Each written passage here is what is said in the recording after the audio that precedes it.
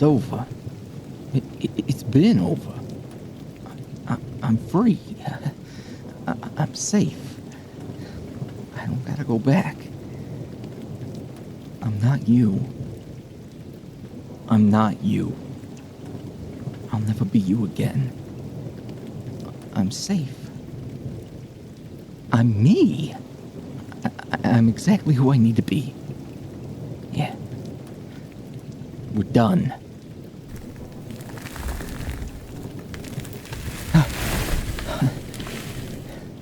Please. Please, man. I don't want to go back. It's enough. I'm enough, okay? I'm safe now. I have everything I need. Just...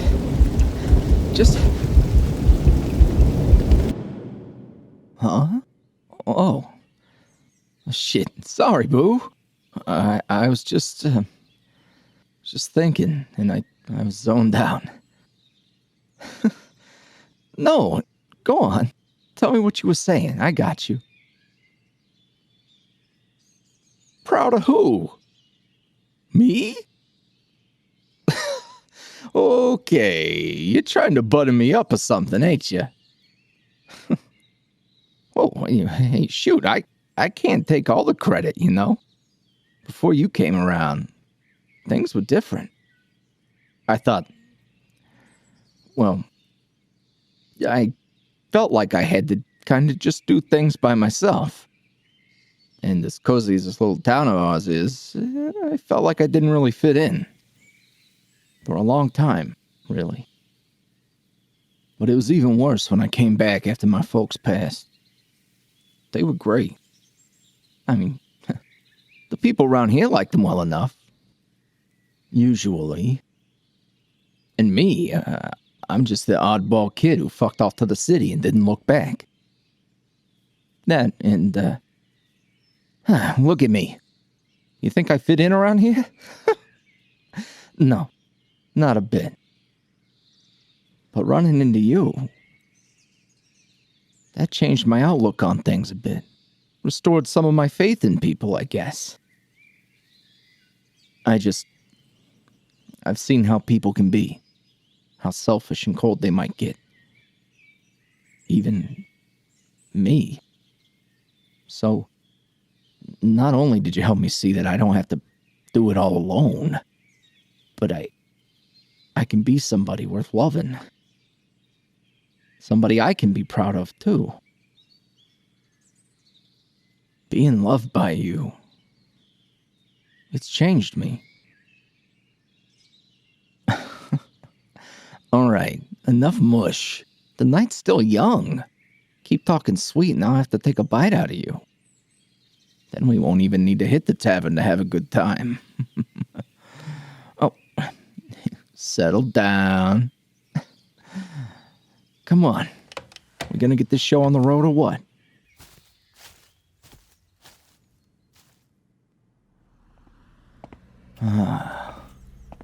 You feel that breeze? This might be my favorite time of the year. I mean, I get to wear the sweater now, so it ain't too bad. Uh-huh. Yeah, I'm sure you love it when I wear a little less clothing. You're silly. I like that about you.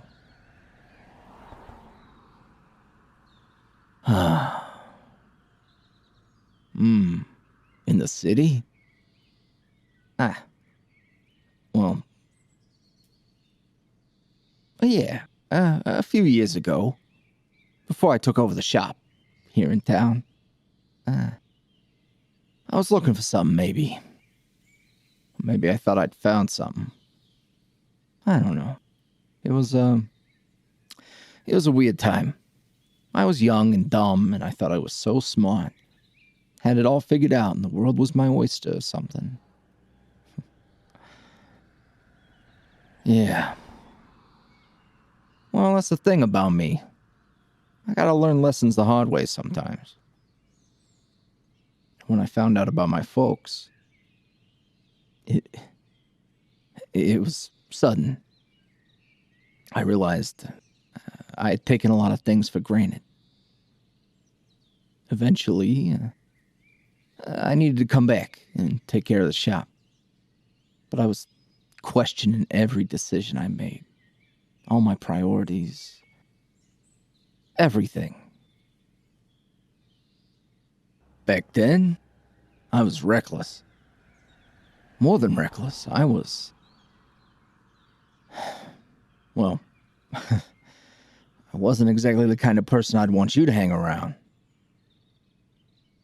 So, I was riding high and the universe had to check my ass. Make me realize what I'd lost and what it cost me. And it wasn't cheap. It cost me goodbyes, memories that never got the chance to be made, the opportunity to get right with my folks and let them know how much I actually cared. See, that's the thing about that hard way shit. It's the only way things stick in this noggin of mine. I mean, I wish I could blame that on my folks, but whatever shit they had to work out, they did that long before I ever entered the picture. They were good people. Ideal. I've met some nasty folks, so... yeah. They might have deserved a little better than me, but...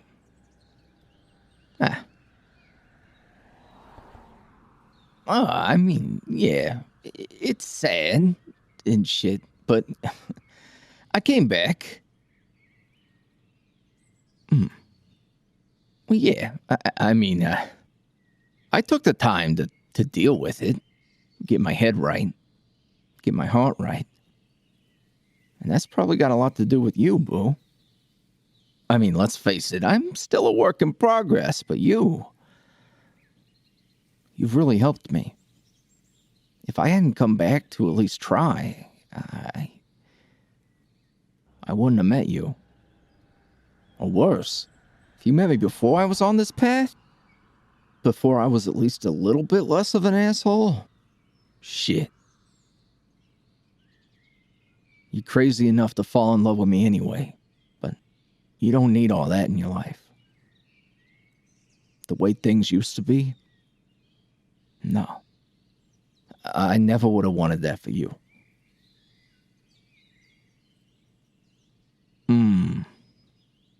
Now see, you say that, but I don't know if you think, what, I was just a little more rude, antisocial, dabbled in a little bit of petty crime, thievery, defacing a public property. Well, none of that's wrong, actually, but... I know, boo. You know I want to be honest with you. Always. But truly, if I had my way, you'd just see me as the pastel punk with a sweet tooth for you. The way you look at me with those big, beautiful eyes. I think... I don't want them to lose that shimmer every time you look at me. I don't want you to think less of me. And I trust you. I know. I mean, fuck. You're the only one I trust. I know you love me. In my head, I trust that even if you did see what was underneath all that, the shit I left behind, all of it, you'd still love me. But in my heart, there's fear. Shame. All the things that rewire the logical bits in this big pile of mush I call a brain. The man I used to be, he ain't nothing like the man I am today. If I could, I'd never even think about that guy. He's dead. And I'd rather keep you here with me, among the living. And I swear to you, who I became, is really just that much better than who I was. I never thought I'd even say this, but I actually kind of like me now. But if you ever truly need to know who I used to be, I'll tell you, and I won't hold anything back. But I swear, my heart feels a lot lighter knowing that I buried that version of myself. And my days now, they're so much happier. There's so much more hope in my life. I love working at my shop, even if I gotta keep a little side hustle or two going to keep the bills paid. And I feel like I'm undoing a whole lot of the wrong I did. And to top it all off, there's you.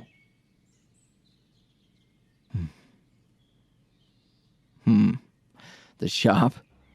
Oh, well, maybe one day it'll just be a candy shop, but until this town ends up falling prey to whatever capitalist developer that decides to turn this into some sort of getaway, I gotta sell general goods to our little populace. Otherwise, I'd be screwed. Sure, I used to think that one day I'd have a fancy candy shop in the city, but for now, I don't know. It's like I'm in limbo, working off all this debt I built up thanks to the sins of my past, or some kind of deep shit like that.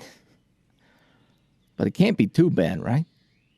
I'm working on myself, and hey, if you play your cards right, I might have to do a little work on you too, boo. Huh? What? No way. Shit. Hey, boo. I forgot my wallet back in my place. I tell you what. Why don't you go on ahead, get us a seat at the tavern, and I'll catch up to you. Okay?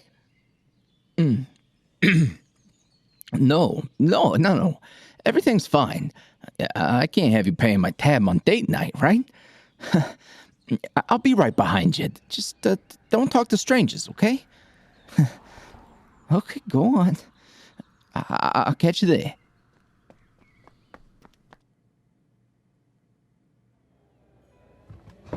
Oh, pardon my manners. Is this seat taken? No? I guess it's my lucky night then. So what are you drinking tonight? Water? Huh. Maybe I'm not so lucky after all. Barkeep. 2 screwdrivers. Pronto. Come on, old man. Quit staring and hop to it. Oh, don't worry, doll. They're for me. Unless you want one, in which case, that's highly presumptuous of you. Do I look like the kind of fellow who would just buy a drink for any old stranger on a whim? Actually, don't answer that. I've been told I got a fragile ego, and I'd really hate to kick off my homecoming with a broken heart.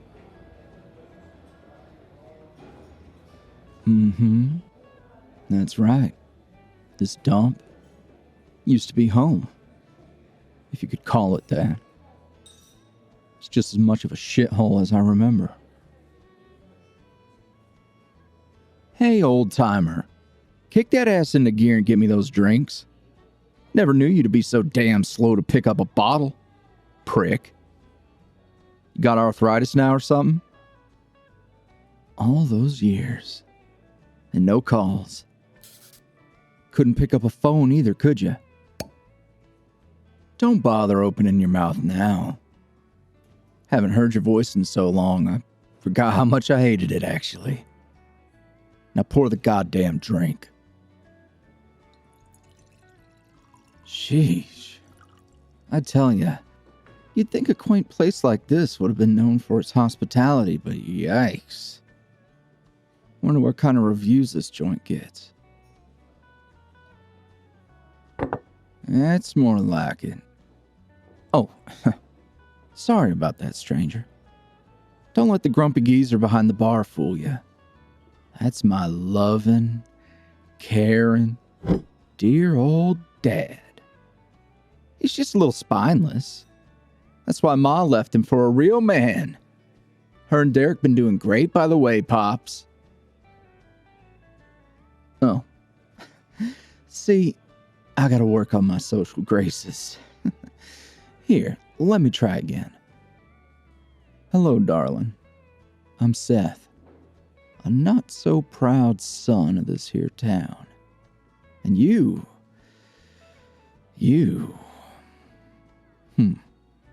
I don't recognize you. You're nobody's kin. I sure as hell don't recall any of the other families around here having quite the cutie in their family tree. So, you're new around here? Oh, I see. Been here for a while then. Well, a belated welcome to you. Some new blood around here is exactly what we need. Though, I imagine it has to get real boring around here. Not exactly a whole lot of folks in our, age demographic out here in the sticks. Most people with any damn sense moved away a long time ago. And if they came back around, well, there's only really one reason to come back. Tell me, do you know what that reason is? No? Not even a guess. No. That's all right. I'm not one for games either. You see, the reason someone would come back to this backwoods shithole is because they're running from something. Now, you wouldn't happen to know anyone around here who might be, running from something, would you? Not ringing any bells. You're certain about that? Because, well, this isn't really any of my business, but I'm gonna make it my business tonight. You were saving the seat for somebody, weren't you? No. Are you sure? You can tell me. I promise I won't hurt. Oh. Huh. Well, isn't that a cute picture? You gonna answer that? You probably should. I mean, you really should. He's scared, you know. Probably feeling real guilty that he left you all alone to deal with his problems. That's what he does, you see. And if you don't answer, he's gonna think I did something real dumb. Here, I tell you what. Let me handle it. Okay? Okay. Hello, Alphonse. Did you miss me? Oh, relax. I'm just getting to know this sweet little thing of yours. You know, hanging someone out to dry when you supposedly love them. That's real low. You can dye your hair, put on that pretty little sweater of yours, and live your quiet life back home. But you haven't changed a bit. Get your ass down here and have a drink with us. We won't have any problems. You owe me that much, don't you think? Yeah? Good. See you soon. I feel like I'm apologizing a lot tonight. Especially for somebody who ain't got a whole lot to apologize for. But trust me when I say, scaring the shit out of you like this isn't exactly something I take any joy in. That was more of his type of thing. This isn't about you. This is about me and Al. Hate him? Oh, honey, no. No, I don't hate him. I probably should, but no. I love that stupid asshole. Hey there, I'm YuuriVoice, the one responsible for all of the emotional damage inflicted upon these lovely boys. And you, I guess. Sorry about that. Not really, but, feels like I have to say it. Especially if I'm going to encourage you to subscribe and hear hours and hours of content here on the channel. We have a broad cast of characters, like Oron, the cold and calculated CEO with a dark side, and Finn, the soft florist with a few secrets of his own. You can check out the homepage and find all sorts of playlists of mini-series, specific vibes, and if you're really about that life, you could just raw dog the spicy playlist. I'm not gonna judge you. I've poured a ton of heart and soul into these characters, and also the stories that you find here on the channel. And your subscription, and more importantly, your time, means the world to me. You never know it, but you being here right now fulfills a dream of mine I never thought I'd get to live. Seriously. So thank you. Truly. Enjoy the rest of the show.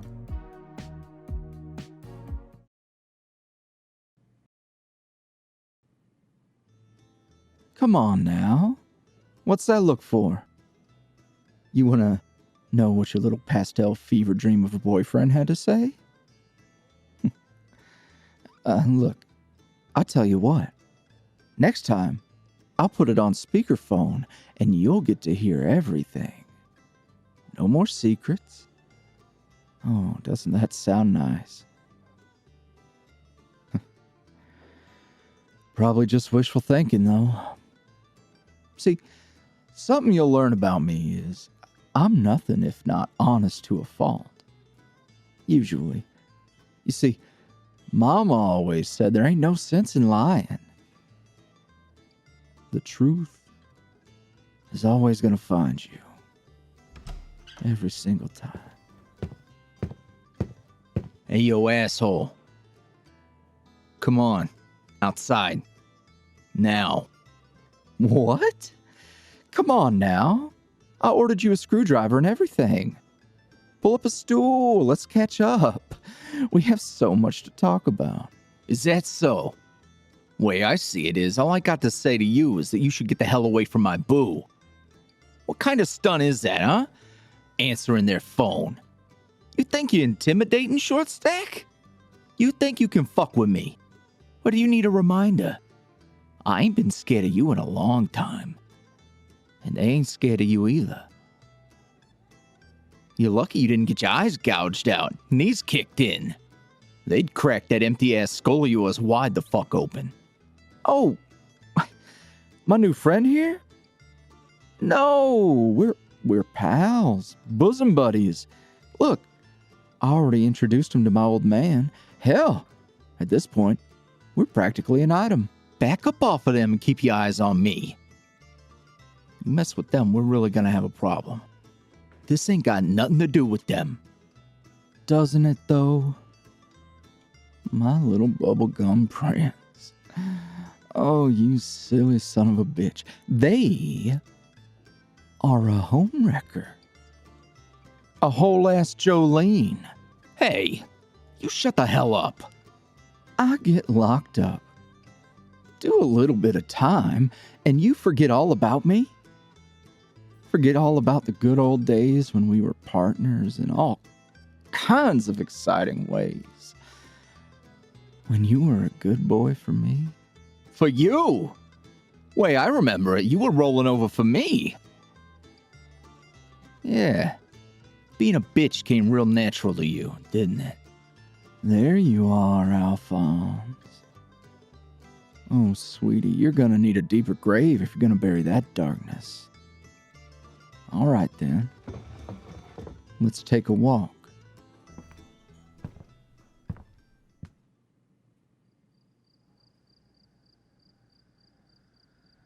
You were always so cute when you got angry.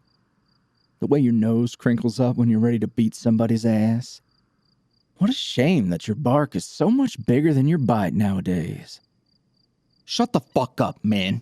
Since when were you the talkative one, huh? Why are you even here? Why now? Jesus Christ. Are you really gonna be that cold? You owe me, Al. Oh, nah, I don't owe you shit, man. I told you that it was over. That I was leaving your ass, and just because it wasn't what you wanted to hear doesn't mean it wasn't over. You don't get to make me stay. Never again. I'm not some damn pet that you could keep around until I was broken. When I needed to come home, you wouldn't let me. I could have said goodbye to them. I could have been there. And you made me stay. I don't owe you a fucking thing. You really think you could have been happy here?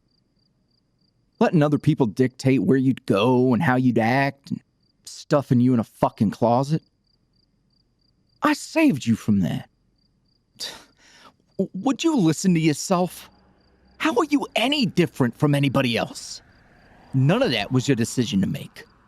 Ugh. Fuck, man. I'm not gonna lie and say it wasn't fun running away with you. Sure. It could have been great. It could have been a whole different kind of life. And it was.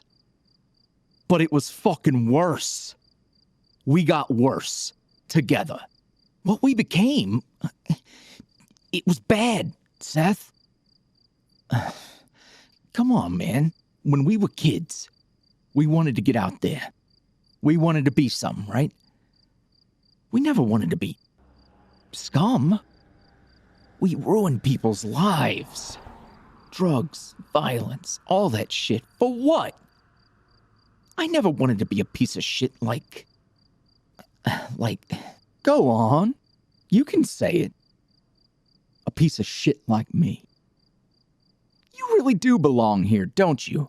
With the rest of these holier-than-thou backwoods assholes you left behind. If you really think that coming back here, running your folks' stupid store is gonna... What? Absolve you from all that sinning we did? You're just as naive as they were. Come here, asshole. Don't you dare talk about them like that. After what my family did for you? You don't have the right. You think you can wash your hands of the past just because you came back to this dump to live a boring, quiet life? You're pathetic. You know what? Maybe you're right. Maybe it is pathetic. Almost as much as crawling back to this dump to beg for your old flame back. You think they were naive? Look at you. I was the best damn thing that ever happened to you, wasn't I? Without me, you're just a lonely, sad little queer kid from nowhere who became nothing. Your only hope was becoming someone else's thug, being told what to do, where to be, and how to act. Just like I said, somebody's bitch. So sure, things are shit here. The people are shit. The attitudes are shit. It's trash. And all you did was trade it in for another pile of it. And I was no different. We were bad for each other, Seth. You were my crutch and I was yours. The difference is, I figured all that out while you... Fuck, I don't know what you've been doing. You don't know what I've been doing? Now that's a lie from hell, ain't it? I've been doing time. Paying for those sins of yours. All that blood on your hands, and you got to... you got to move on. Huh. You think that's all just gonna wash away? You think it's just over? Or... No. No, you don't think that at all, do you? Maybe you don't want to be forgiven. Maybe this life, this little relationship you're in, and all of this. Maybe it isn't freedom at all. It's just a different kind of prison, huh? But I got mine. I was on my best behavior. And let's be honest, who can resist my charm? Well, nobody but you, apparently. That's fine. You know what happened that night, and you know who should have taken the fall for that. I didn't ask you to do that, Seth. You can't put that on me now. What happened that night was fucked up. And I regret that it ever happened. But I didn't ask you to pay that price for me. And I didn't ask you to save me.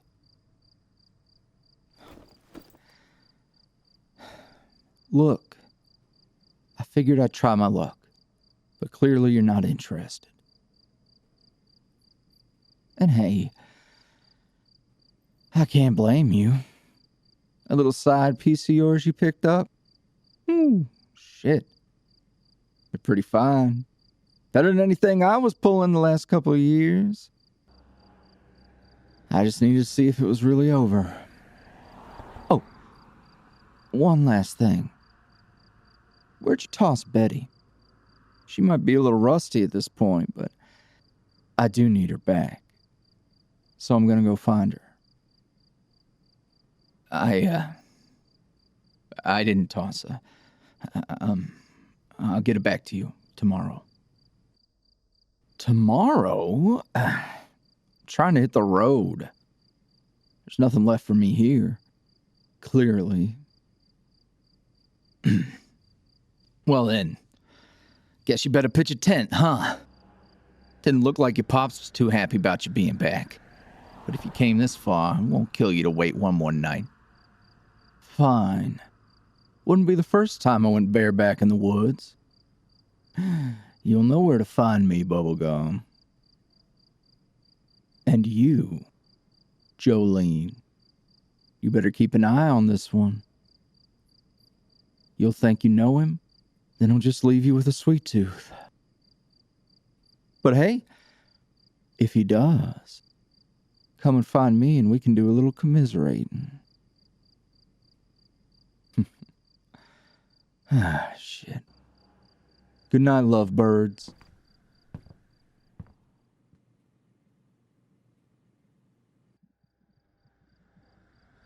Well, that was, messy, huh?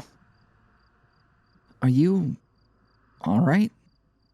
He didn't, do anything to you, did he?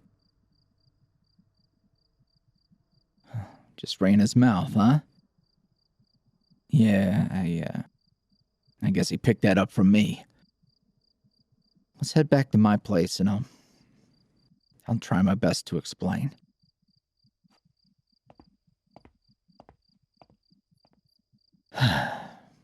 So, I told you before that asshole showed up. I trust you, and I'm really not proud of who I was.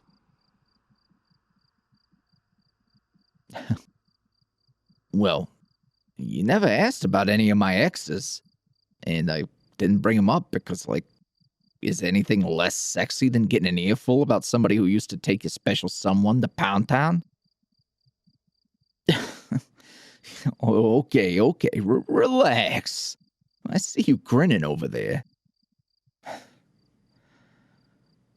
I'm the one who needs to relax. Anytime I ever hear a motorcycle in the distance, I think it's him. And I never know what to expect. Tonight, I was already feeling really raw, and then there he was. I ran. I used to be so tough. Well, I thought I was. But I was a coward, and I put you in a spot I never would want to put you in. My fear got the best of me. I haven't talked to him in a few years. And with the way things were the last time we spoke, I didn't know if he was showing up to throw hands or what. And I didn't want you to see that side of me if things got violent. Nah, that's the thing, you see. The violence doesn't scare me. I've never really had a problem with that. Unfortunately. I didn't think he'd go straight to his dad's tavern. That's why the owner never serves us when we're there. It's, awkward.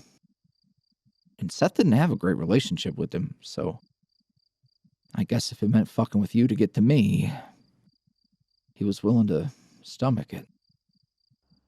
Huh? Why are we stopping? Shaking? Oh. My hands? I'm okay. Seriously.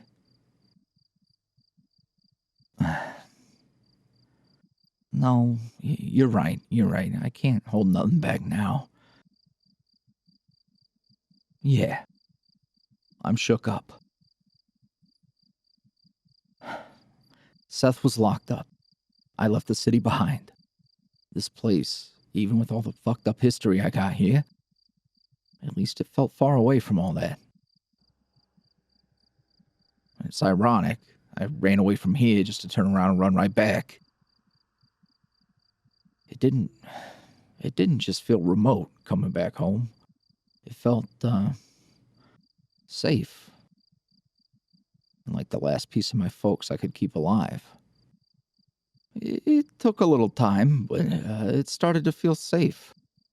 Like all the cracks were sealed, and I started to fix whatever brokenness was lingering. Living in this world where I could act like me and him were never a thing was nice. The thing is, a part of me really fucking hates that. Because it wasn't always that way. We weren't always like this. He wasn't this scumbag. He wasn't always so cold. He used to care about people, I think. We grew up together and we got a whole lot of history. And the sad thing is, most of it was perfectly fine. We were pals. Eventually, we were more than pals. But I could see it. From the time his ma left and over the years, it was starting to chip away at him. He got sad. Bitter. Nothing I could do was ever gonna fix that for him. Come on. We're almost home. Let's walk. So was Ma, Jessie. She was a wild one. I don't know how she ended up with his dad, because she's a firecracker. Full of laughter and life. And his dad, well, he was always just kind of a mean old drunk who saw so much of her and Seth. I reckon he must have hated that about him. Whatever went down between him and his dad, I don't really know. We didn't ask. When Seth asked to stay with me and my folks, we kind of figured that said enough. My family basically adopted him. He was over all the time. He stayed with us more than he stayed at home. And it was okay for a while. It was more than okay. Those days were great. We were just kids. That summer, I fell in love for the first time. So did Seth. It was magical. But magic ain't real. Shit. Folks started looking at us funny. Then they started looking at my folks funny. Like Seth started living with us, and before too long, they see me and him getting closer than we had been, and then they start assuming. And I mean, they were assuming right, but my folks didn't have nothing to do with that. They were just looking out for a kid in a bad situation. But even then, even with every other prick in town murmuring and gossiping, acting like they were some aliens who abducted Seth and gave him a case of the gay, Even with all of that, my mom and dad took care of him, loved him like he was their own. But I guess having an asshole loser for a dad who'd go spread his bullshit gossip at the local watering hole to anybody who'd have a drink and hear him pissing and moaning really started to have an effect on my parents. On the business. And, having two horny idiots under the same roof is a real recipe for things to get awkward. We weren't exactly subtle, so Seth had to go on home. And things were still all right. We'd gotten older, and Seth tried to stomach his dad for as long as he could. But once we were out of school, Seth tells me he's running away to the city. Wanted me to go with him, but I couldn't. I wasn't ready. And part of me wonders, what if I'd been there at the start? Keep him above water, out of trouble. Maybe he wouldn't have turned out like he did. We could have got real jobs. Maybe he could have gone to community college, learn a trade skill or something. Hell, flip burgers, deliver newspapers, anything. Anything would have been better than working for Derek. But I was too scared to follow him at first. And then he did what he had to do to make it on his own.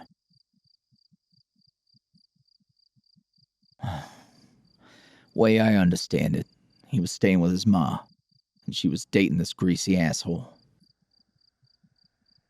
Yeah, that's the guy. Derek. Way Seth tells it, she was shacking up with this nasty dude. He was caught up in some shit. Unfortunately for Seth, this fellow wasn't just some low-tier scumbag. Nah, this was head honcho. A walking landfill of scumfuckery.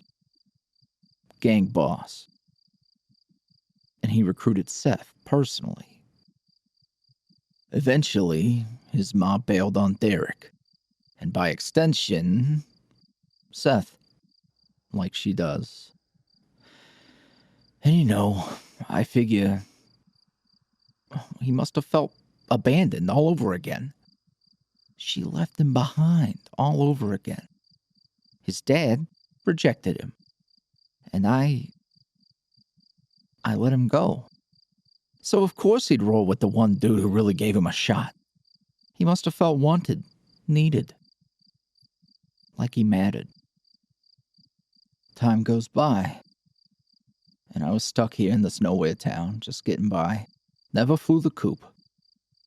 Felt like an eternity. And I was so alone. Felt like an outsider in my own hometown. Isolated and constantly wondering if I should have left with him. Until I heard that damn motorcycle coming. And it sounded like opportunity. A chance at life. When I thought it left me behind. He rode in like a knight in shining armor on a steel horse. Looking like a whole-ass meal. And he said he came to rescue me. Confident. Like he knew how bad I needed to get away from here. Like he knew how bad I missed him. And he wasn't the same guy. He wasn't. At all. But I didn't know. I don't really think I would have gave a damn if I did. I loved him so much. And I don't know if he came back hoping to find the parts of himself he lost, or if he wanted me to lose myself along with him. But that's what happened in the end. Yeah, I'm okay. So now he's here, and he wants Betty. And I bet he's just loving the fact that you most definitely want to know who or what Betty is. He wanted honesty, right? Well, you're gonna get it here at the apartment. Come on.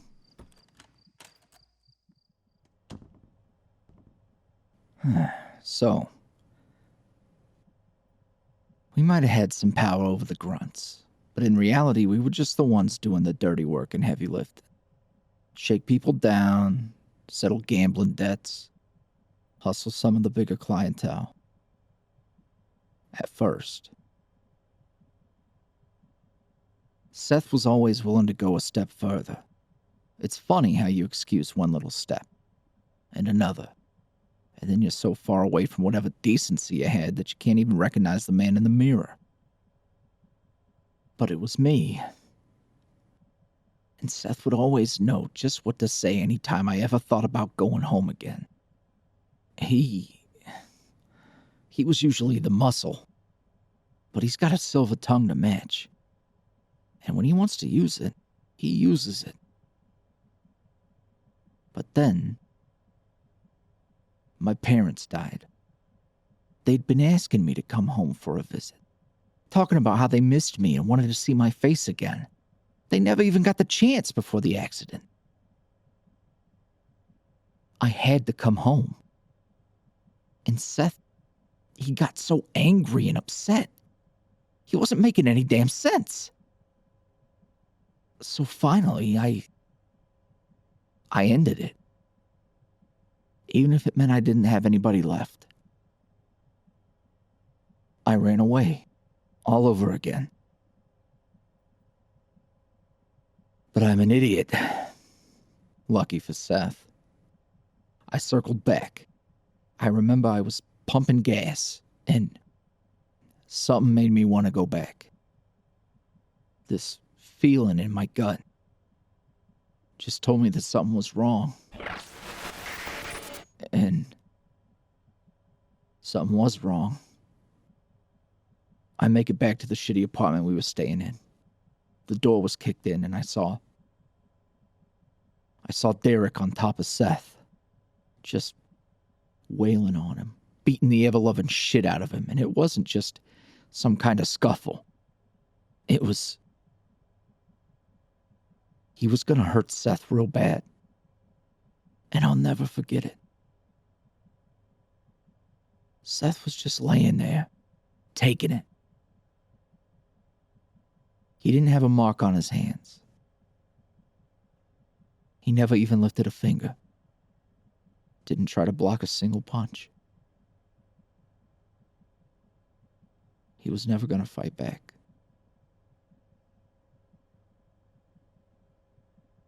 I remember. I won't ever forget it. He looked at me with these eyes, practically swollen shut, bloody.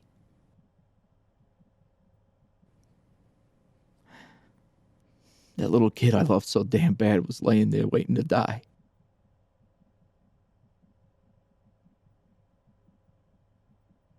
There were so many times he saved me, Boo, since we were little. And then in the city, if things ever got sketchy and I was in too deep, he'd save my ass.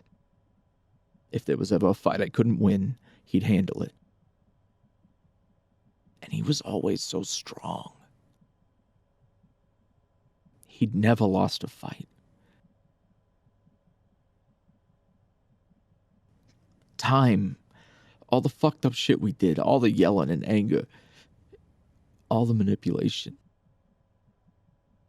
Even though it left us so fucked up and broken, that was my fucking hero laying there. That was my hero, and he was gonna give up. I couldn't see that. I couldn't let that happen, because if Seth couldn't make it on his own, neither could I. If he was just going to lay there and die, then what the hell could I ever hope to accomplish?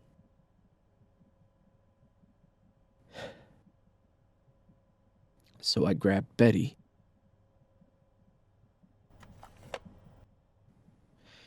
His ma gave him this when she left.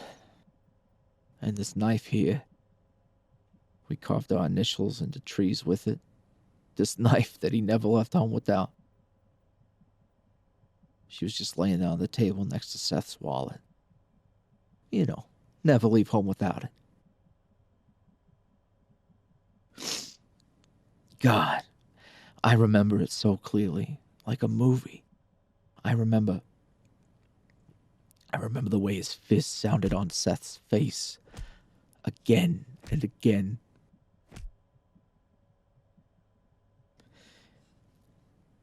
That son of a bitch didn't see me coming. He didn't hear me. He didn't even have a clue that I walked in. And boo, I fucked him up. I fucked him up real bad. I was so angry. Angry at myself, angry at Seth, angry at the world. So I didn't hold back. I hated this man.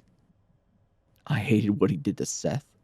I hated the power he held over him, over us, over all the lost dudes rolling in this fucking gang. I hated the things I did for him. And if he didn't die, I sure as fuck wanted him to.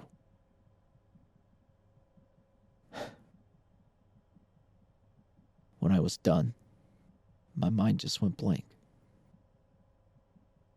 So I ran. As fast as I could, I was gone. Betty in my hand, like an idiot. I wasn't thinking. I just knew I had to go home. I just wanted my ma. I wanted my dad. I wanted somebody to hold me and tell me it was going to be fine. That it was okay, that all the shit that I did,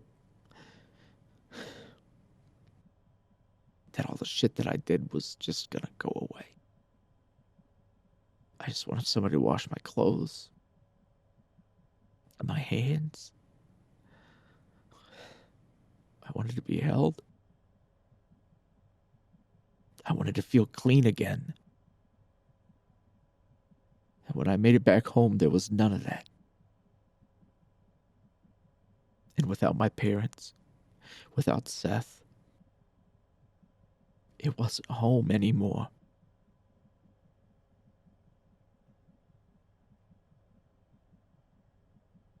But I wanted that. I needed it. In the end, I craved that emptiness more than anything. All that pain, the loneliness. I earned every bit of it. And I deserved it.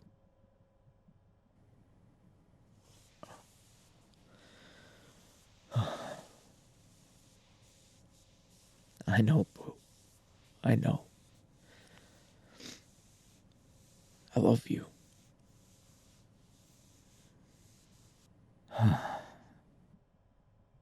I know this is a whole lot to take in. And I'm sorry. I really didn't want you to have to know about any of this. I could have gone my whole life without telling you what I'd done and where I'd been. I thought Seth would just have the sense to stay gone. And if this changes things, the way you see me, I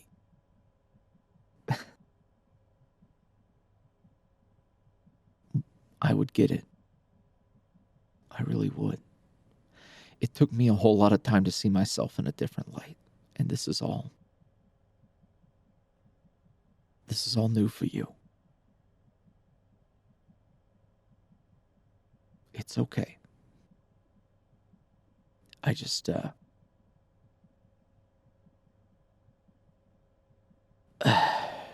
it's probably just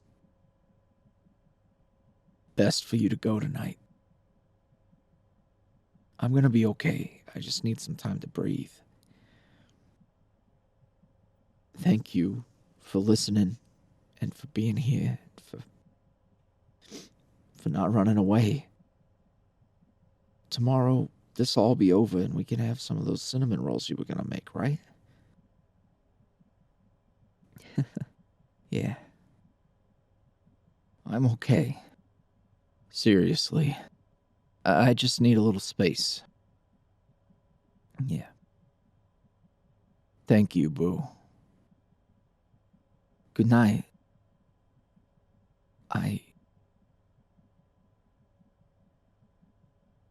Be sure to lock up behind you.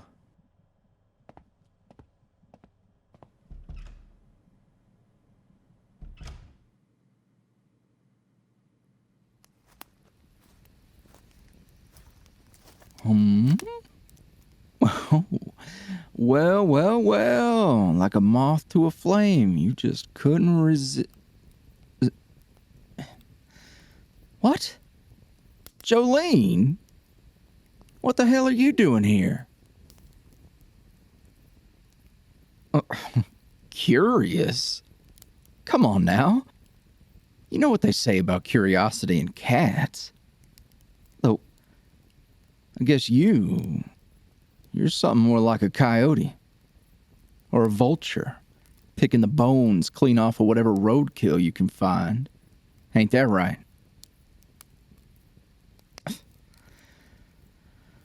Don't patronize me. I can see that look in your eyes. You know, you and him aren't so different. He used to look at me the same way. Like he could fix me. Like he pitied me. Now you've got the balls to come up here to this place and do what exactly? Act like you understand me? Understand what I went through? The fuck would you know? Oh, he told you all about it, did he? I bet he made it sound so fucking sad. Like I'm a victim of circumstance. Like I didn't even have a say in the matter, right? A product of some shitty environment. Fuck that. I made my choices. And even if they weren't right, even if they weren't good, they were my choices.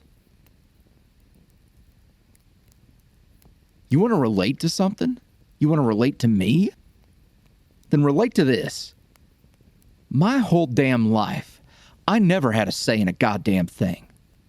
I was stuck living with whatever dumbass decisions everybody else made. It was always, oh, poor sweet Seth getting stuck with the repercussions of everybody else's actions. Pop drinks a little too much liquor and he wants to slap me around. Ain't it a shame? Ma would rather go whoring and live a life she gave up so damn early because she fucked around and had me. Guess I was just too good of a goddamn swimmer when Pops blew that load, huh? If I had a choice, I'd have left with her. But I didn't get a say in the matter. Shit. She didn't even look me in my goddamn eyes when she said goodbye. I couldn't choose to be with Al because us being together made everybody so damn uncomfortable. Heaven forbid two boys fall in love. What would people think? Oh, I can tell you what they thought. Not fucking much. Looked down on us like we were scum. Thumped their Bibles a little goddamn harder on Sundays when they got to preaching about Sodom and Gomorrah. Every time I came to a crossroads, my decision got made for me. And not once did my feelings ever make a fucking difference. No matter how bad I wanted anything. No matter how much I needed something. I had to watch the path I would have chose fade away in the rear view on the way to the next fucked up thing that was going to happen to me. And then, when I wanted to fucking lay there and die, Alphonse couldn't even let me have that. How long was I supposed to sit there and take it, huh? How much can one voice be silenced before you want to scream? Before you grab the matches and gasoline just to prove you were fucking alive, even if the only thing they'll ever mourn is the damn ashes. You want to relate to something? Look at me. Relate to that. Why do you want to hear my story so bad, huh? Did he... He told you everything. I bet he spilled his guts the moment I left. After all this time, he's found some peace.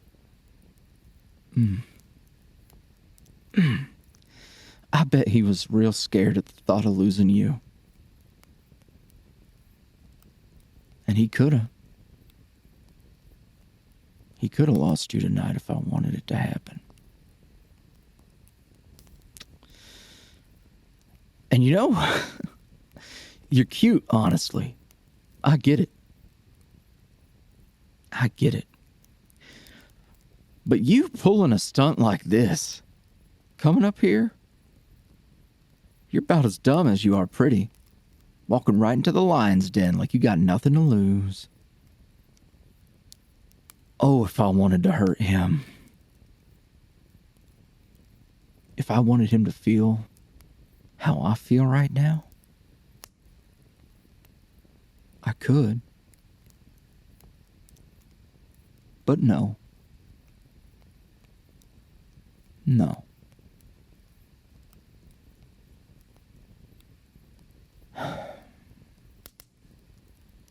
Tell me something, sugar. Do you believe in magic? I know this might sound crazy, but somebody told me on nights like this, out here with the moon shining down on us, I could cast a spell.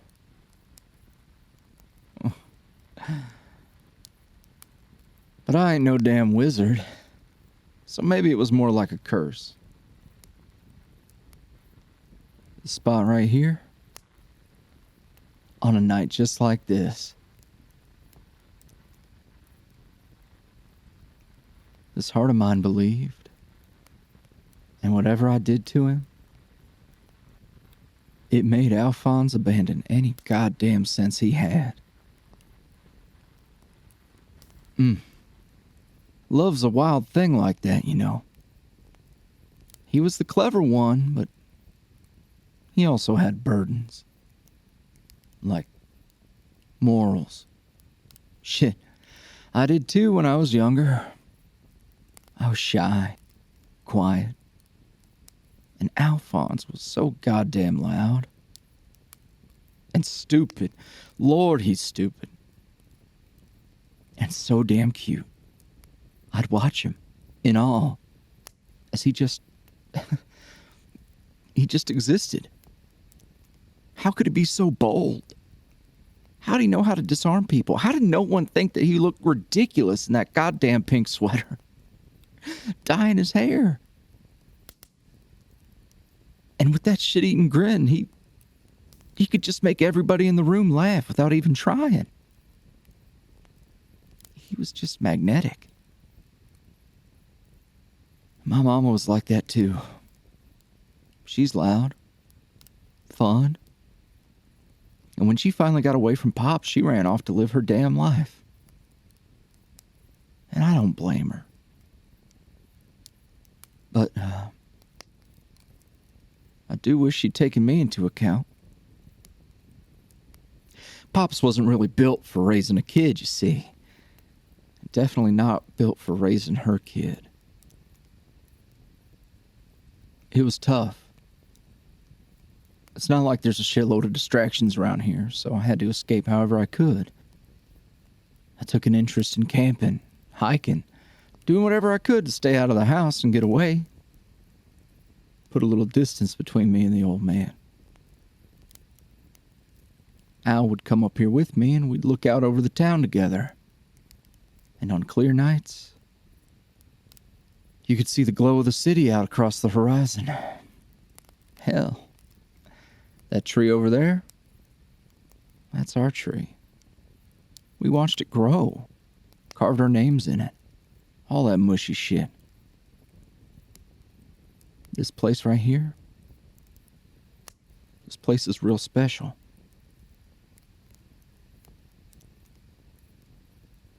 You've been here?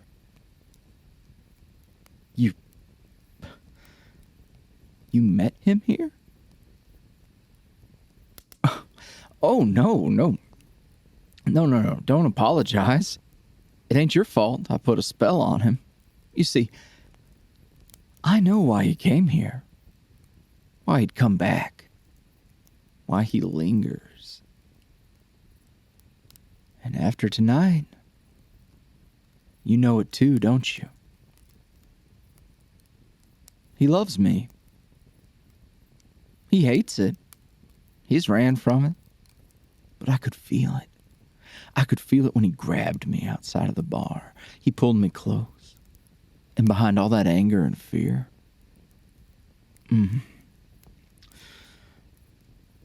there were all those memories. All of those good times. All of the love he's been trying to forget. But I'm no fool. I saw that same love for you the moment he burst through that door. Hell, I only seen that protective look on his face once before. Like he was ready to kill for you. He woulda. So I know. I know how much you mean to him. If he really, truly has been able to put all that shit behind him, and you were a part of that, if you helped him heal, I don't blame him. Not one bit. But he kept Betty. Did you see her? Tell me, was she shiny? Polished? I bet she was. She ain't just some attempted murder weapon, you know. To Alphonse, she's a trophy. She's the last physical thing that connected Alphonse to me, and he cherishes it. I wonder if it eats at him. Having you, but still having that little piece of me. Oh, come on now. Don't look so wounded. Oh, do you doubt him? Doubt his love?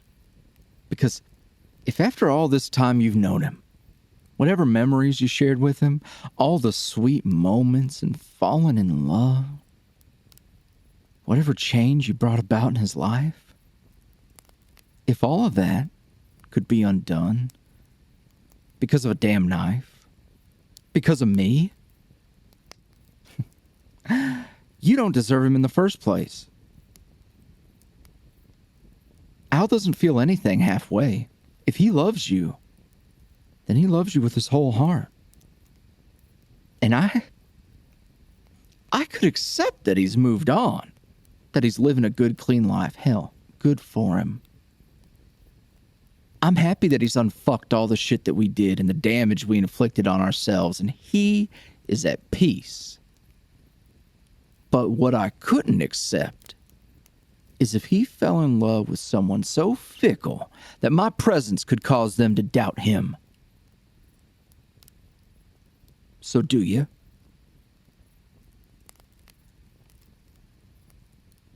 Yeah. There you go. Grit your teeth. Stand your ground. Ooh, I like that. You know, I believed him when he said I was lucky you didn't beat my ass. You got spunk. Hell, you got a lot more than that going on, don't you? Oh, you ain't scared of shit, huh? Not me, not him, none of this. You're rock solid.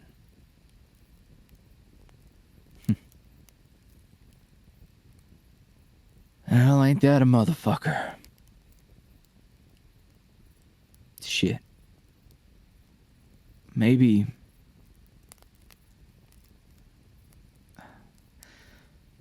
it all makes sense.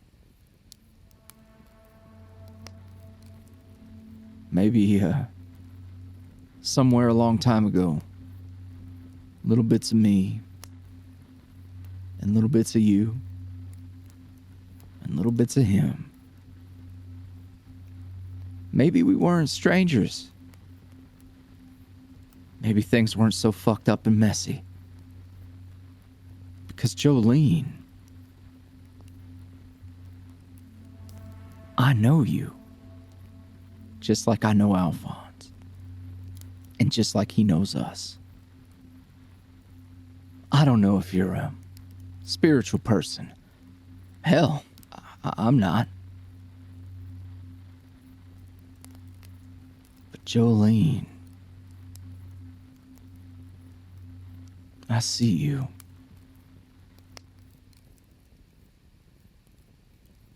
What? You don't get me? Join the club. I don't get me either. Need me to spell it out for you? I can do that if it's what you really want. But I'm only going to say this once. Sugar, you seem like a nice person. And not just nice because you need to be. You've got a gentle smile. Eyes that shimmer. Even out here in the dark. And you've got this aura. This energy surrounding you. You're beautiful. That light inside of you. I can see how it chases away darkness. And I see you.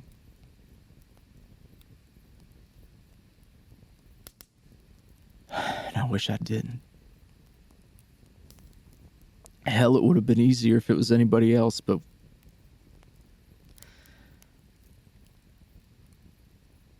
look at you. I love Alphonse. And there's a fucked up part of me that wants nothing more than to just destroy everything in the way of me getting to him.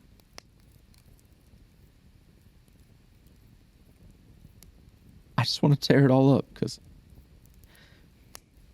how could he ever forget about me? How could he leave me behind? Didn't he see me too?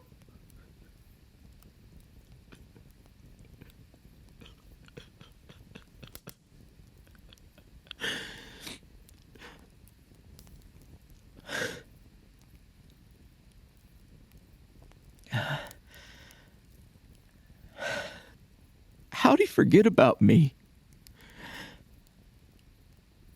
How could he possibly leave me behind? Just like everybody else. Not one call. Not one fucking letter. He just ran away and let it all go. All of it. All of me.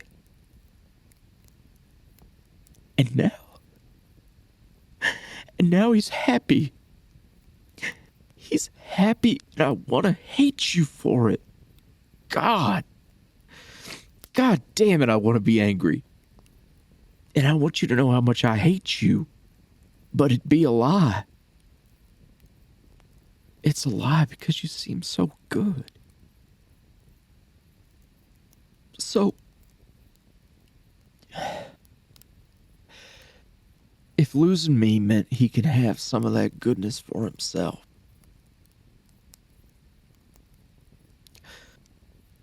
then I'm gone. There. Is that what you wanted? You wanted to come up here and hear me give up?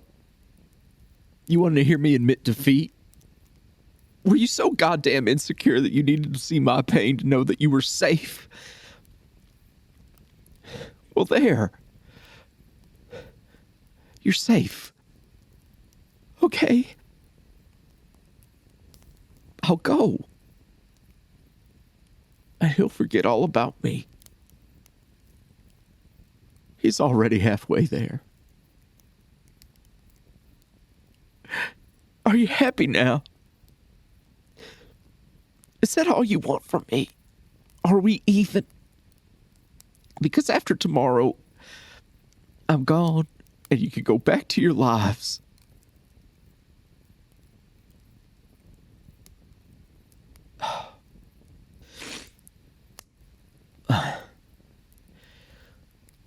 What? One more fucking question? Oh my God. You really got some balls, don't you? Yeah. All right. Just promise me that this is it, and you'll go the hell home. I don't know how much more of this shit I can take. Oh. He really did spill his guts, huh? Don't ask no questions you don't want to hear the answers to.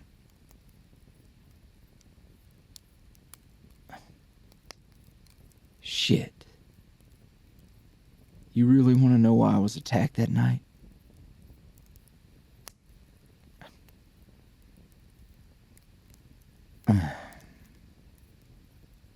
You might not like what you hear, Jolene. Fine. Derek. The one Alphonse must have told you about. Biker gang boss who used to date my mom. Got me hooked on the whole culture. Started working for him. When I brought out of the city, he was my partner in crime. I got pretty thick skin, when I need to at least, and I could adapt to that life. I could rise through the ranks and then, a few years down the line, burn out and end up an addict, or dead, or in prison. I was okay with that. It felt fitting in a fucked up way. Just an outcast with nowhere to be. But I wasn't an outcast. Not really. Because I couldn't forget that there was one place that I belonged. I couldn't forget how happy I was with Alphonse. So I went, and I swept him up off his feet. Brought back the only person I ever felt at home with. Maybe I deluded myself into thinking that I could keep sliding further down that fucked up rabbit hole. But if I had him and I could still be that love-struck kid, I could still be me. The me that I wanted to be. With him by my side, I could be happy. Right? Idiot. I was just so sick of living that life for so damn long. I had to play pretend and be this person I was disgusted with. But I lived it for so long, I got real good at believing my own bullshit. Time kept going. The stakes kept getting higher. And to make it all worse, I got Al wrapped up in this world that I hated. I did that to him. I could let it change me. I could let it turn me into a sorry son of a bitch and ruin my life. Hell, it would be a fitting end. But when it started to change him, too, I saw the way he was hurting. So I came up with a plan. A plan that got me all fucked up. You see, Derek found out that I'd been shorting him money, scraping some off the top every time we made a deal. I convinced myself that I'd get us out of there. If I had enough time, we could run away all over again. I could go be a mechanic. Al could open up his candy shop like he always wanted. And we'd live happily ever after. I just needed enough time to save enough money. And I could make it work. I wanted to go just as bad as he did. I could see him getting distant. But I kept begging, manipulating, doing whatever I could to make him stay. even if it wasn't right. I thought I could just buy a little more time. And once I revealed this big secret, all would be forgiven. Stupid fucking idea, I know. And then, when his parents passed, I was so scared that him leaving meant he was leaving me for good. So we fought. When he needed me the most, all I could think about was myself. About how obsessed I was with the idea of being his savior. How great it would feel to run away and be better and be happy and be responsible for a little bit of goodness in his life, right? He deserved it.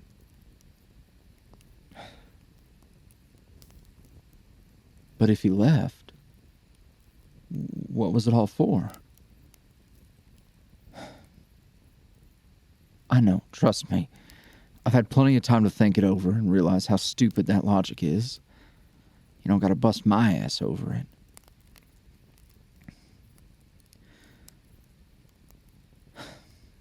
Alphonse. He never knew it because I couldn't find the words. But he was my hero. He was this beacon of hope. This portrait of what we could be. What I could be. And I smeared my shame all over him. I broke him.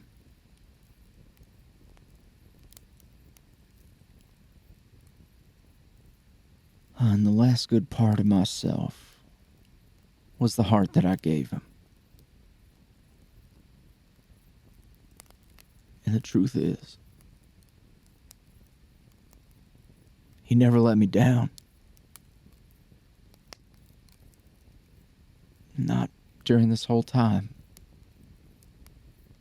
Everything we've been through, he never made me feel like I misplaced that trust or that love. So what kind of asshole does it take to do what I did to him? To be so selfish. I made every excuse in the book to keep him around. Just a little longer, just another week. Couple more deals, and soon I could show him. Soon there'd be soon it would make sense, right? He would know. He'd know that there was a reason for all the shit, for everything. That my heart never once looked away from those dreams we shared when we were kids. The only thing that ever kept me going was the hope that one day we'd be happy together. It was always what I wanted. God. Even now.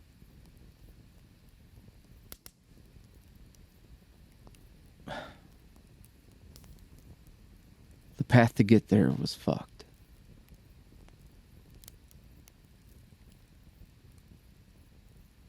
And that's on me. As it turns out, the day he left was the day Derek realized I was stealing his money. I knew he was coming to get what he was owed, and I had no more fight left in me. I'd lost myself. I'd lost Al. Why should I even bother trying? So, I got shitty drunk. Derek rolled up and kicked in the door, and he beat the shit out of me.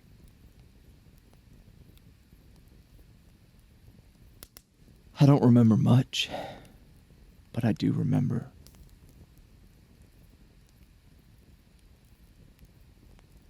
I remember Alphonse standing there in that doorway, and I looked at him, and I was so ashamed. I was so ashamed that I had hurt him and that I got him caught up in all this bullshit that we did. And now, that sweet boy I fell in love with has to get blood on his hands for me. Why? I don't deserve that. I didn't deserve it. He should have gone home. He should have gone home. And that could have been the end of it.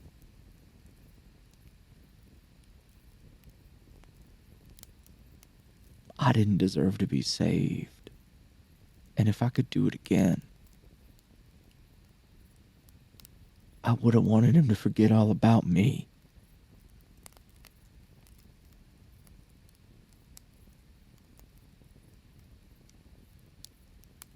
I don't know what you've been through. I don't know where you've been, who you hurt or who you helped. But I know a little something. And the truth is, I made that boy's life worse. And all he ever did for me was make mine better.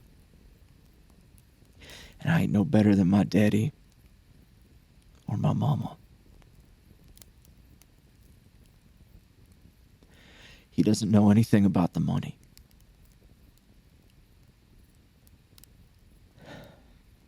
It needs to stay that way. It's easier if he thinks I'm just a bad apple, if I'm rotten, just like them. If he thinks I'm an abusive piece of shit, he can chalk it up to family curses and think it was just another turn on a shitty cycle. And god damn it, he wouldn't be wrong. He's not wrong about me. None of the shit I did was excusable to him or the people I hurt along the way. The fact of the matter is I did it because I wanted to. Because I needed to feel alive and like I had some kind of say in the matter.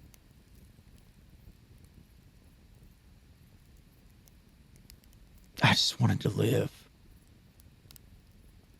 Even if it was rotten. Even if it was selfish. I just... I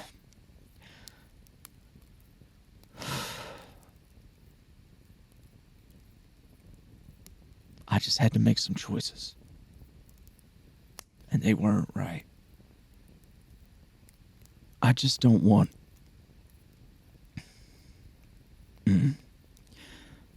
I just think it's best if I'm the only one left wondering what if.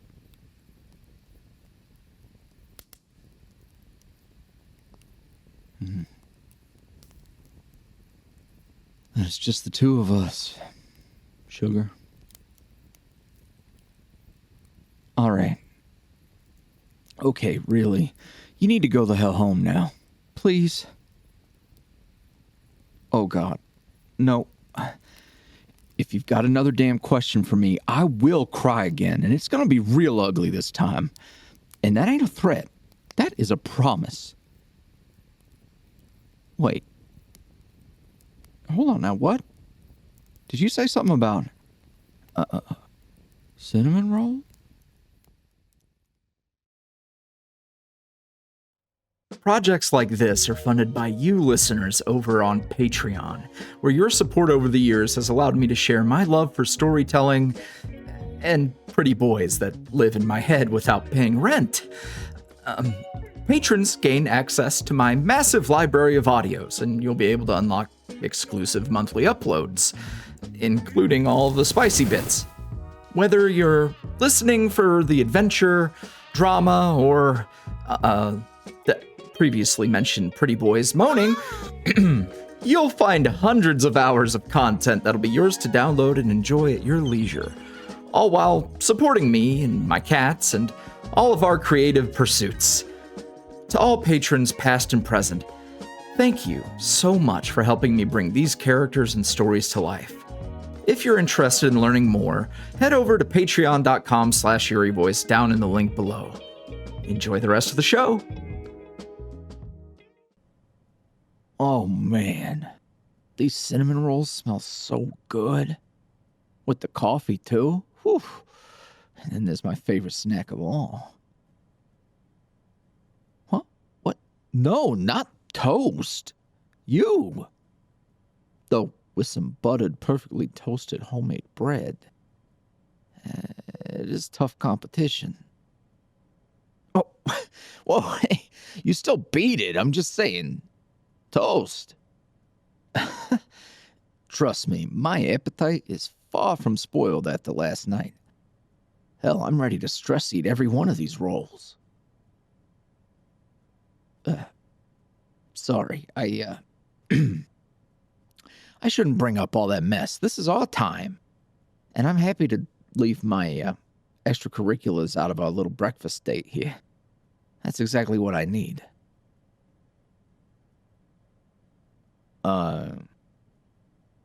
Hey, what's with this face you're making? Normally, you'd make like a lewd face when you drizzle that ooey gooey sauce all over the rolls, but this face here is like you just ate a Sour Patch Kid. Did you get into my stash? No, still there.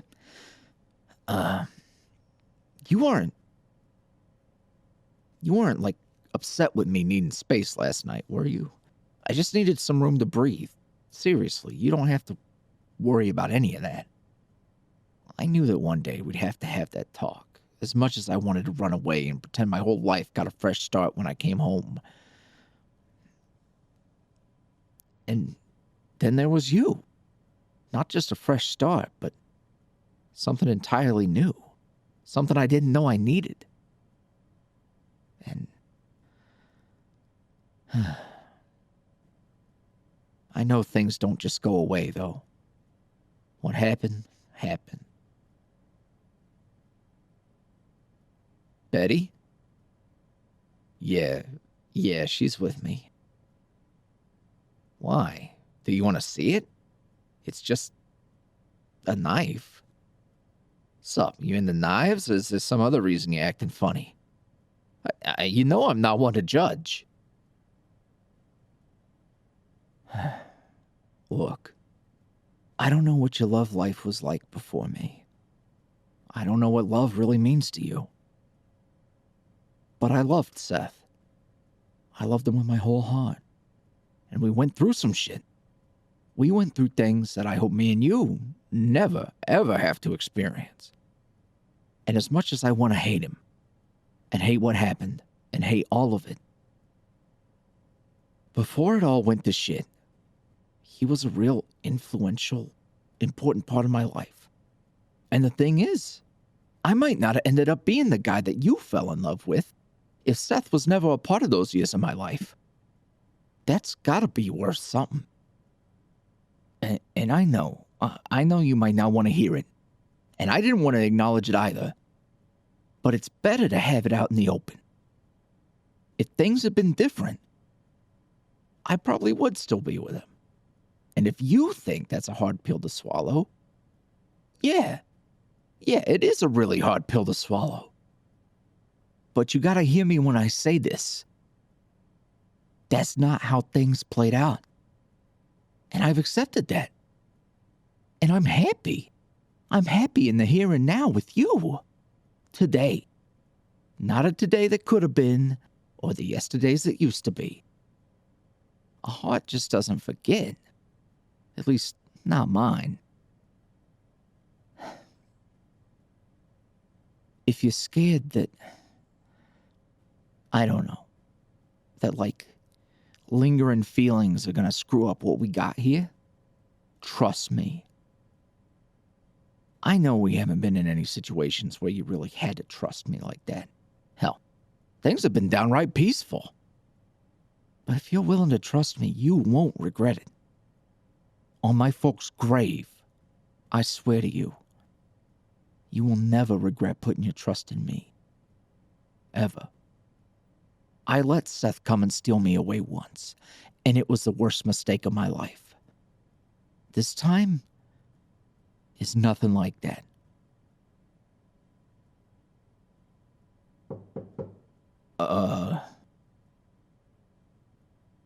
Boo?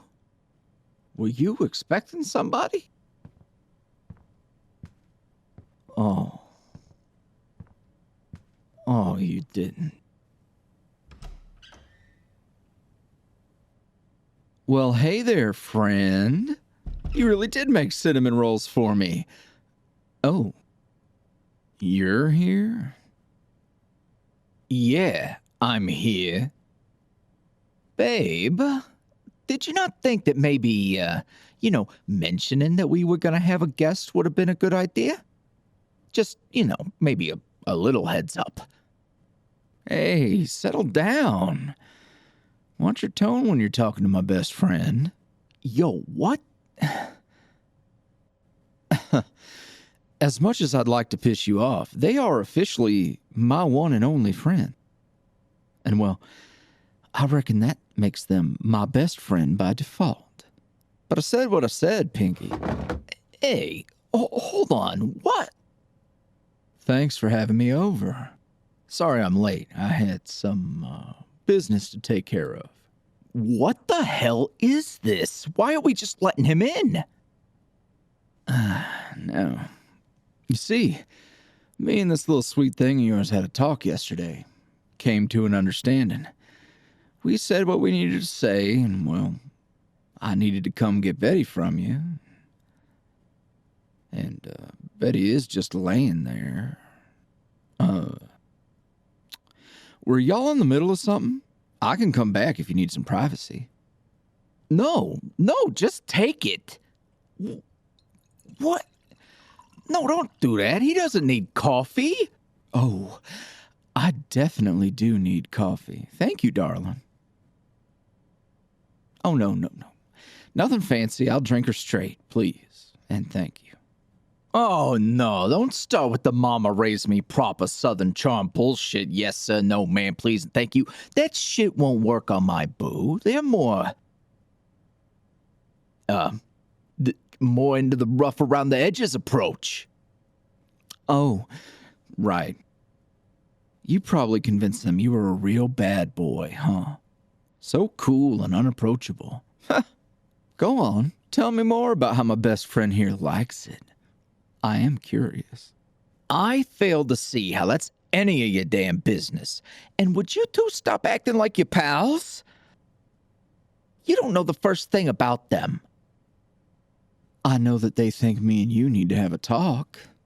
And the fact that I showed up late and you didn't have a clue that I was coming tells me that your beloved doesn't exactly feel like you are the most, understanding or approachable guy. At least, not as much as your sorry, sanctimonious ass wants to believe you are. Oh, you really love stirring shit up, don't you? Quit putting words in their mouth. Fine. Tell him, bestie. He can't read a room to save his damn life. Babe? This tea is delicious. And tastes suspiciously like coffee.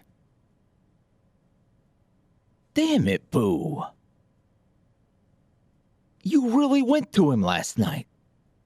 Are you crazy? Seth is... You can't trust him. He could have done... He could have told you anything. That's true. That's very, very true.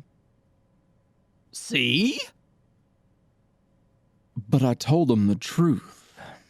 My version of it, at least. A version you're too damn mad to hear. Not that I blame you. I don't, actually. But they wanted a complete picture, so I gave it to them. Don't worry. I spared them the gory details. Most of them, at least. Enough. Get out. Get out or I'm leaving. Whoa, hey, hold on. You motherfucker, shut up. Shut the hell up. I don't give a damn what you told them or what anybody thinks about what happened back then, because here's what's happening right the fuck now. You're threatening the peace that I had to fight for, and you boo. Have a whole lot of nerve questioning how trustworthy I am when you're the one who lured me into a trap. If I wanted to talk, I would have done it on my own accord and on my own damn time. Alphonse, Neither of you get to make this choice for me. I thought this morning was going to be a sweet little escape from last night's shit show, and come to find out, you went running off to talk to this prick the moment I spilled my guts to you. Wasn't it enough that I just had my closet kicked in and skeletons dragged out against my damn will? You had to go bring him here? Al, stop. Stop before you fuck this up. All right? I'm sorry. I genuinely thought you knew. And if I had any idea this was going to feel like backing you into a corner rather than a conversation on equal ground, I wouldn't have come. Oh, you genuinely thought. When's the last time you ever had a genuine thought, huh, Seth? You're angry. I get it. You're hurt.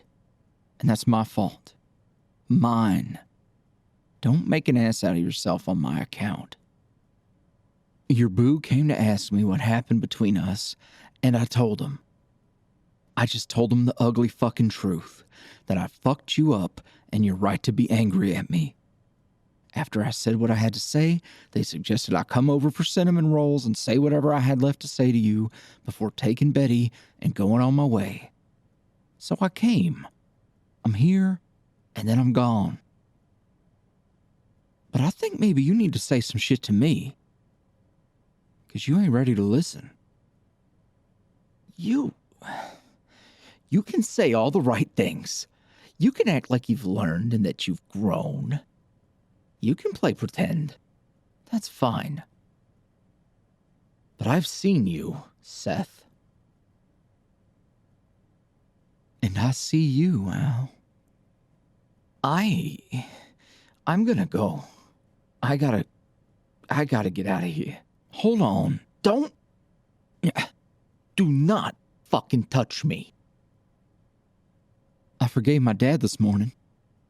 You know, he still has his morning coffee half naked in the living room sitting in that damn recliner. Idiot. He said you've been really happy since you came back. And that you've grown into a fine young man. And I told him if he'd opened his eyes, he would have seen that you were always fine. Always good. I wasn't wrong about that. So, quit running. Why are you telling me this? What are you gonna accomplish? What? Whoa, okay. Okay, babe. Relax. Yeah, I'm chilling. I'm good. See, you done went and pissed him off. I tried to warn... Mm-hmm. Yeah, okay. Okay, no more antagonizing. You got it, boss. All right, I'll sit. But I don't gotta be happy about it. Well, if you think it's a good idea...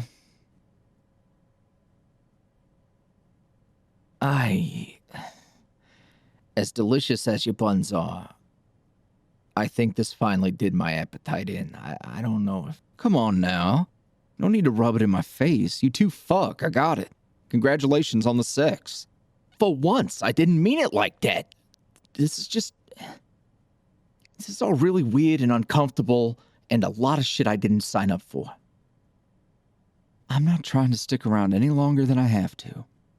If I wanted to make your life hell, I would have come up with something way more devious than coming over for breakfast. I'm the one getting cucked over here. Haha. See? It's a joke. A little jokey joke. I mean, come on now. Well, all right. It's not really a joke, but using humor when I'm in the middle of a really fucked up situation is a coping mechanism of mine. Alphonse, if you'll dig the taffy out of your ears for 2 seconds and hear me out. Seth, I don't want it. I don't want to hear some shitty apology right now. I don't want to hear how things should have been different. I don't want none of that. Are you done? Yeah, I'm done. What I want to say is, I'm leaving. My old man offered me a job, a place to stay, hoping that maybe back home here I could get the same fresh start that you got. But I know that I can't be here. Not right now. I gotta go live my life and prove that I can do it without any help. And without compromising the peace of the people I care about. I'm not gonna push some big apology on you when you don't want to hear it. I won't. But if there's ever a day that you're willing to, those words won't be hollow. And I'll say it with my whole heart. The way you taught me. Things didn't need to be any different. Because if all that mess got you here, with all this love and cinnamon rolls, I think it worked out exactly how it was supposed to. Even if we got to carry that weight.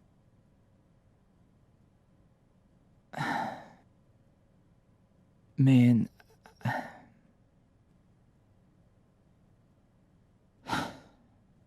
hating you is really fucking exhausting. Yeah, I know. I just don't got a whole lot to say right now. That's okay.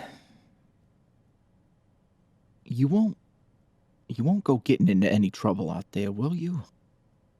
Well, I can't make any promises, but stop. I'm not joking around. Look, if I did get into any trouble, they'd throw my ass right back behind bars. And I'm taking this seriously. I want to go prove that I can just be me out there. So much of who I was all caught up in who I needed to be for other people. So I need some time alone to figure that out. Oh, well, just if it's ever too hard or whatever, anything like that, I think it would be okay if you came back as a precaution, like a safety net. Having to put up with you being around here would be better than knowing you were out there getting in trouble or backsliding or anything like that. Oh, I'll keep that in mind. Good. That's good. And I have to unlearn how to love you. Oh. Yeah. Yeah. Yeah. Being here, seeing you two happy and living a life that I wish I could have had. Shit. All that time, I wish for nothing more than for you to be happy. But seeing it firsthand is tough. Knowing how much better off you are without me. I wouldn't really be able to grow like that. Seeing all that. I'd just be bitter and sad and lonely. So I can't be here. I can't stay. Right. Right, of course. And despite all the shit, man, I don't want that for you. I'm really proud of you, Alphonse. Oh, nope, you quit that. Just, you take that shit on somewhere. Shut up and try the cinnamon roll. Fuck, man, come on. All right, okay. I'll try the cinnamon roll.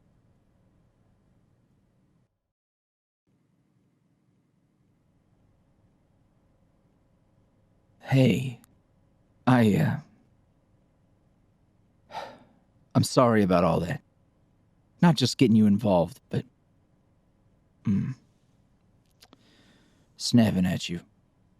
I wasn't expecting Seth, which was already going to put me into that mode, but man, the thought of you being alone with him was scary. I mean, I can make a dozen excuses. I just need you to know that I'm not upset with you. Fact is, shit, I'd rather you make a choice and take action. You're not just along for the ride, you know. You're a whole ass person. And even though I like your whole ass, and my whole ass being locked cheek in cheek or whatever, I love you. I trust you. You acted in the way you felt was right, with good intentions. Sometimes shit ain't sweet. Sometimes things won't always land right, or the outcome won't match our desires or whatever. But so long as you're moving in ways that reflect that heart of yours, I can live with that. And if there's a mess afterwards, we can clean it up together. You? A risk taker?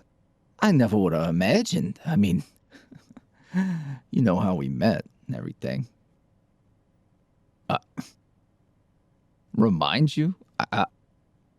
If I recall, I think my line was, I was in the neighborhood watch, you know, in the fucking woods in the middle of the night. Yeah, and something like that. Yeah, I could have been a creep or something. And you were just like, oh, no, he's cute, whatever. Fuck.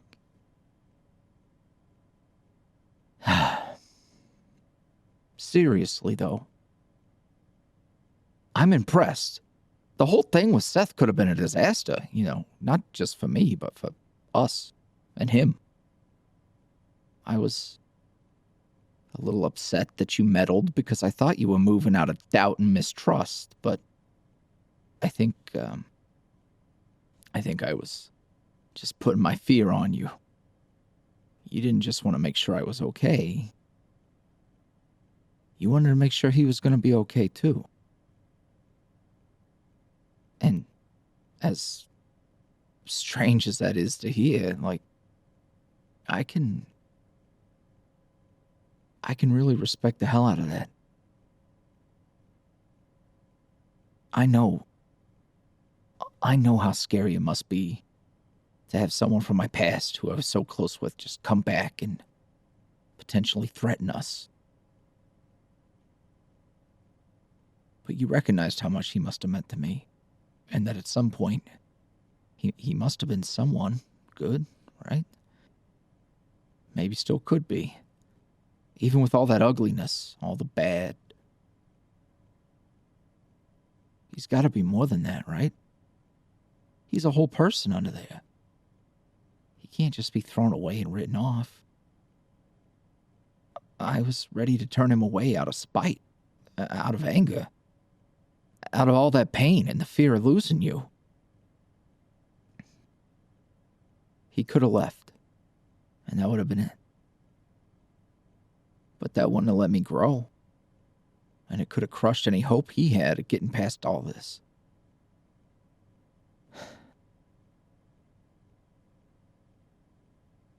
Yeah, I mean, of course I care about him. Of course. It was easy to try and hate him so I could just push down those feelings and forget. And I'll be honest, it's scary to face it, but I trust you, and I trust you with me, with my heart, with all of this.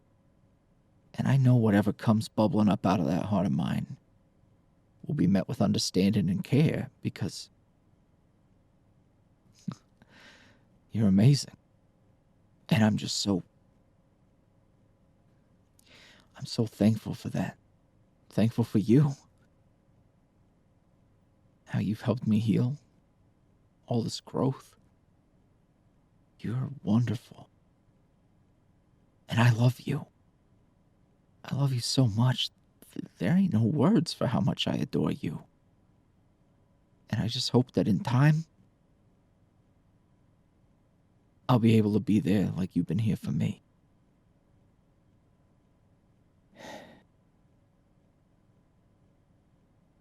Hey, well, I mean, don't get me wrong. I hope I never have to meet your shitty, potentially dangerous ex. Wait, what? What? No, you're joking, right? Fucking hell, man. Okay, thank God. You play too much. I've had enough of that kind of drama. But if I had to slice somebody up for you, I would. Don't get it twisted. But I am cool with sticking to cutting up those thick-ass cinnamon rolls of yours. Man, I thought Seth was gonna choke. He wouldn't say it, but he definitely isn't a cinnamon guy. One time, I snuck him a shot of Fireball and he almost passed out. He likes bitter stuff usually, or savory, or whatever. Well, unless we're talking about his taste in people. Nah, I ain't talking about me, boo.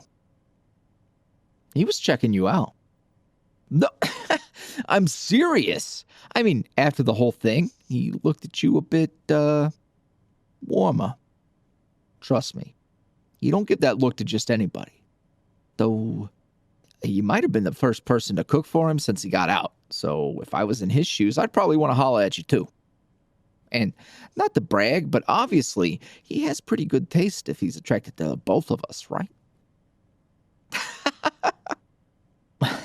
Oh, no. Go on. It's okay. You can smile about it. I'm not going to get offended. I get it. No, seriously, I'm fucking with you. Seth is a cute dude. You can be flattered if you want. Oh, you're fun to pick on. Seth must have been having fun too, you know.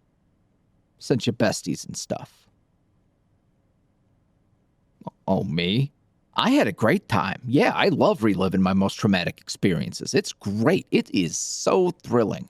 Just really a wonderful time.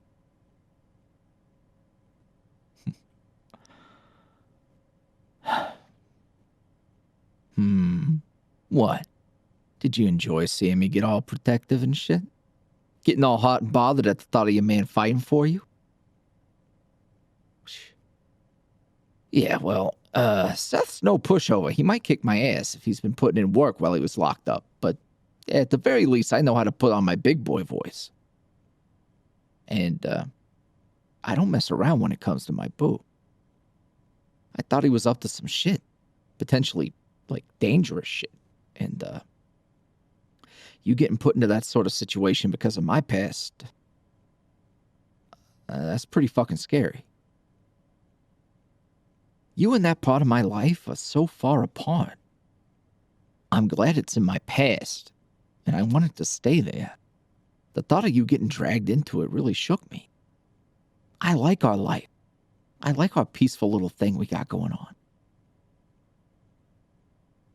You like it too, right? I mean, our whole thing. Me and you. No doubts here. I just... Man, I'm fucking lucky to have you. I'm happy. Knowing that you care and would fight for me too. Even if I'm the one in your way. That's pretty fucking cool, man. And again, I'm sorry for snapping at you.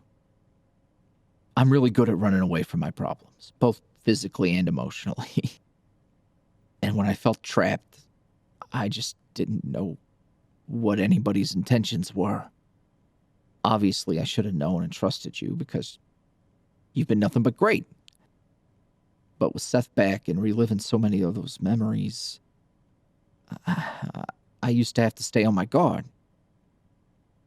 We used to get into it. So I just thought I was going to have to fight my way out.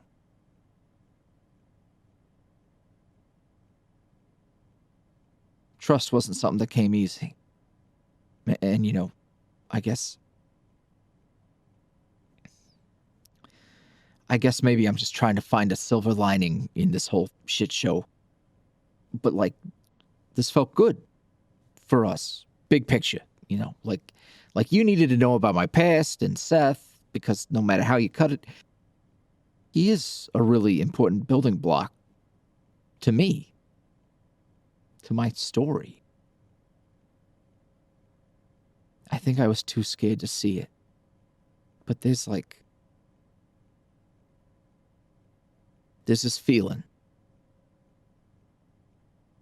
Oh, it's difficult to explain. No, I'm not getting red. Okay, I might be getting a little red. It's weird, and it's gonna sound nuts.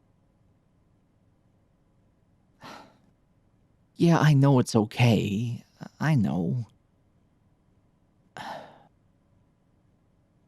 Okay, I'm just gonna say it. That didn't feel like the first time we've ever had to fight for each other. Not just me and you, but us. The three of us. Seth, too. Like it was familiar. I know it sounds ridiculous. It's probably just like there's these traits that I'm attracted to, so of course it would feel familiar if... Huh? Like little pieces of us knew each other? Yeah. Yeah, that's exactly what it felt like. What am I supposed to do with that, man? I don't fucking like that. I got chills. Magic? Do I believe in that sort of stuff? Jeez. You spend 5 minutes with that guy and you start sounding like him. I tell you what. The more I get to know you, the more I start to think that maybe it's not as crazy as it sounds, because you're something else. Oh shit, boo. Loving you might make a believer out of me. Until then, I should probably help you clean up this mess, because to my knowledge, you ain't got little magical sponges that are gonna wash up the dishes for us. Right? Shit. I had to ask. No, don't sweat it. I got it. You take care of yourself. I'll do the dishes.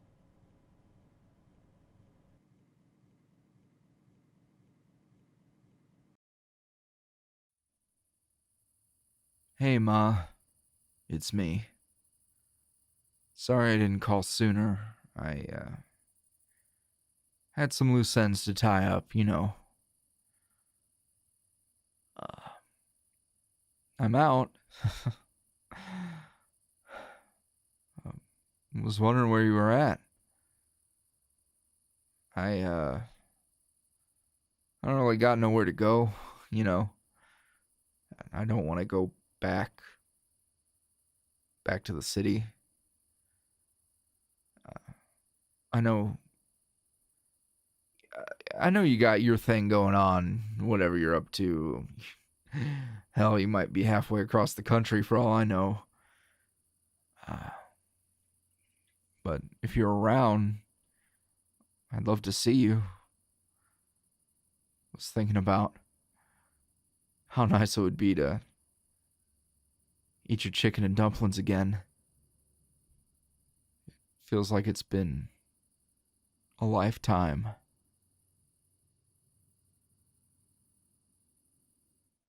I went to see Alphonse. He's doing really good. He's okay. Um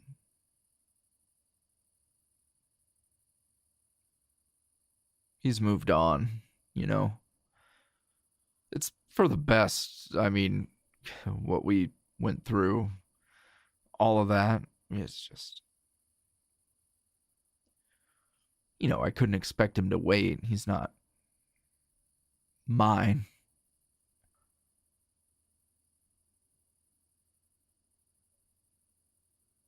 Ma, I,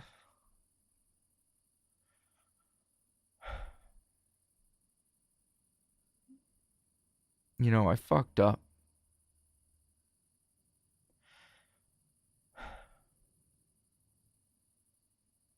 I'm not proud of, not proud of who I am, who I was. But, I'm looking to change, you know? That probably sounds like bullshit coming from me.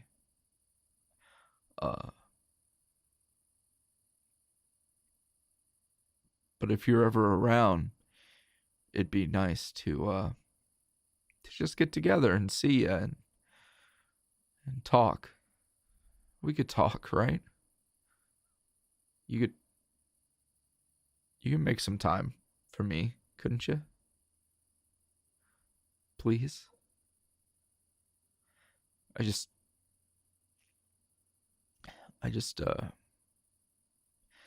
I don't really have a safe place to go to. I thought maybe I'd get lucky and Al would hear me out or something, but it didn't really work out like that. And if I go back, I just don't trust myself, you know? And I really don't want to go back.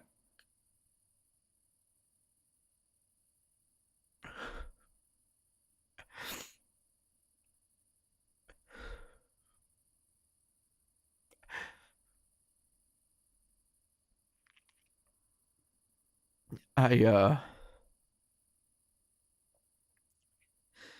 used to be really angry, you know?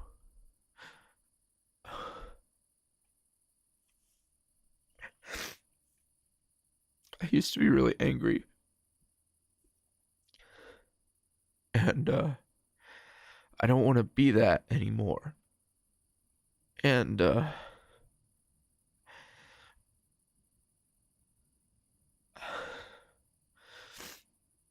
guess I'm asking for help.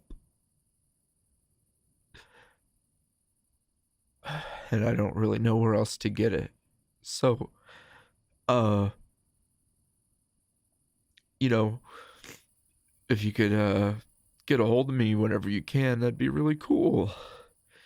And I won't be far. Gonna go, I don't know, cruise and clear my head for a bit, hit the road, you know? But wherever you're at, I can come meet up with you and maybe we can ride or something, you know? That would be really cool. So I love you and I hope you're okay. And Mom, if Derek tries to get in touch with you, don't, okay? I love you. Talk to you soon, right? I'll answer. Bye.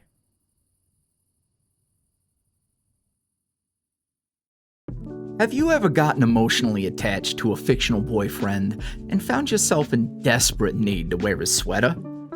Or maybe you want to plaster his pretty face on your wall and carry him around on your phone case. Perhaps you have multiple fictional boyfriends from the critically acclaimed YouTube channel and audio creator YuuriVoice. and you'd just love to fill and eat a bag with enamel pins of all their pretty faces. Whatever the case may be, over at YuuriVoice.com, you can browse our collection of merch fulfilled by our partners at Fourth Wall.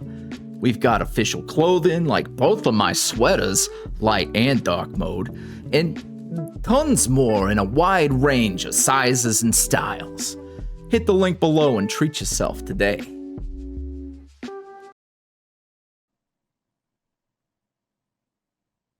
Do you think I overdid it with all the garland? I mean, I like it, but I also don't want people to think they're walking into Santa's damn workshop. Tastefully festive is what I'm aiming for. No, I'm trying to play it safe. Look, maybe I just have more specific tastes when it comes to the winter holidays, you know? Like, you're the one who knows how to go all out for Halloween, and you're not too shabby at Christmas. I mean, you're not shabby at Christmas at all. You just don't know how to tell me when I've gone overboard with all the decorations.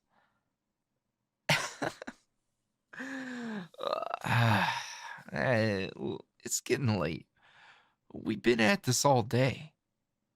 And I'm drunk on hot cocoa at this point. I probably need to get to sleep. Well, yeah, I had a great time. I always have a great time with you. This time of year, it's real special to me. There was a few years where it became a bit of an afterthought. And then, well, I remembered what it was I thought was so special about it in the first place.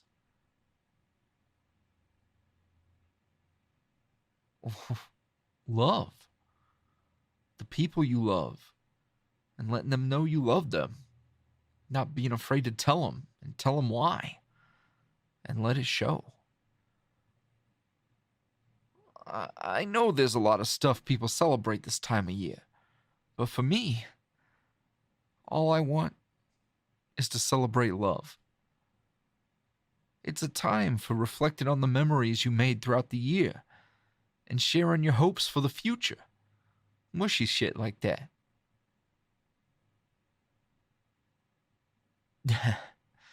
I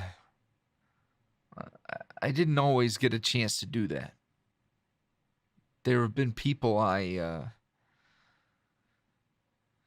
didn't really get to tell how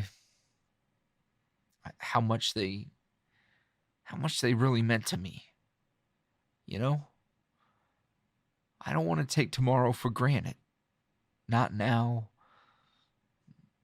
Not when I have so much to live for. And so much love to give. Yeah. And receive. Yeah.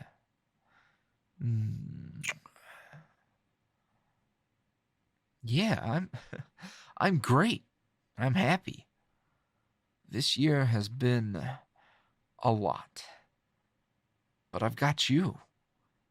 I've got so much hope in my heart now. I'm motivated. I'm confident. And I'm excited. And I can't wait to eat some candy canes and make s'mores and do all sorts of cute shit with my boo. All right. Come, one more smooch. Now, you better get on home. You got a big day tomorrow. Hey, I ain't tempering my expectations for nothing. If you get this gig doing all the baked goods for the festival, you're going to be the toast of the town. People are going to want your goodies all year. I don't know about you, but to me, that sounds like a pretty big opportunity. I'm proud of you. But you better go get some sleep. Yeah, I'll crash soon. I won't overthink the decorations. Okay? If I change anything, it'll be tomorrow. What? Hold on. Give me one more smooch before you go.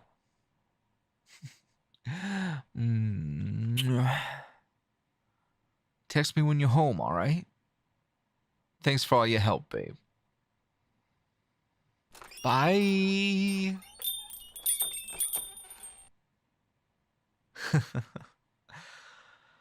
How did I get so damn lucky? And where the hell did all that mush come from? Shit. I really have gone soft, huh?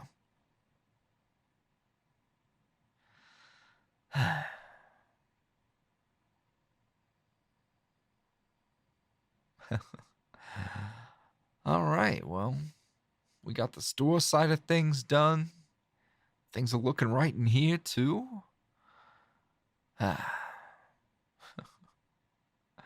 Some things never change. Now, maybe I do need a snack. Right before bed? But the sugar cookies were so good. Maybe if I just had one more. I feel bad for eating these little cuties, but my sweet tooth knows no bounds. Come here, little snowman. What? Was that?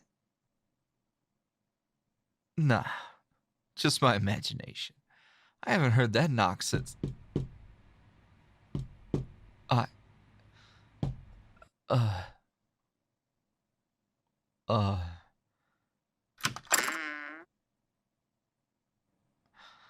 Al, I'm sorry. I'm sorry for coming here. Fuck. Seth, holy shit. What the hell happened to you?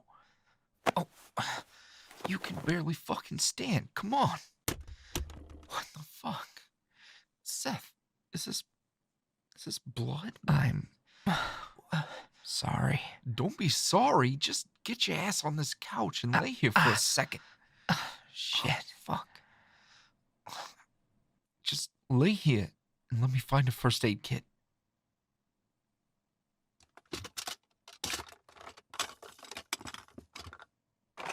Okay.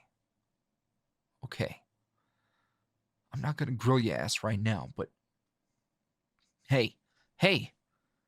Don't you pass out on me. You need to be awake. Shit. Seth. Hey.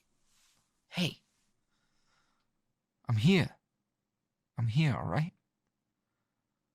Keep your eyes on me. I'm sorry. I told you to stop apologizing. Okay? No. Al. You're not hearing me. There's something I gotta tell you. Is it about why you look like this? It's Derek. Fuck. Seth. Are you sure you weren't followed? I'm not sure about anything anymore. I got away and I came to the only place I knew to go. I'm sorry. Hey. Relax. What did I say before you left? Safety net. I wasn't talking out of my ass when I said you could come back. So save your energy, okay? Al. I'm scared. Shh. Breathe. Listen to me. Everything I hold dear is in this town. Everything I want to protect is here.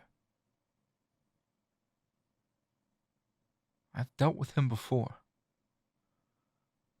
I'll handle him again if I got to. You shouldn't have to. It's my fault. Fuck. This is all my fault. I ain't the weak, lost boy I used to be, Seth. If he wants the smoke, I'll burn his ass to the ground. And you...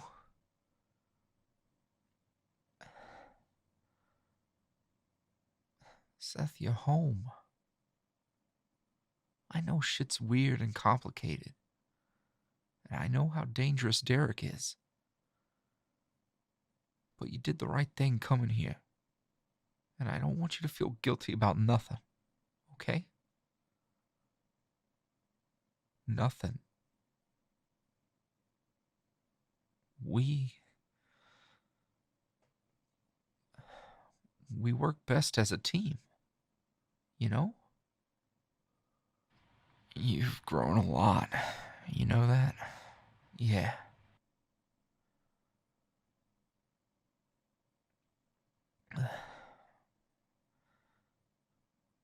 There are a lot of words that get caught up in my throat when I look at you, Seth.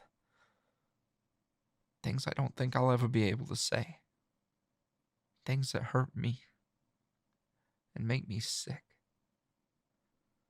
Things that I have to carry with me.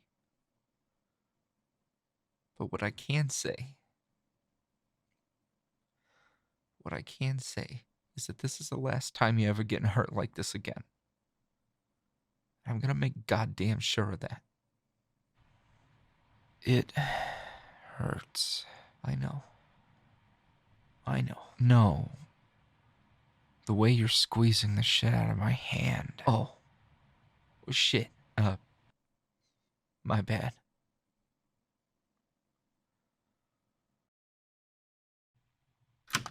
Oh, hey, babe. Glad I caught you before you got too cozy. And sorry for making you come back so soon. There's, oh, hell. There's no good way to explain this, 'cause, I mean, I've got pretty limited info myself, but, I've got a guest. And it didn't feel right not telling you right away. And, well, honestly, I'm kinda spooked at the thought of not having you here with me tonight, so... Yeah, right over there. He's passed out. I tried to keep him up in case he was concussed, but... Whoa, hey, hold on, don't worry, he's okay. No sense in waking him up now. He just apologized some more. He was so sorry. And he looked sorry, too. Lumped up pretty bad. I did what I could to clean him up, but I ain't no miracle worker.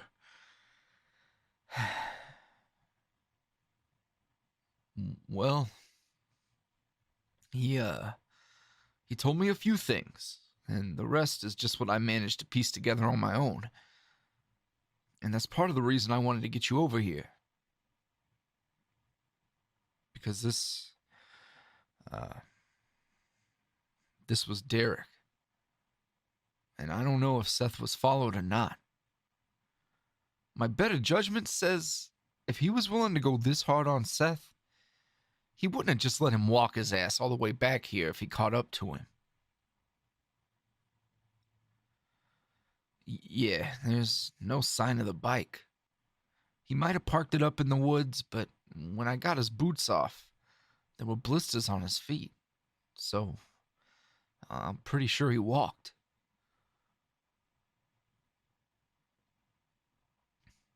Well, I didn't want to take no chances with you being alone.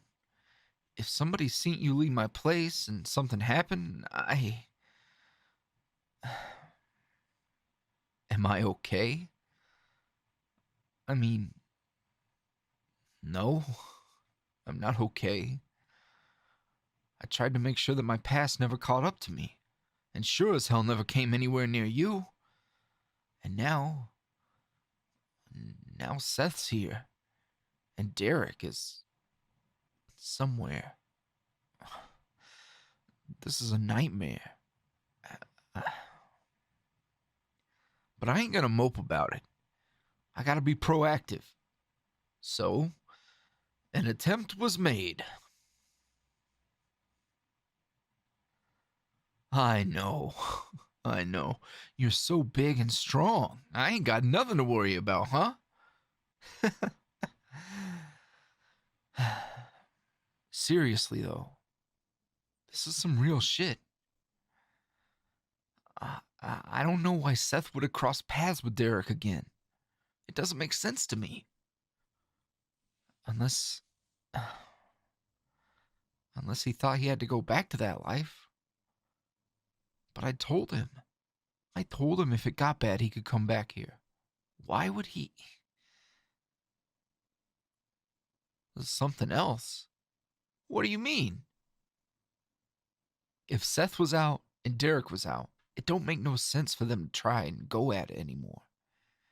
Derek knows when to cut his losses. Eh? What do you mean about that? Do you know something I don't? Holy shit. Do you? Babe, did Seth tell you something? A promise? To not tell me? Oh, so we're keeping secrets now. Alright.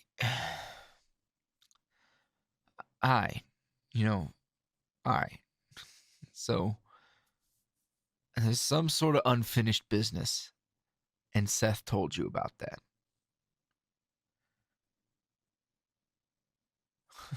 Didn't want to get me involved, but here we are anyways. No, I'm not gonna make you tell me.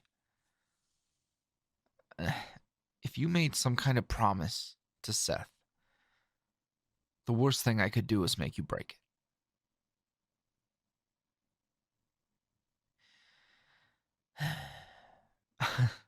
I got a feeling that it'll come to light when he's awake and we come up with some sort of plan anyways.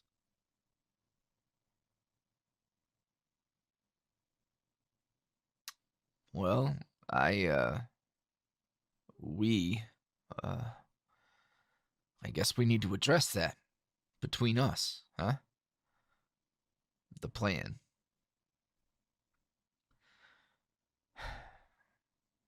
To put it real simple, what do we do when he wakes up and wants to run off again? Exactly. I don't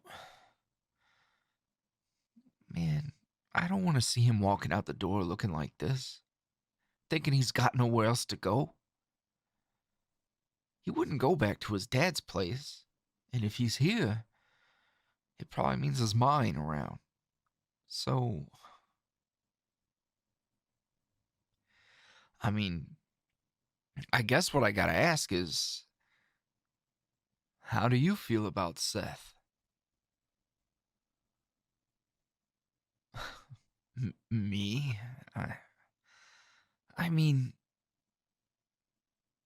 He loves me. And I don't even know what to think or feel about him. All I know is if that puts you in a spot where you're uncomfortable, then he can't just stay. It's bad enough that this shit is dangerous, but the emotional implications might be even scarier than that.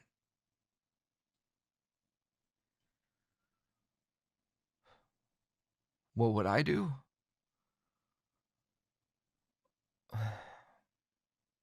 Well, I think the three of us should stick close together. Buddy system. Don't leave anything up to chance.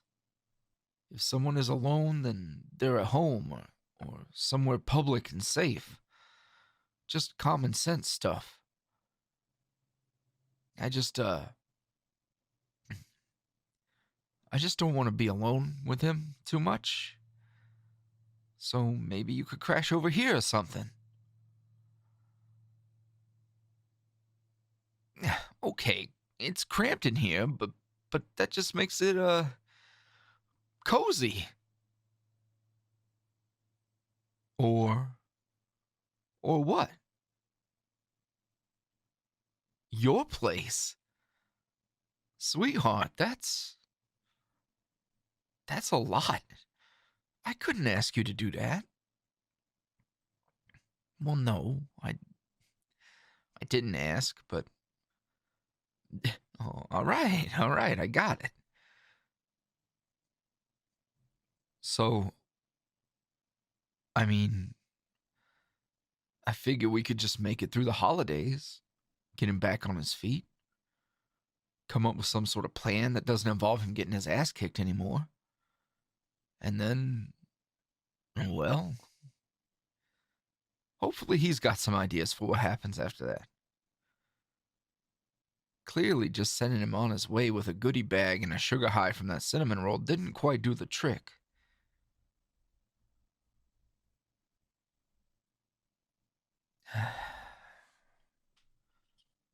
Yeah, I'm worried.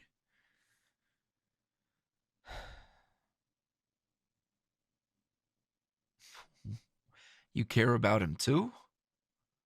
Wow, shit. He must have really got to you, huh? Talked a big game when you tracked him down.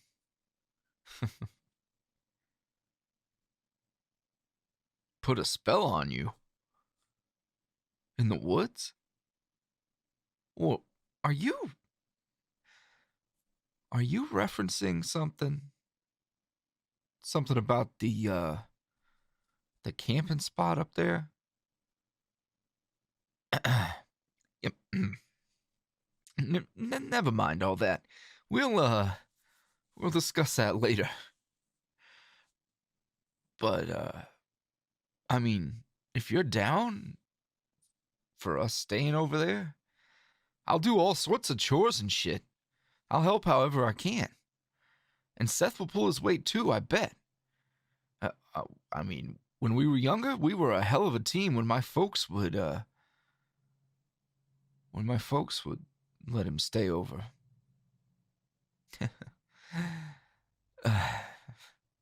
He'd wash the dishes while I vacuumed. I was shit at doing chores, but whenever we'd team up, it was a lot of fun.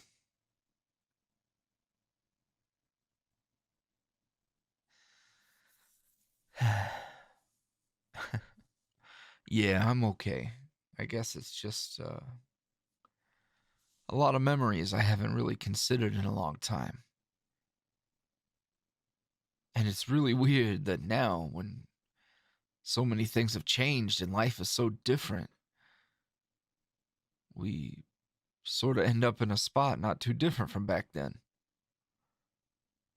Seth running away from something, me and my family taking him in.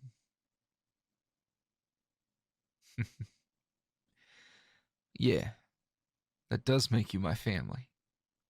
No doubt about that. What does that make Seth?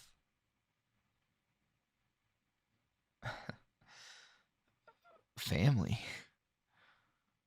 Yeah, I don't know how to feel about any of this. But I do know what's right.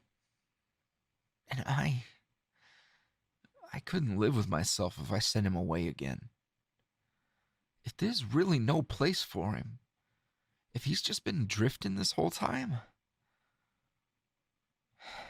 that would break my heart all over again. Our past is fucked, and what's left of our relationship is wrapped up in barbed wire and thorns.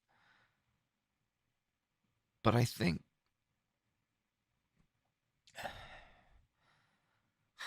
there's some responsibility I gotta take for what happened to us too.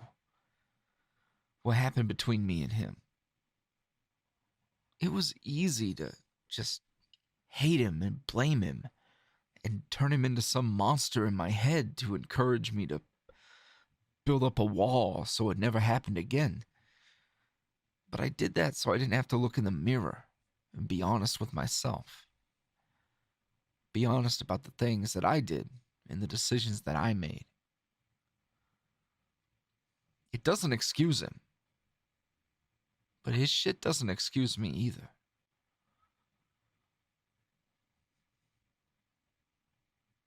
Hey, If at any point things get weird or you're uncomfortable, anything like that, you tell me and we'll figure something else out, okay?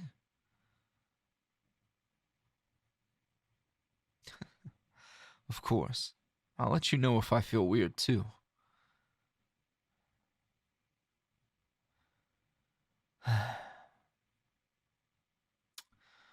So, I do got one confession.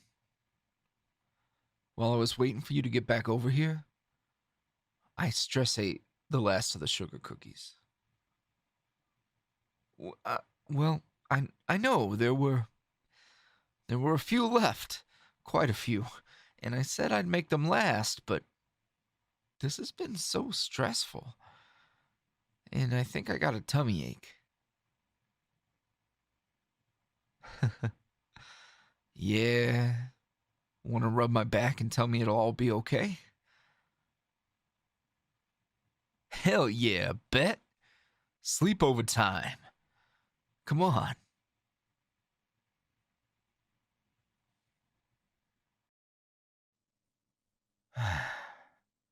Are you sure I'm not just getting in the way of the baking, I mean?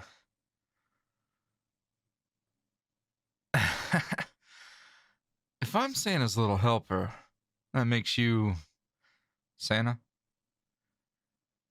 I expected you to be a bit more, rotund. And your beard game is, a little lacking. Just compared to, the guy in the mall. So, I'm guessing that all this baking was supposed to be done at your place. And me being here sorta, changed those plans, huh?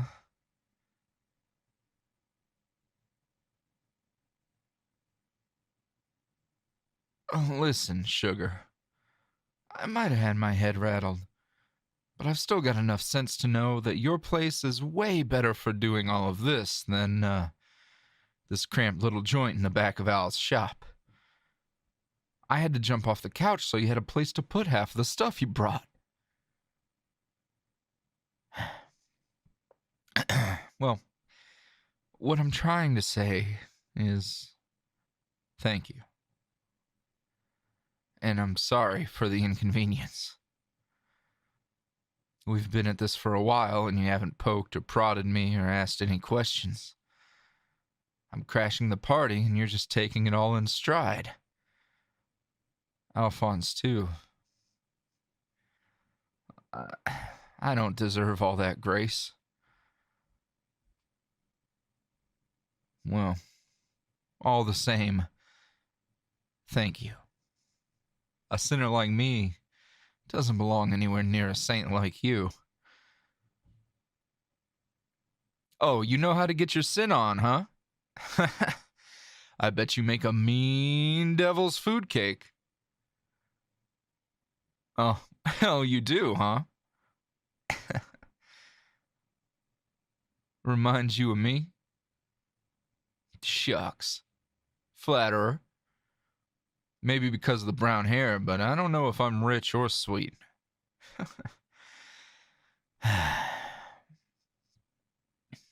So, all of this is your big break, huh? Getting to pitch your baked goodies to the mayor. That's a hell of an opportunity. Our little town throws a pretty sweet Christmas festival. You're gonna knock it out of the park. Yeah, Al can be pretty convincing. I can see that he's rubbed off on you. His confidence, I mean. He might say he got some of that from me, but in his own way, he showed me how to not have to fake it. The confidence, I mean. Oh, good Lord. I promise I'm not trying to make weird jokes. I just I don't want to make it weird, and I'm off to a great start, huh? Yeah. Yeah, I'm a little nervous. It's just I fully intended to go on my own way, you know? And now I'm here. It feels like it hasn't been any time at all, and I'm just back. Looking like this. I could see the disappointment in Al's eyes. He looked like his father. Hell, I was so faded I thought his hair was black too. Just like his. Those blue eyes looking right into my soul. Stripped and bare. Oh, maybe he's not disappointed right now, but the thought of me going back to Derek crossed his mind. The thought of me going back to that life. I wouldn't do that. What makes you so sure? You don't know that. What if I'm just a fuck up? My knuckles? What about them?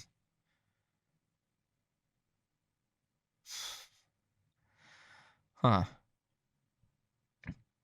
My bestie is a hell of a baker and a detective too? Is there anything you can't do?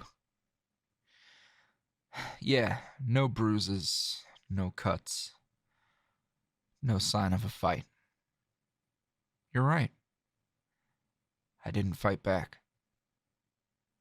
I only went back because it's a lot. But in short, being on parole is kind of a pain in the ass. They've already cut me a lot of slack, but I think my PO... I think my PO's in Derek's pocket. Because as soon as I was cut loose, I had his goons rolling up on me. And there he was.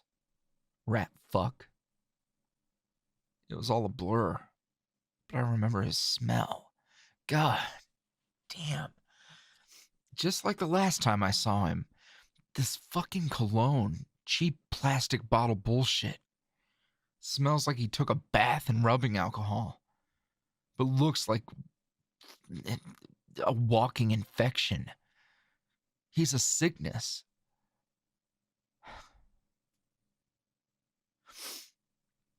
You know, I took the longest, hottest shower I could this morning. And I still feel like he's...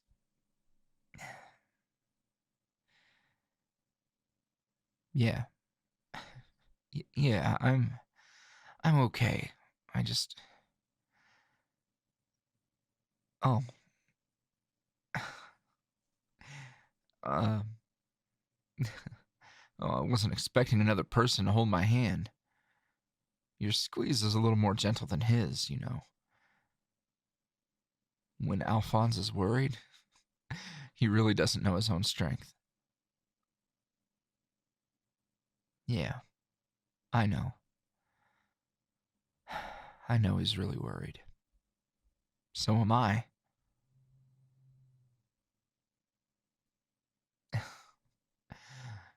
Come on now, sugar. Don't make promises you can't keep. There is a distinct possibility that there's no happy ending for me. I know that. What I'm worried about is making sure that my bullshit doesn't hurt y'all.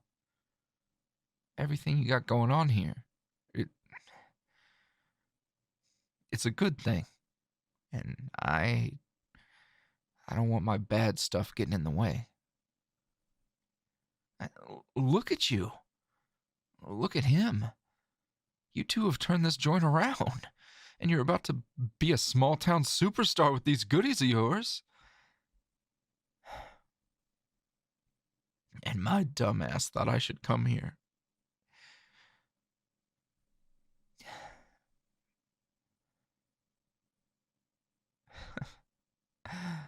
You're a very gentle soul, and I respect that. But just saying that it's okay saying that it's all right, that it's fine. Life doesn't work like that. Accountability is a thing I've been working on. So, as thankful as I am, I'm not just going to pretend everything's all right. I don't have that luxury. And thanks to my dumbass, neither do y'all. That said, I don't intend to let my bullshit wreck anything. I'm gonna heal up and... all right. Okay, I'm listening. Of course. Al's taking responsibility too. No, you're right. You're right. I'm not trying to play the victim, and I'm not trying to martyr myself for redemption. I promise you. That's not the way forward. But let's get something straight. I will not let my bullshit impact Alphonse's happiness. It's not about not letting people help me. It's about making sure that all of this hasn't been in vain. His happiness is what's most precious to me. I ain't got a lot, you know?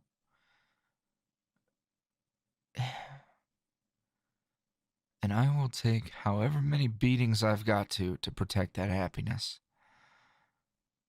But preferably that number stays low.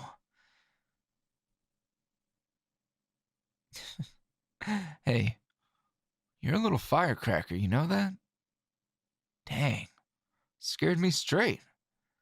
Well, I mean, not straight, but, you know. Yeah, I'm like a baseball bat in a zombie apocalypse. I swing every way I can.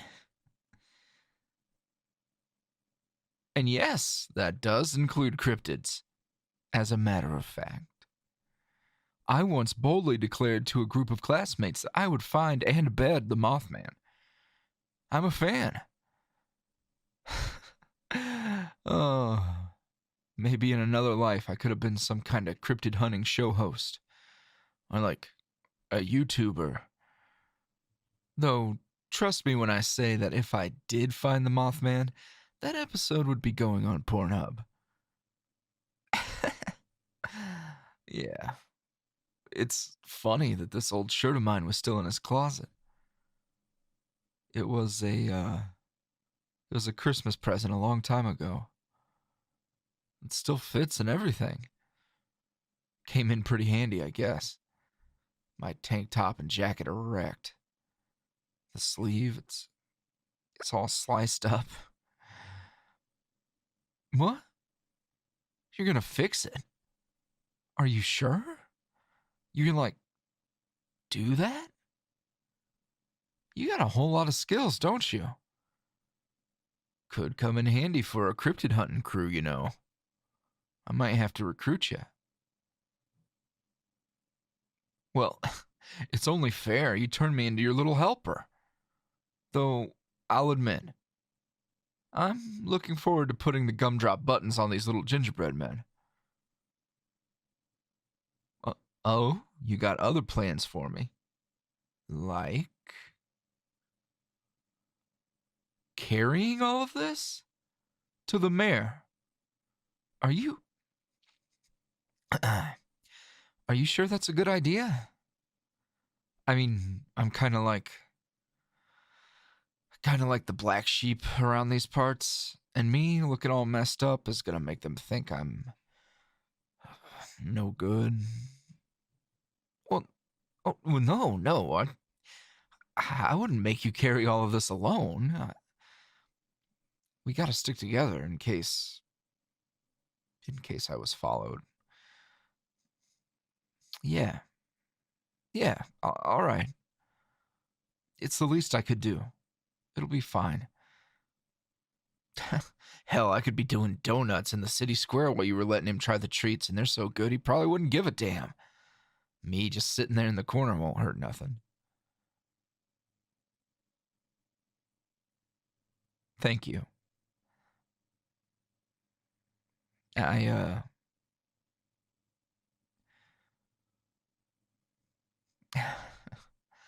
been trying to find my way since I left, and it hasn't really felt like I had anywhere I belonged. My ma, I don't know if she changed her number or what, but I can't find her, and I'm too stubborn to talk to my old man about it. So I've just been drifting. Tried food delivery as a gig, but holy shit, that's a racket and a half. More criminal than the shit I used to do, if you ask me. What I'm trying to say is being welcomed into a place,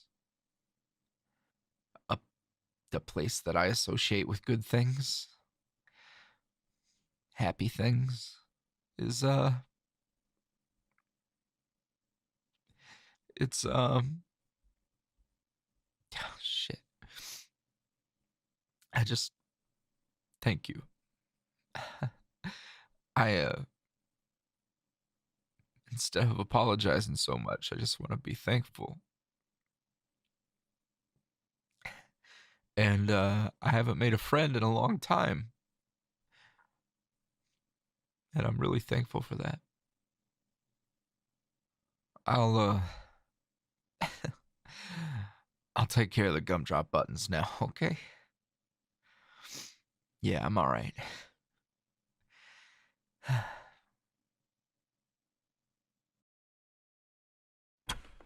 Whew. It is cold out there. My nips could cut glass. And now you know why I offered to carry the pizza. My hands, toasty as fuck. Hey, boo, we're back.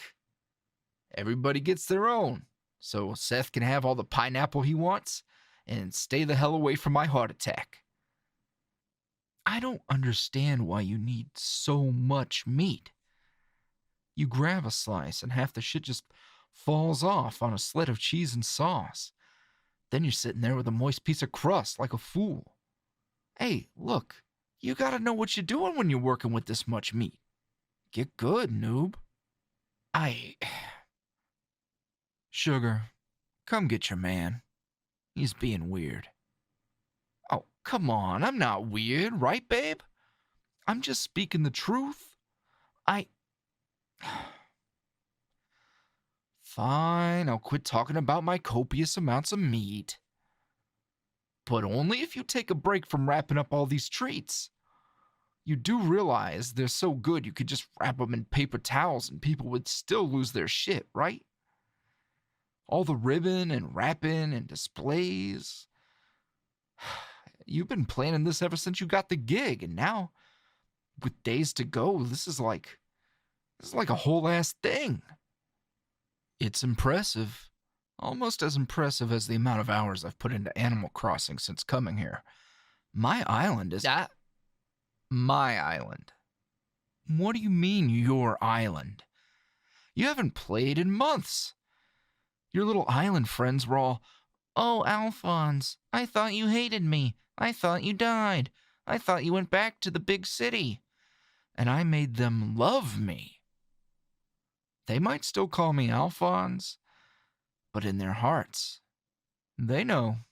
Oh, they know. Well, good for you, Alphonse, who suspiciously looks like Seth now. You call it taking over my island. I call it outsourcing. Come on, grab some plates and drinks. I'm popping a squat in the living room. Yeah, I got it. Does he bust your balls as much as he busts mine? How he shows affection. Yeah, that sounds about right. I'm okay. Well, yeah, I mean it. It was weird that first week, I thought Al would never talk to me. He was always like ducking out of the room if it was just us, or making weird small talk.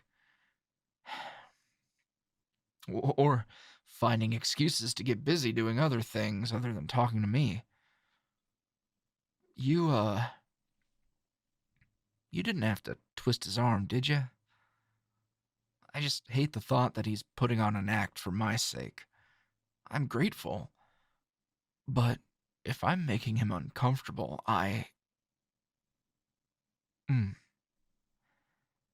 Really? You didn't have to talk to him about it? Well, that's kind of a relief. Things are cool now. I mean, we haven't really had a talk. I filled him in on the details, and ever since then, it's just been really chill. And you bringing me into your home, really, you've both been such a blessing. I haven't had all of this in a long time. Not just the closeness and junk, but, like Christmas. Feeling like you're with family. It's been years. What I'm trying to say is, I've been out in the cold for a long time, and you guys just wrap me up in a big warm blanket. I will not forget this. And I'm willing to work my ass off for you with all the baking stuff. Seriously. Putting up stalls or hauling the goodies out, whatever you need. The thing me and the mayor talked about? I haven't done the thing yet, but I am thinking about it. Like, honestly. There's some time left before Christmas, so we'll see. All right, slow asses. Seth, go find a shitty Hallmark movie to put on. I'll handle the rest. Oh, yeah, I'm on it. Oh, well, shit. I didn't mean to scare him off that bad. I just wanted to make sure y'all got dinner before it gets cold.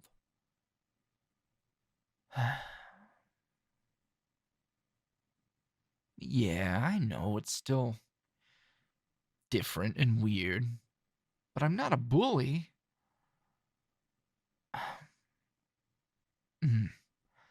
I have been giving him space and stuff, not trying to, force some sort of weird dynamic where it's like he's our little helper and we're gonna kick him to the curb when all the holiday cheer runs out. I just want him to feel like himself. Shit. When was the last time he ever really was himself? He's been trying to be whatever everyone thought he should be for his whole damn life. I guess he's learning for the first time how to just be whoever he wants to be. Do you think he's okay? What? No, come on. I'm not too scared to ask him myself. I just don't want to, I don't know. I don't want to pressure him or whatever. He seems way more comfortable with you than he ever is with me. At least now. Well, no. I haven't tried, I guess. I just, he's been through a lot. And if I say the wrong thing or upset him, it would break my heart.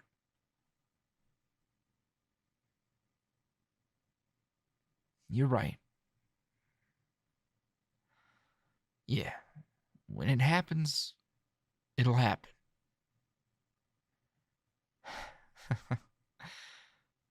I'll stop overthinking. Come on, let's go eat. Hot damn. Look at all this. There ain't a damn soul who hasn't been snacking on all these cookies and cakes and pies. Shit. They're a hit. Damn. Hey, Seth? You good? You been real quiet. Oh. Yeah, I'm good. Just, basking in the glow. Yeah, right. Only Baskin I know fed her husband to the damn tigers. Al, are you serious? A Tiger King reference in December? Hey, you ain't making it easy, my guy. You're cold as ice, even with your jacket all patched up. Come on, let's grab this bench before somebody's brats turn it into a jungle gym, huh?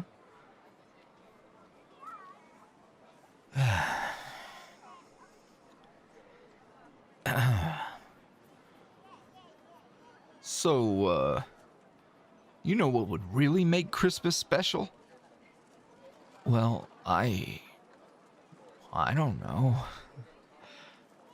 It's already pretty special to me. Oh, I didn't know you were enjoying yourself that much. You never really asked. No, I guess I didn't.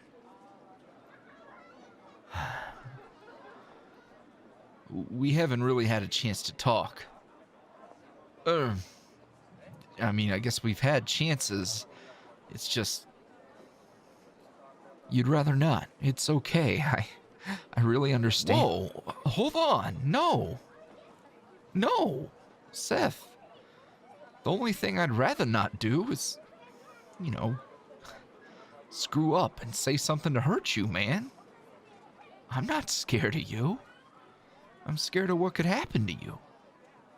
I'm scared of chasing you off again. Sending you running back out there just to get hurt again. Like, being around you and seeing you just living and being okay. I know this all hasn't been perfect, but it's nice. It's just, knowing Derek's out there is, you don't have to worry about him, Al. He's my problem. No. He's our problem, Seth. Our problem. He's been our problem for a long time. And I got you dragged back into this. I got your sweetheart dragged into it too. If him and his loser goons followed me, I just... I got out and I told myself I wanted to start making better choices. And it was hard, coming back and seeing you happy and in love. Seeing you living the life I really wanted for us. Seth. But it's all right. It hurt. And I wanted to backslide, and I can't even say what crossed my mind at the time. But you found someone really fucking special, man. Someone who can be your rock. Someone who's just sunshine on a cloudy day. They've helped you grow. They've helped me grow too, just from the little time I've known them. That's special. That's worth protecting. So feeling like I've put that in jeopardy really messes me up. And I get that. I get it. But you need to get something through that thick skull of yours. You, Seth, you are worth protecting too. You have value. You mean something. To me. To us. This ain't a fucking charity act. You and me got history. And that history might be a mess, but I haven't forgotten. Seth. God damn it, man. I haven't forgotten what things used to be like. You were family to me. And I ain't got a whole lot of family left.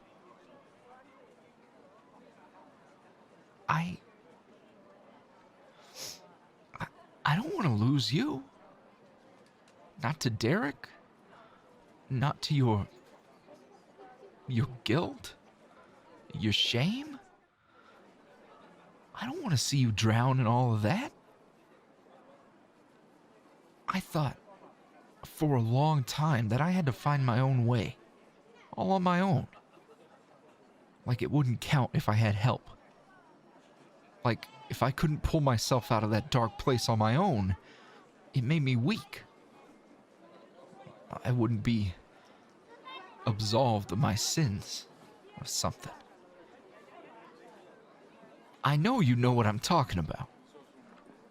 You've always tried to be so strong. And you are, Seth. You can carry a whole lot of weight on those broad shoulders of yours. I've always admired that. But if we live together, we can get the job done. If we live together, you don't have to hurt. You don't have to go back to Derek, okay? Damn it, Alphonse. You're almost perfect. You almost make me believe. And you say some dumb shit like that. You still don't believe that I didn't go looking for Derek. You still don't trust me. I told you... Hold on, okay, alright. If you're that adamant, okay. But you gotta be straight with me about something. Play your hand, don't bullshit me. I'm not. I haven't. What do you even... You gotta tell me whatever secret it is you told my boo. Whatever it is you're not telling me. No. Come on, Al. Don't make me do that. Please. Don't do this. If we're gonna have a clean slate, clean this fucking slate, man. Whatever it is, it's gonna be fine. It'll be okay. Just tell me. Tell me and I can help you. I can trust you. It's okay.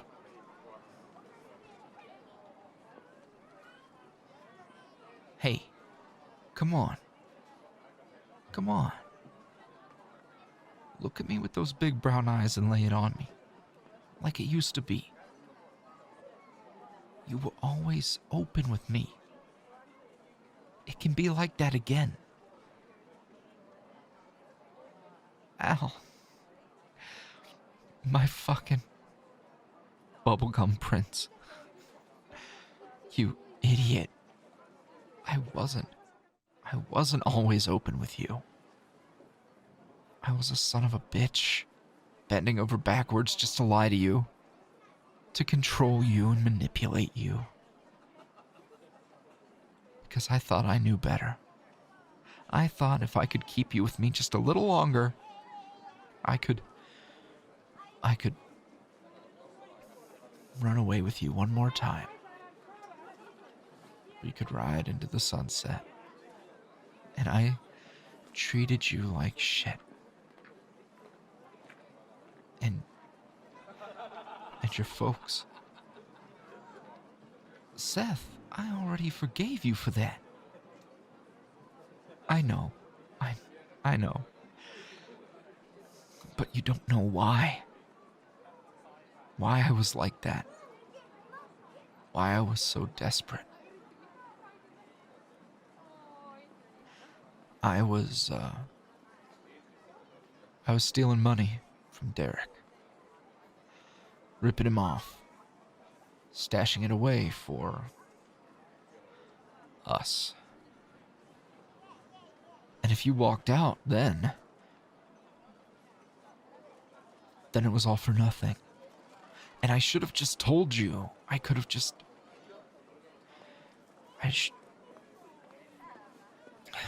It was too late.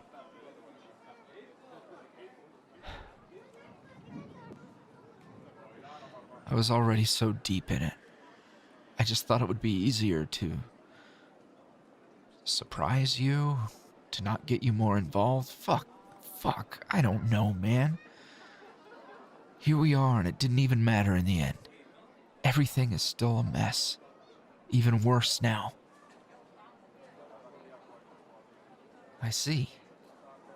I see. So this whole thing, that night when I found Derek and you, he found out you were screwing him over. I'm sorry. I'm sorry I fucked up so bad. I'm just a damn mess. Every time I've tried to make things right, I've just... No. Hey, look at me. Look at me, man. Enough of this. Enough. You've been through enough. You underestimate how far I've come. You underestimate how much love is in my heart. Did you think you'd fuck up what I've got going on here with my little cinnamon roll? That I'd just question everything and throw it all away? Let me tell you something you already know.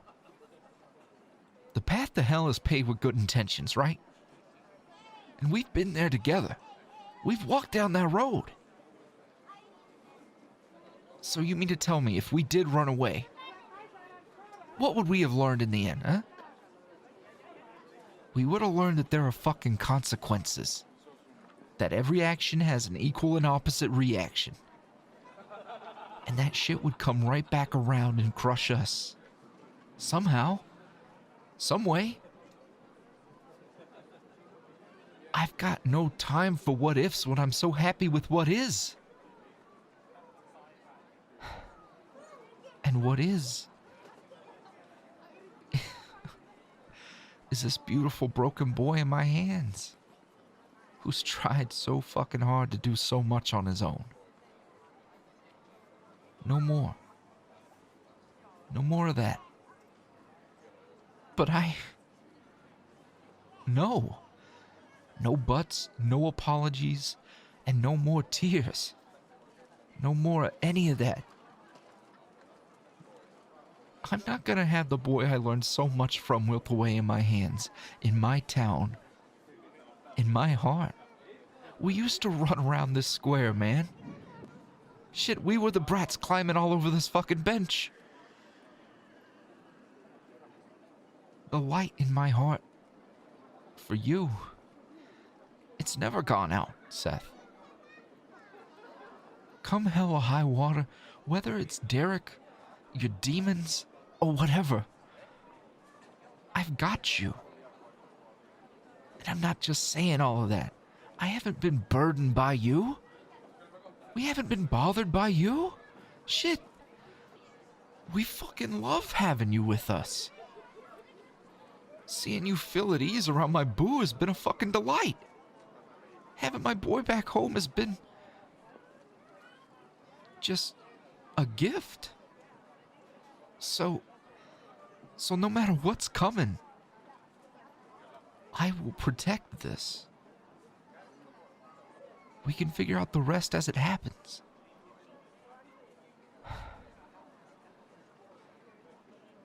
But tonight, I need you to know that you're loved, that you're wanted, that you're enough. Seth, you're enough. Always have been, even when the world was lying to you. Told you all those fucking lies. When we were scumbags and assholes, you were enough. Even if you don't believe it. I do. I remember everything. I haven't thrown you away. I've grown. I've moved forward. And we want you to stay until you're safe. Until you've got your feet under you for real. I won't ever send you away again.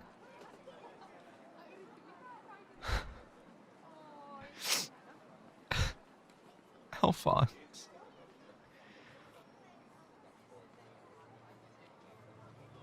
Alphonse. Oh, don't you go making me cry too. Just stay. Okay. Okay. But I gotta go. What the hell you do? No, I need to go see my dad. Oh, your dad? Oh.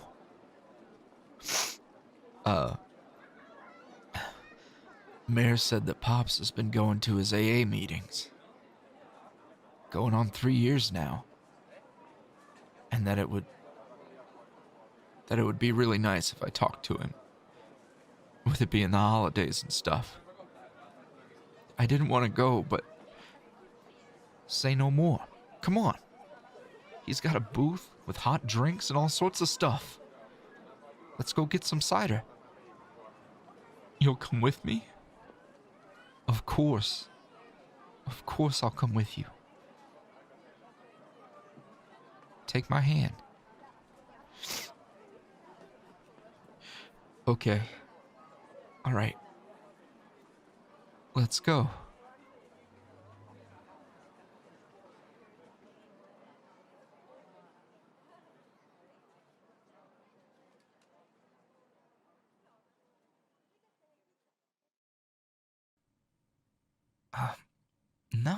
No, you gotta put the pillow over here. I'm telling you, that's too much. I know how they like it. They'll just end up stealing pillows and blankets. Your wallet. Sticky fingers. No way. Sweet little cinnamon roll like that? Sticky fingers? What have they ever stolen, huh? My heart, for one. And if you ain't careful... What? What's that supposed to mean? It means you better hope they don't find where you stash their gifts. That's what it means. Oh. Really? I thought you were... Yeah. You think too much as it is. With a skull that thick and a brain so big, no wonder you're such a damn headache.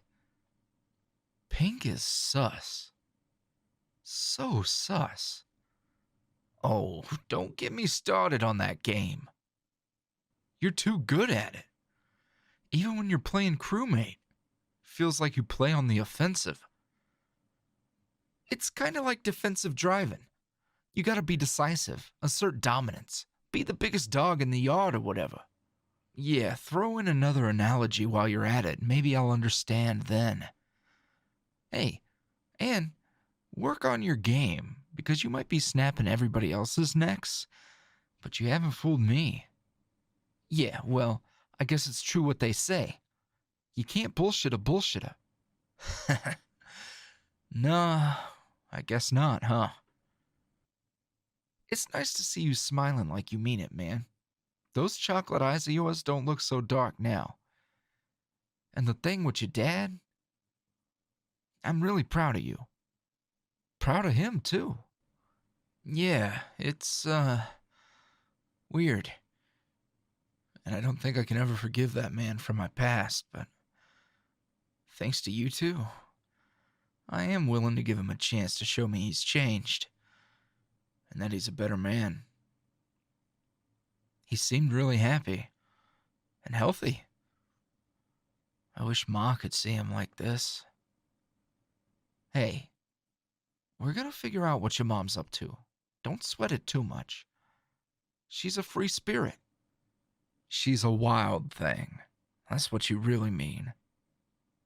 I mean, I'm not saying nothing bad. She just goes where the wind takes her. Sometimes that wind takes her on some pretty wild adventures. I'll never forget when she came back from Burning Man and had pictures. Don't even bring those up. You said you'd forget you ever saw them. I did.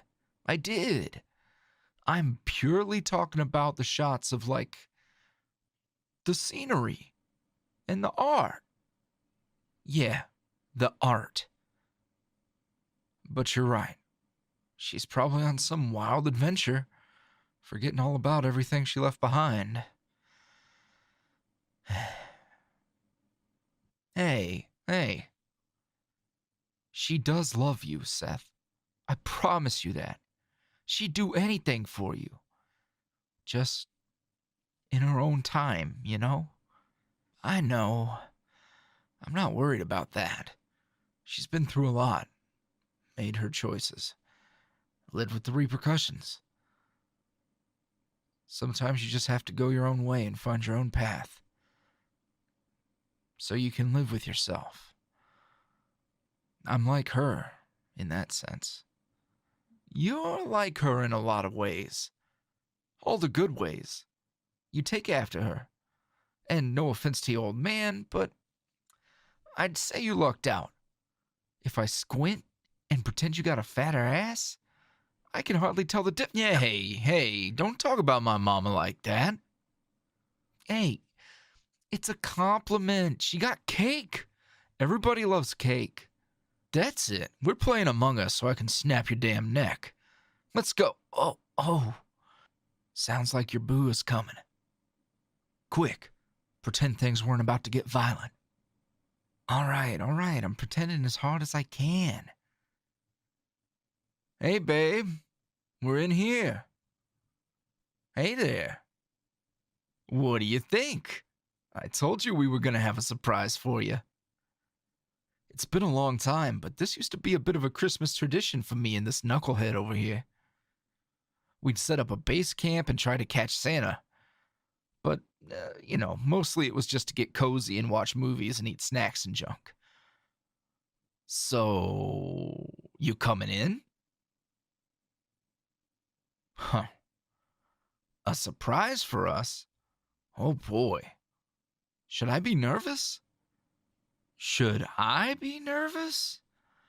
I mostly like being the one giving the surprises, not receiving them.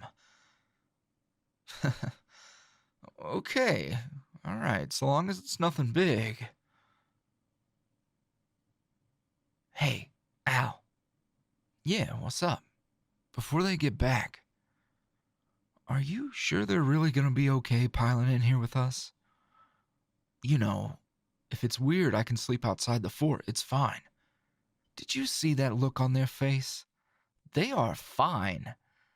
That was a huge smile. It's not weird.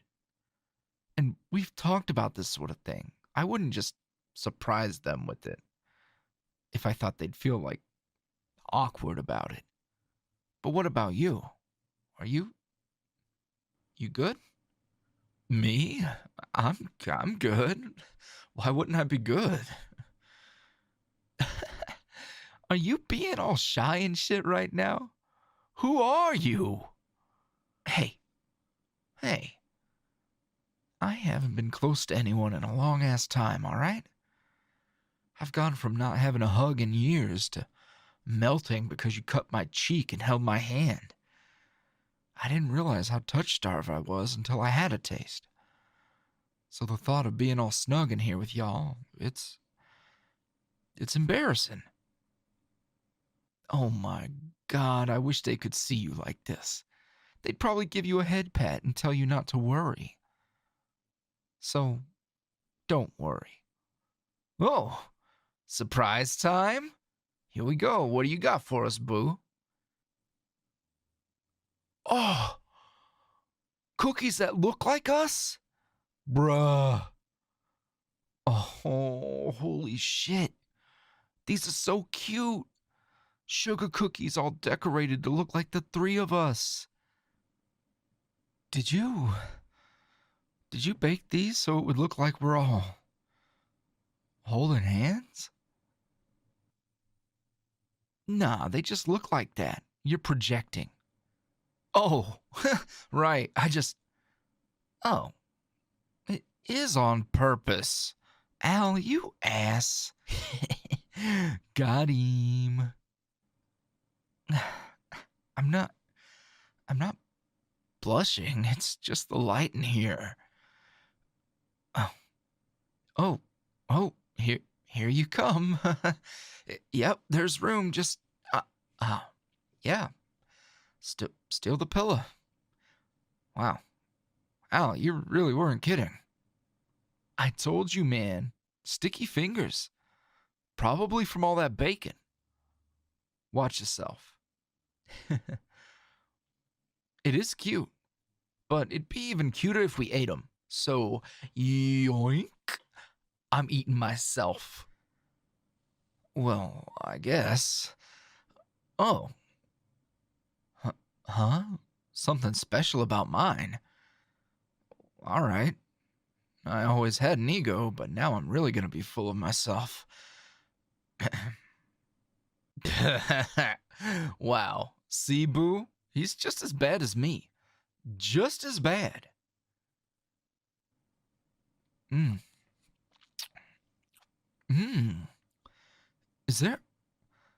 Is there cinnamon in this? Because I like the cinnamon rolls. Aww. It's delicious. Oh, pretend you don't see him tearing up. Shut up. It's okay.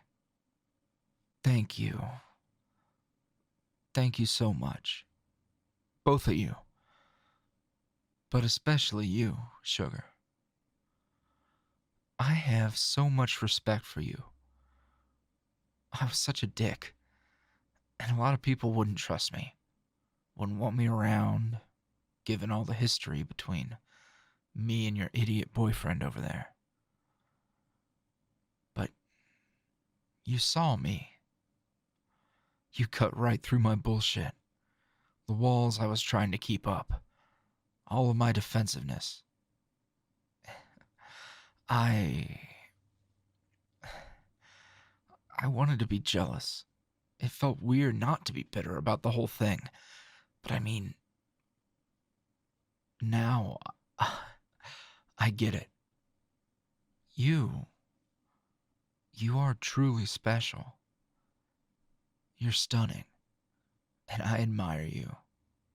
I admire you so much. I aspire to be more like you. To be the same kind of healing presence that you are. You're like a warm blanket, fresh out of the dryer. Or a hot cookie with an ooey gooey center of love and care. I've seen your influence in Alphonse and how you two communicate and trust each other. How you two love each other. Our past. Our past is really flawed. Because we were two idiot kids trying to play pretend. Trying to prove ourselves to the world. Trying to cut corners. Me and Al were all we knew. And that means we didn't know shit. We tried. The pieces were there, but we took a lot of wrong turns. I had a lot of time to think, to contemplate and reflect. And even then, I didn't know what I've learned from watching you two until now. This has been an invaluable lesson, and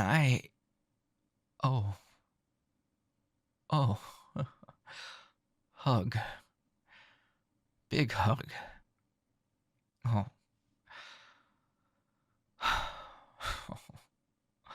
Oh, sweetheart.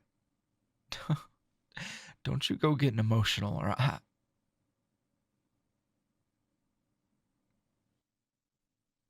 They're right, Seth. You've taught us stuff too. We've never faced a challenge like this. When you came back, we were tested. They say calm seas don't make for good sailors. And you rocked the boat, that's for sure. But just because our time together wasn't all sunshine and rainbows, I never ever wanted anything but the best for you. I ran from the past. I tried to bury it under my anger and resentment. But you're still you. And I made choices I ain't proud of either. And what I learned was that we're not our past. And no matter how messy or fucked up it all was, if all parties are willing, what's broken can be put back together. It can be mended. It can be made stronger than it ever was before. What's broken isn't meant to be thrown away. It's meant to be made better. You made me better, Seth. Just like this beautiful soul here with us. There was something missing for a long time. Chapters of my life I tore out. But not anymore. Not anymore. Come on. Y'all let me in on this hug.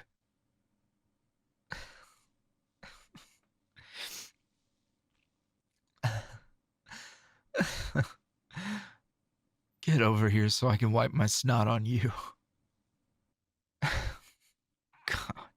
why are you such a good crier? Even with the snot, you got those big sexy anime tears.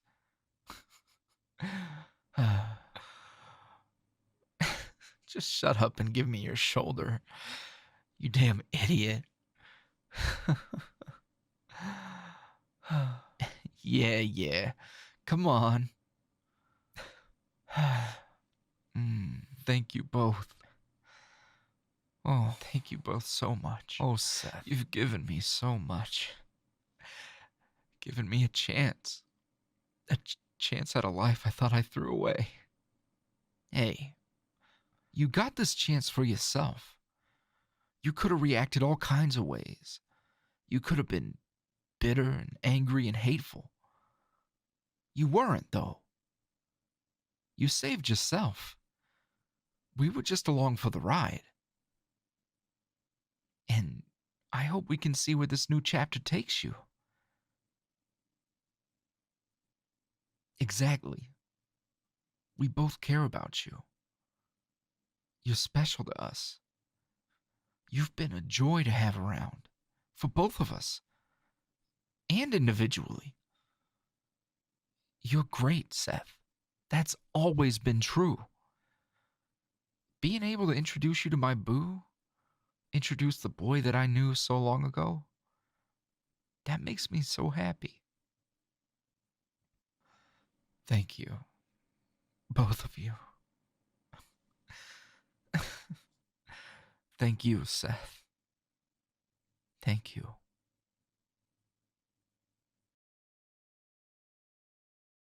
You ever listened to one of the YuuriVoice boys and thought, wow, wouldn't it be great to hear this fella getting railed? Exactly. Well, over on Patreon, it's not just a one-way ticket to Pound Town. There's also tons of comfort audios and funny shit too. But there's a lot of smut. Sometimes you might even hear me putting that country boy's pretty mouth to work. You know, if that's like your thing or whatever. You can hear all of that and more over on patreon.com/YuuriVoice. And you can join our community. Hit the link below, and you're probably gonna want to bring some headphones. Unless you're real naughty.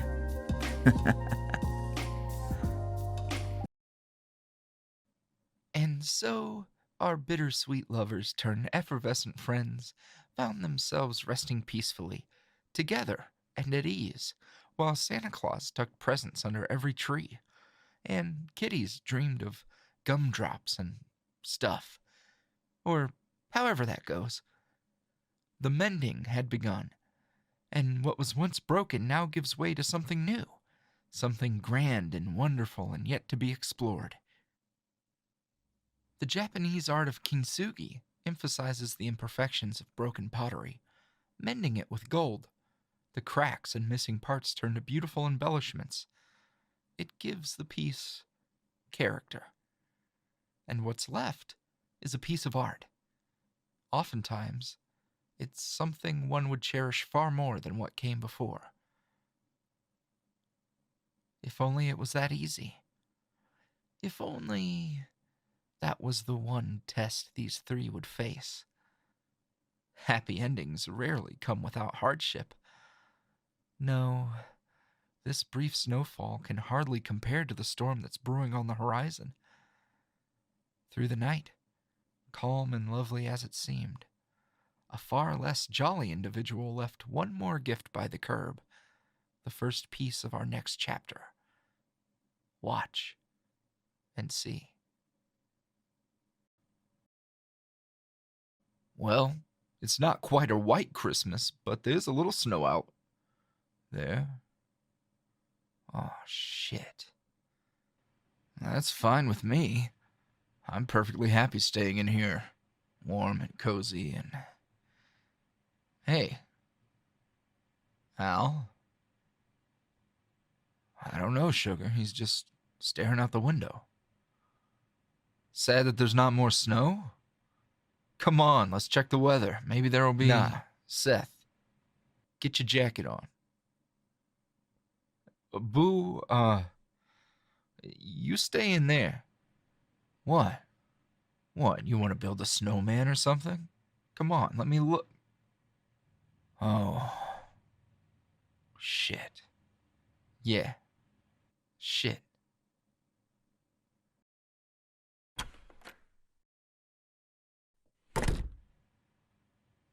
Fuck. She's a wreck. I figured they'd beat the hell out of her, but this is just cruel. Poor girl. I'm sorry. Yeah, it's real fucking tragic, but what's in the box? I don't know, Al. If he knows we're here, don't you start apologizing now, okay? I figured that piece of shit followed you. It was just a matter of time. We'll deal with it. But first things first. What's up with the, gift? Fuck.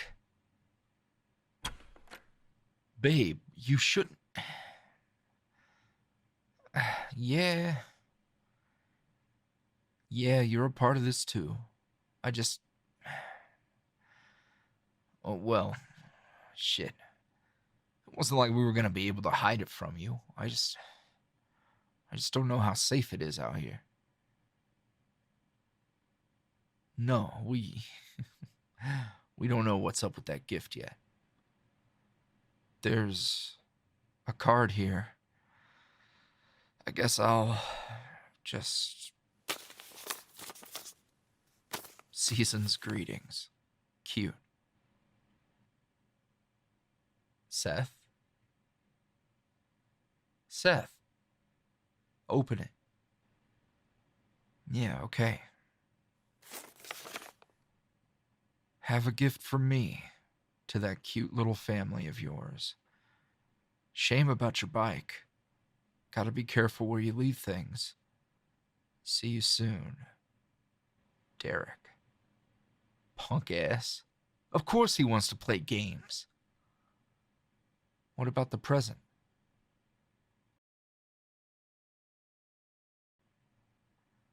I don't want to open this box, man.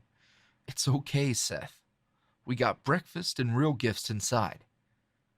We'll deal with this, and then we'll go have a good Christmas, okay? Yeah. Yeah. You're right.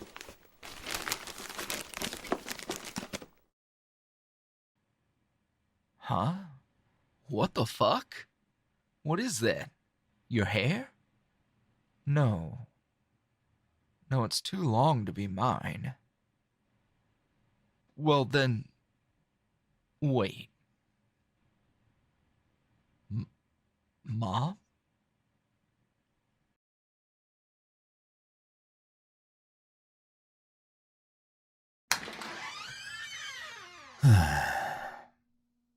Oh, hey, sugar. Yeah, I'm good. I had to go talk to my old man. Pick these up from him. I didn't know that boy of yours still had...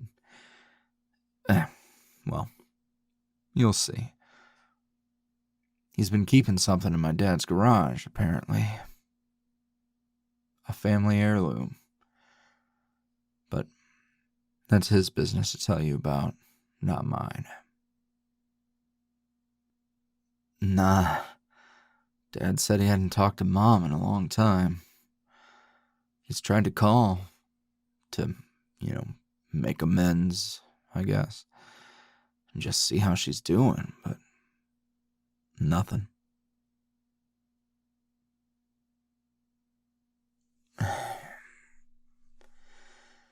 Hey, I'm real sorry for getting you dragged into my mess.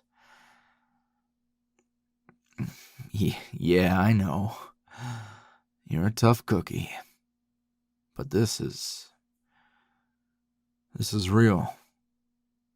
Derek isn't fucking around. And if he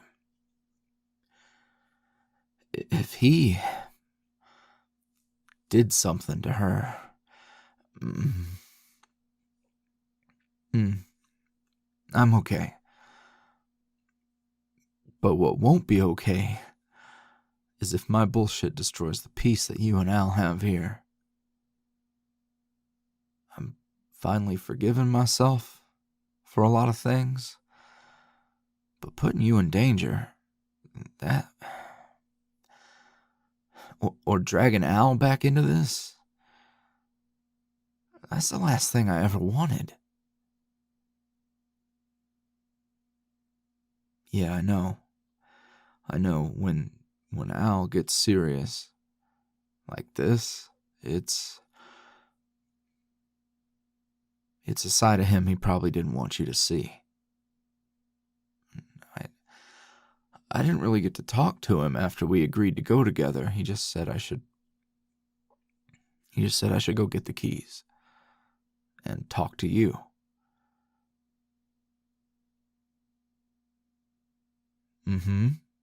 Yeah. Here, come on. Pull up a chair and sit with me. I know Al's been vague, and we haven't really gotten into the details about who we were, what we did, who we did it for, and why.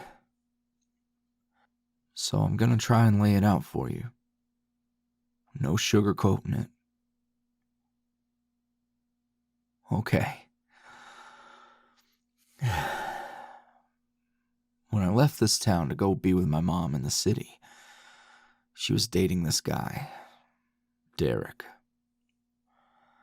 I figured he was just a bad boy with a motorcycle and some unsavory affiliations. But it was more than that. A lot more than that. Gang shit. Drugs, money.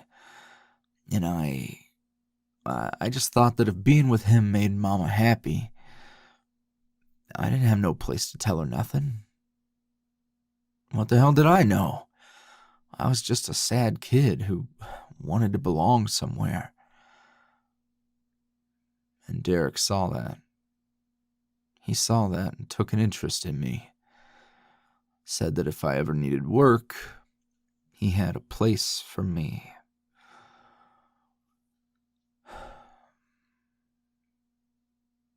I didn't take him up on it at first.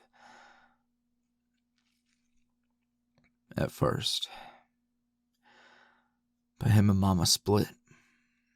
She didn't bother telling me what went wrong or where she was going. I was grown and could take care of myself, she must have thought. But I wasn't really ready for somebody who mattered so much to me to just go, to just leave. So, instead of coming back here, I went to Derek. We didn't talk about my mom. We talked about business. His business.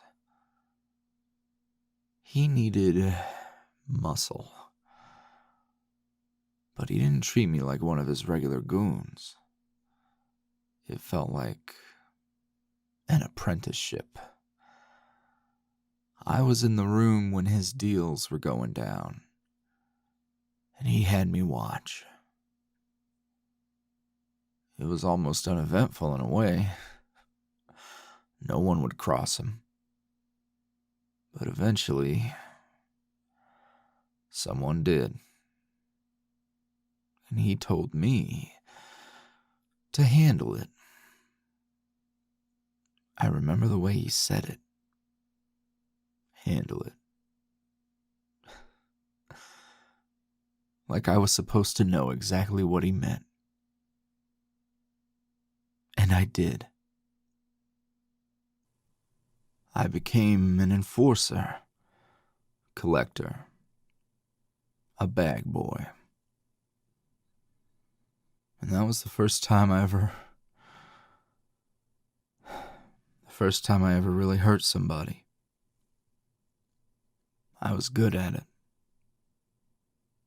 When I was through, I went to hand him the money, and he told me to keep it, that I earned it, and that he was proud of the disgusting things I did. When I smiled, I felt sick, because I knew he had won, and I didn't care.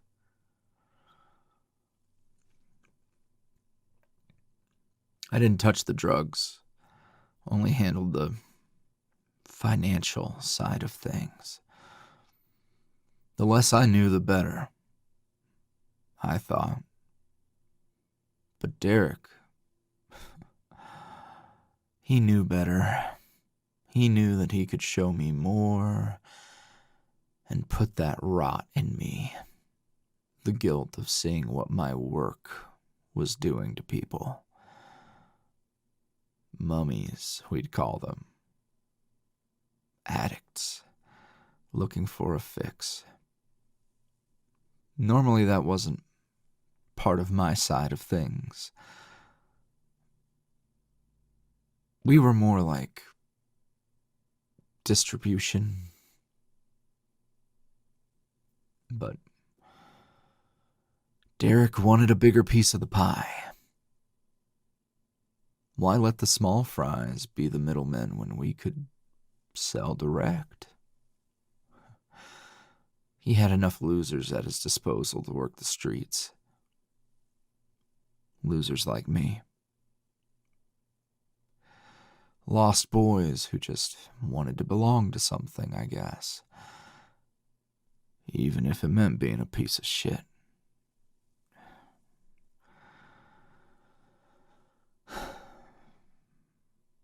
I regret dragging Alphonse into all that. I was lonely and desperate for something familiar. Something just resembling normal. I found what I thought I wanted with Derek. A sense of importance and belonging. But it was hollow. I knew that what I really wanted was to feel the way I felt with Al. Or the way I wish I could have felt with my family. But,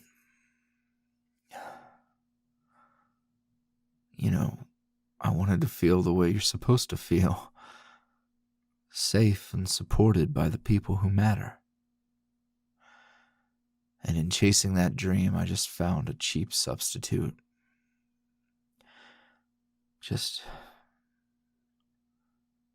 a false idea that I could patch over all the broken parts of what I felt like I never had a chance at.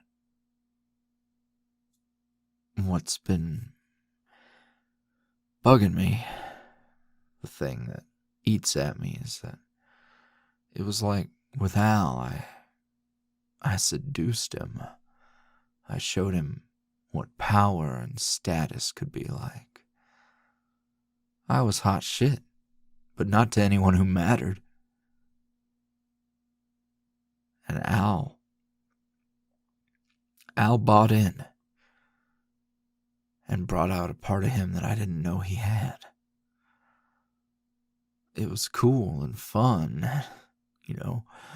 We were the bad boys who weren't to be fucked with. But we were just kids playing dress up. And as things got more grim, the more fucked up shit we had to do.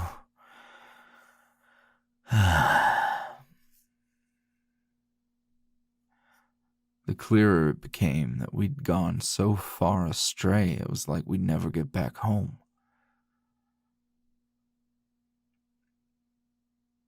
And then, well, you know the rest.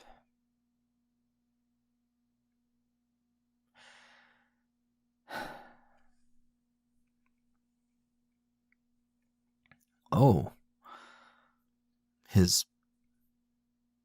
parents? He never talked about that? Well, it's not my place to say anything. They were good people. They were real good people, and I took their kindness for granted. And if I'd seen that everything I wanted was right in front of me, maybe I could have done things differently. But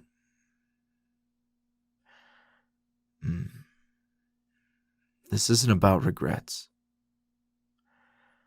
This is about preparing you for how this could go. Your boy isn't he isn't to be fucked with. And that look in his eyes when he saw what was in that box, and the letter from Derek,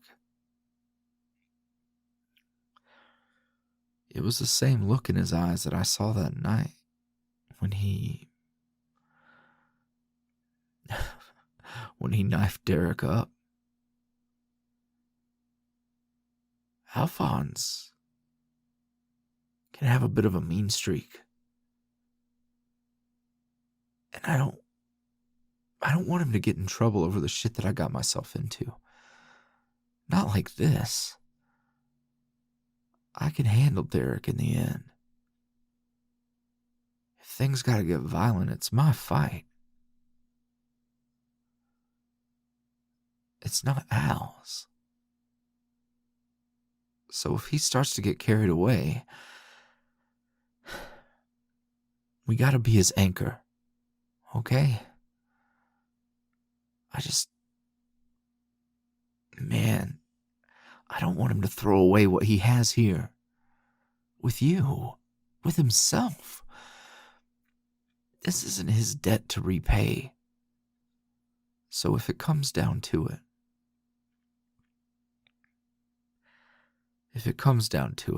just know where I stand.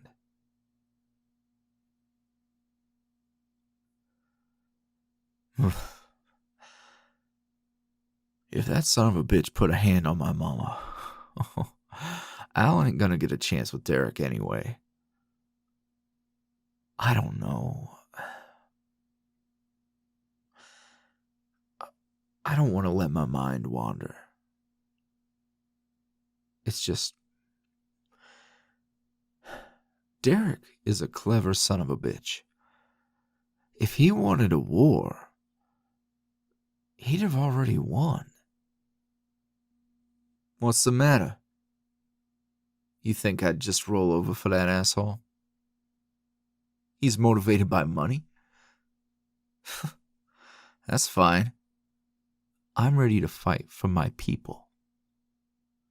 He's gonna need a hell of a lot more than cheap intimidation tactics to shake us. Whoa. Al, your hair, your everything. I can't go busting heads all pink and shit. I'd stick out like a sore thumb. And I want them to recognize me. I want them to know who they just brought out of retirement. Busting heads? You don't... Al, you don't... Stop. You know damn well this ends in blood, Seth. It's the only language Derek speaks. He's threatening us now. All of us. He knows about my boo? We don't have the luxury of playing defense here. Yeah? Well, how did that work out last time? You want to talk about last time? Last time, you were running a con you didn't let me in on. And you were being a manipulative asshole. You tried fighting alone, and you lost. It's not going down like that this time. We're together.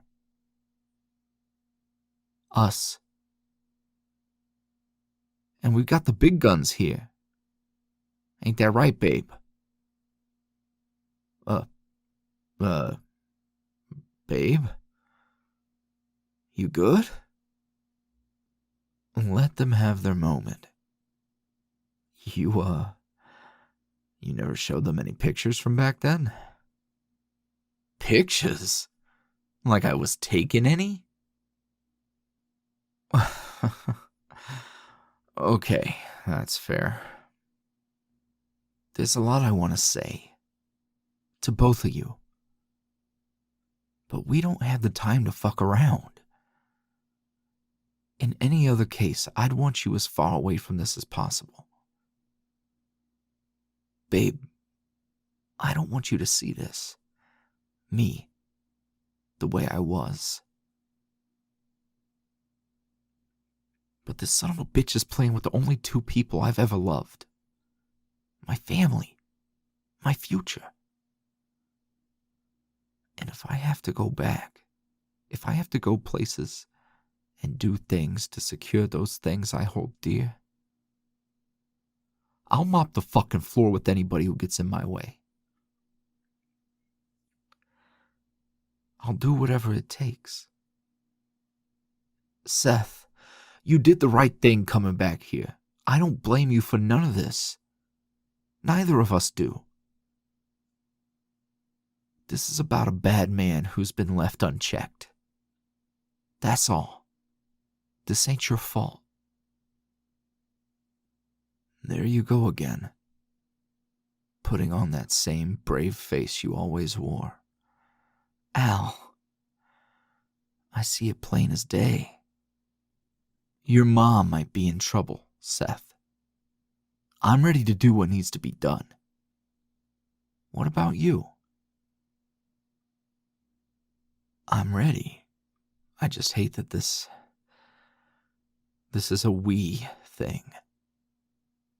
Yeah. Me too. You picked up the keys, right? Yeah. Got them right here. Alright then. Let's get going. And, hope that fucking car still runs.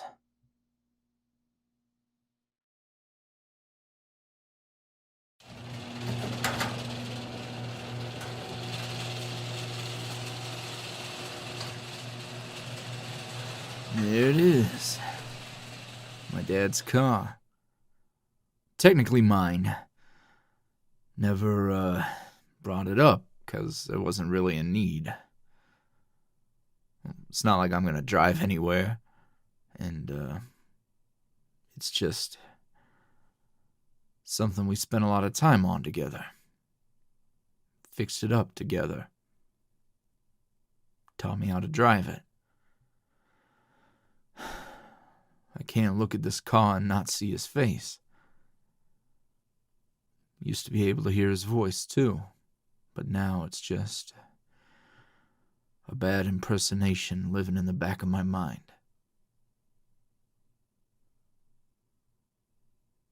Yeah, I'm okay. What am I gonna do? Not get our asses out of here? I can suck it up. Rip the Band-Aid off. It's for a good cause. Hey, you're hardly making any eye contact with me. Is it the look? It's just for now. No. It's not the look, huh? Well, okay. Though maybe things would be simpler if that were the case. How do you feel about all this? If I had any place to keep you safe, I'd tell you to go there, but... shit, at this point, it just seems like splitting us up is exactly what Derek hopes we'll do. And, if he hurt Seth's mom, then he's definitely capable of hurting us. You. And I ain't gonna let that happen.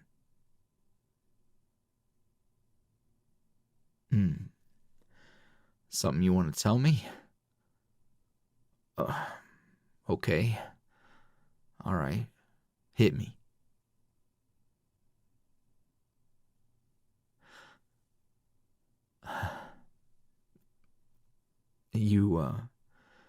You're trying to tell me that even if I told you who I was back then, even from the very beginning, you would have loved me all the same?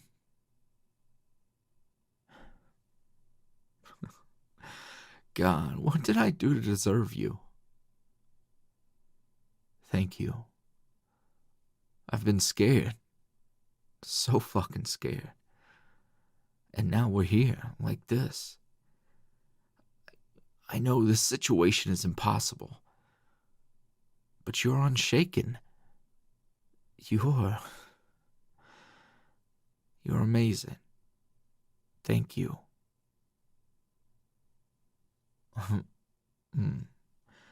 Seth?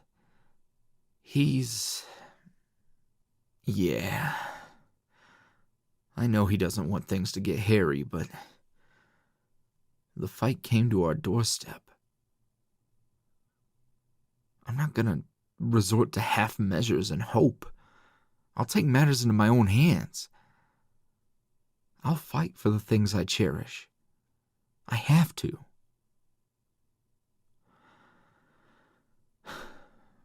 Hey, before I have to, before this thing gets real, can I hug you real good?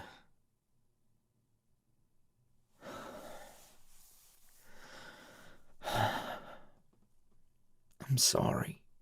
I'm so sorry. I love you. I love you so fucking much. Please, no matter what, don't forget that. Don't forget how much joy you brought me. You saved me. Okay? And whatever happens, just know that this time we've had together, I never thought I could love like that. I never thought that I could be happy like that after the things that I've done and the shit that I've seen. I didn't think I deserved it, but you showed me that. I love you, okay? I love you.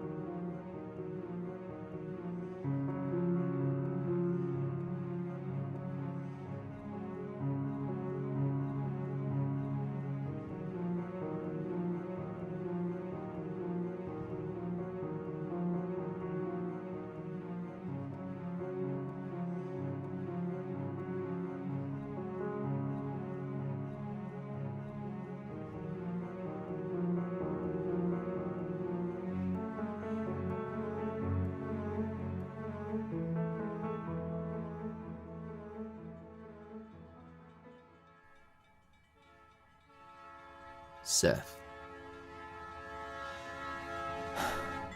If you want me to turn this car around and forget, this is your last chance.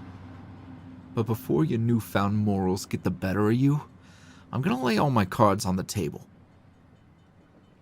You're sitting back there pouting. I'm gonna tell you exactly what's on my fucking mind. So you, both of you, don't have to guess or wonder or have any lingering questions.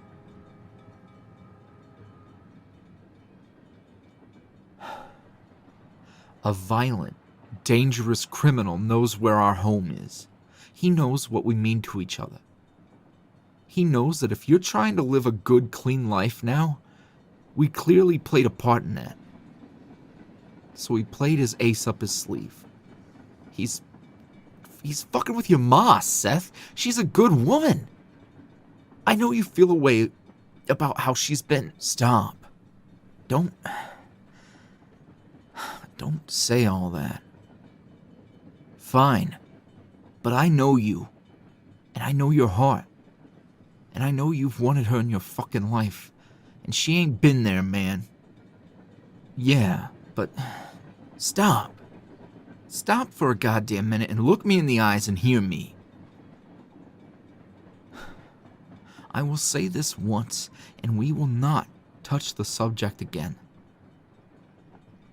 If back when my folks died, somebody told me that I was gutting one greasy son of a bitch away from making sure they lived, you know what I would do, Seth? Do you know what I would do? For one more fucking day, one more conversation, a chance to tell them that I was sorry and that I loved them. I'd kill him. I'd kill him 10 times over, and I'd waste every motherfucker that stood in my way. So you tell me right now that you want me to turn around and we'll go the fuck home. Oh. Alphonse. I'm sorry. I hadn't considered. This ain't about me. It's not about my folks. But you have a softer heart than me. And I know how bad not getting to say goodbye fucked me up. If Derek's playing this game, we need to win. You need to make sure your mom's okay. Because whatever it is you got going on between the two of you, you gotta get it figured out, man. You had to get it figured out back then, and now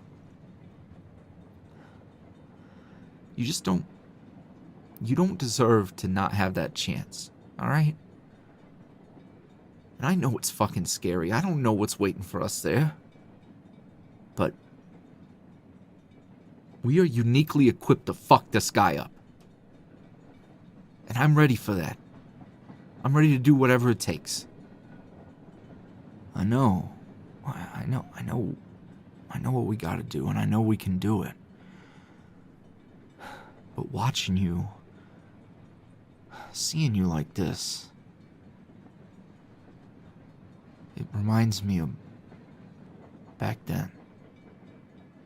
Yeah. It's not what I wanted either. But if I have to remind Derek who he's messing with, I will. They think it's fun jumping you? Busting up your bike? Trying to intimidate us like this? Shit. We'll see how quick they change their tune when I kick their fucking door down.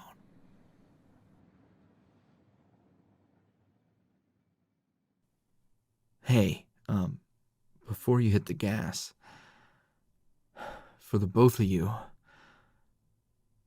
you have to know something.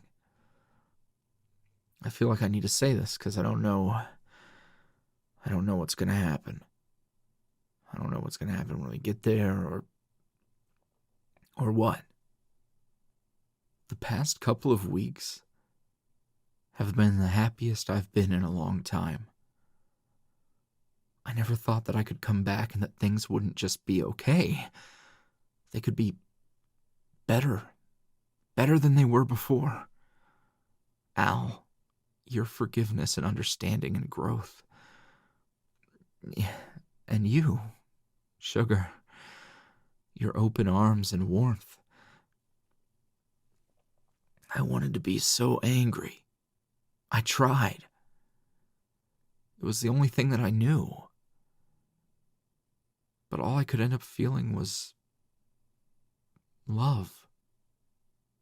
Unlike anything I've known. If my past and my foolishness is what ruins the chance of us having more of those joyous times, if it takes away the chance for me to grow and know you both better, a chance for me to have a chance at a life with the two of you in it, I don't know if I could go on knowing that I was the reason it all got fucked up.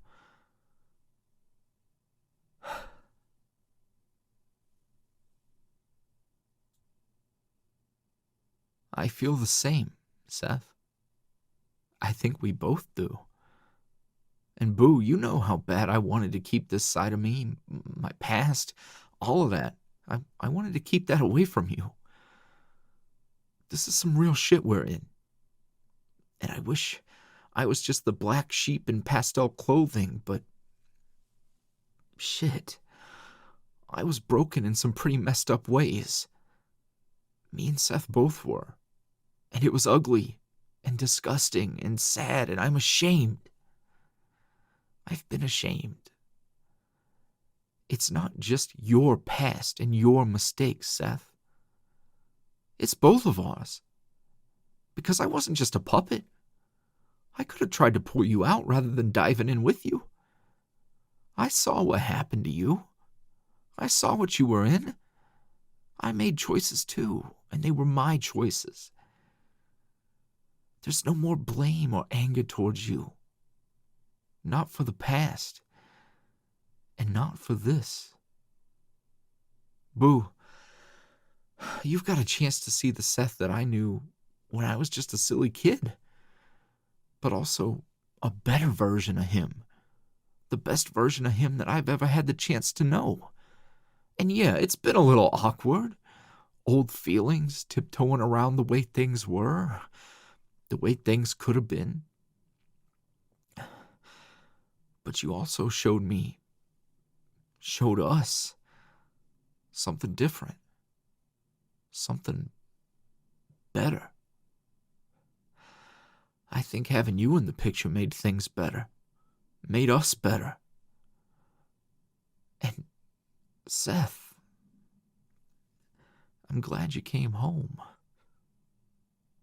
And, you, sugar, are you okay? Because I think in the end, if you wanted off this ride, we'd let you go. Shit's about to get crazy, and I know you're not a pushover, but,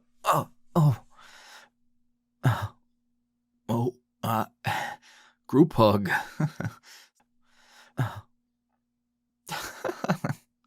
You idiots. I love you. Y'all are the best people I know. Please, let's make it home. Together. The three of us. I'll do my best for the both of you. I can't promise anything, but I swear, there's nothing my heart wants more than to be back in that pillow fort with the two most precious people in my life. I mean that. With all my heart.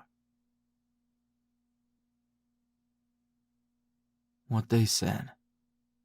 We'll make it back, and we'll sleep for a week. I hope so. I really hope so.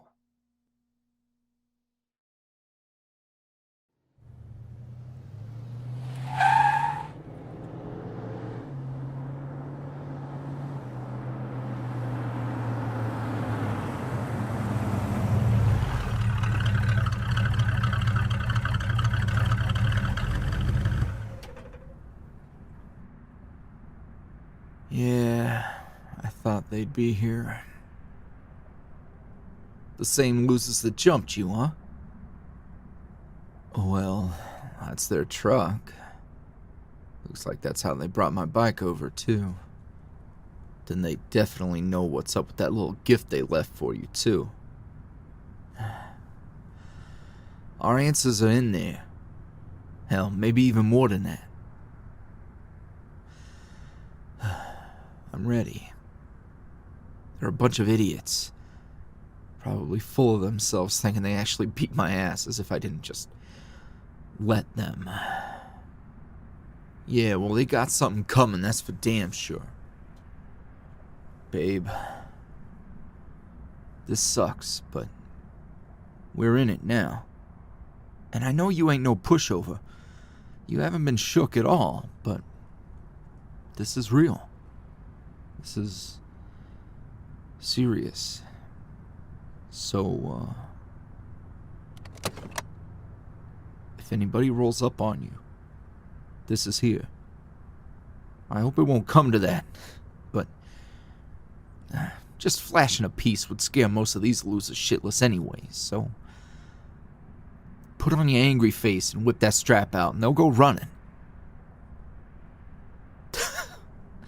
Yeah, just like that. God, remind me not to piss you off. Alright. We'll be back before you know it. Sit tight, sugar. And, thank you.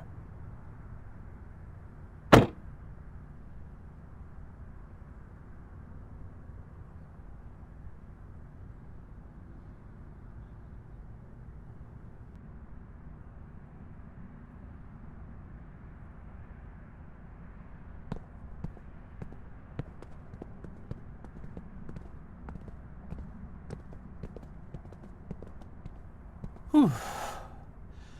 Feels like old times, huh? Is that supposed to be a good thing? Al. Hey, you had your chance for second guessing, man. No, I know. I'm just saying. Your happiness has value, too. The peace you found, shit. That's priceless. Coming back to this place, this way of life. Hey, listen to me. I thought I was okay with leaving you behind in this world. Thought you were married to the idea of being no better than the assholes who did this. But I see now. I see that you wanted out just as bad as I did. Yeah, we had different ideas of what that meant back then.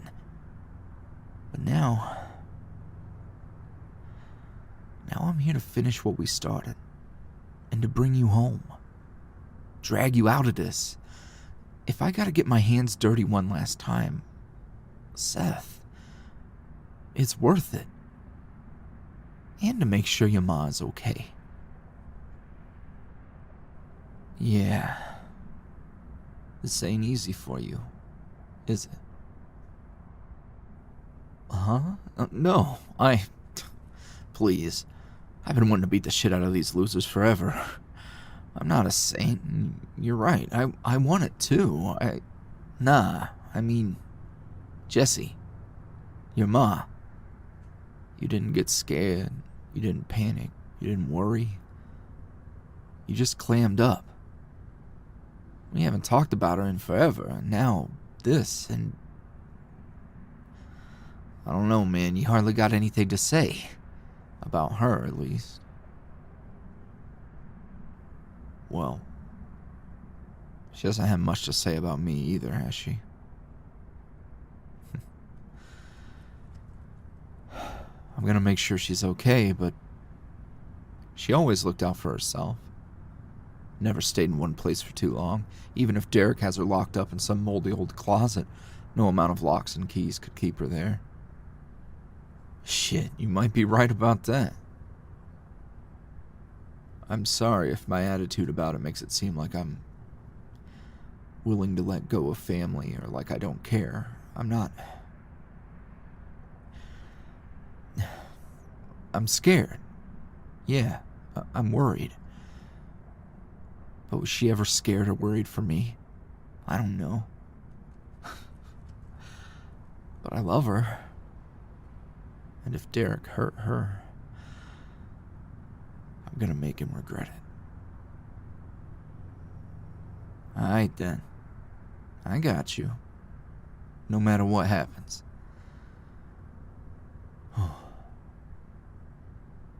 Alright.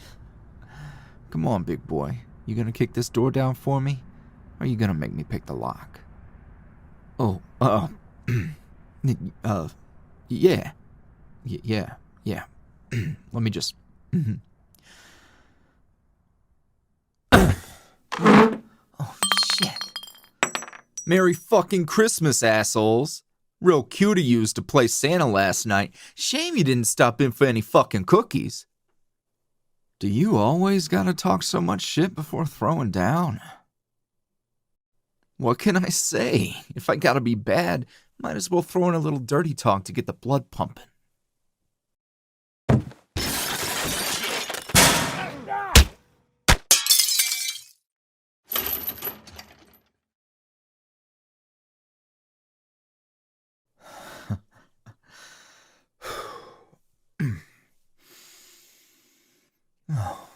What's the matter?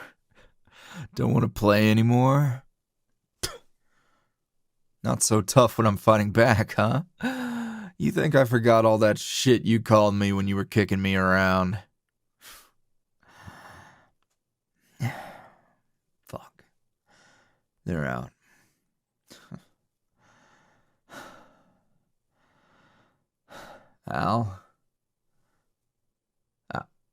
Alphonse? Come on, what's the matter, rat?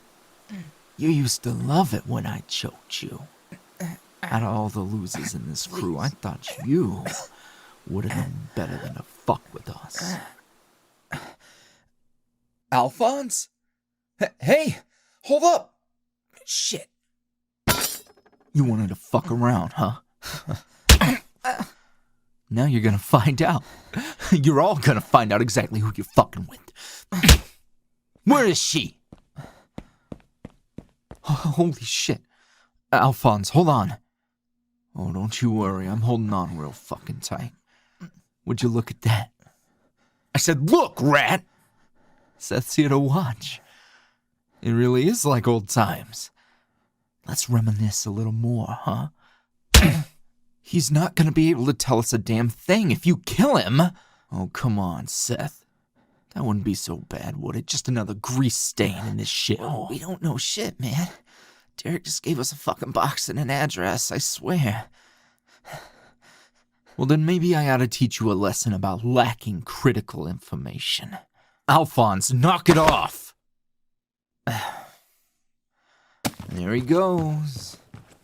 You just gonna let him scurry away? Yeah, I am.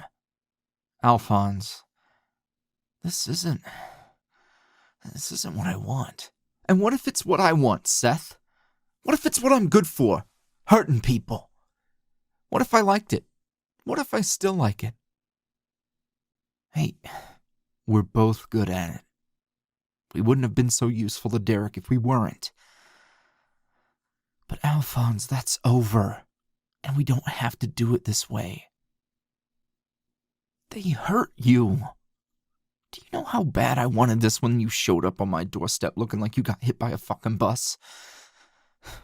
It feels good. It's always felt good. I know. But you don't need it. We don't need it. We can do this the right way. Or at least a way that doesn't have you catching a damn case. I know you're right. But, come on, let's go. The sooner we get out of here, the better. Yeah. I don't think there's anything good to come of waiting for these assholes to wake back up anyways.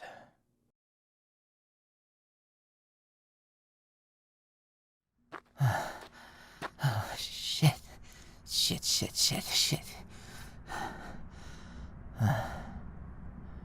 Huh? Who?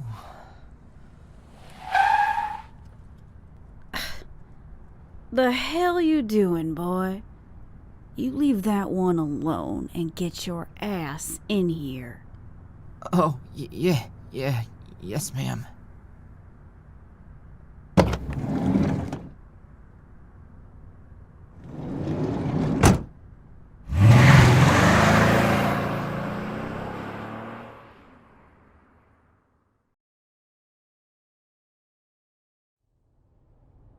You saw that rat scurry away, huh? And some van rolled up, and he took off? Nah, I don't think we ever knew anybody with an old van like that. You remember anything like that, Seth? Seth? Oh, he's passed the fuck out. I don't blame him. It's okay. We woke up early and it's... what? Late as hell now. Even the city falls asleep after a certain hour. He needs rest. Yeah, me too at some point. I just needed to drive around and clear my head a little bit. Things were, pretty serious in there. Yeah. Now I'm just driving. Remembering. It's a fucking mess.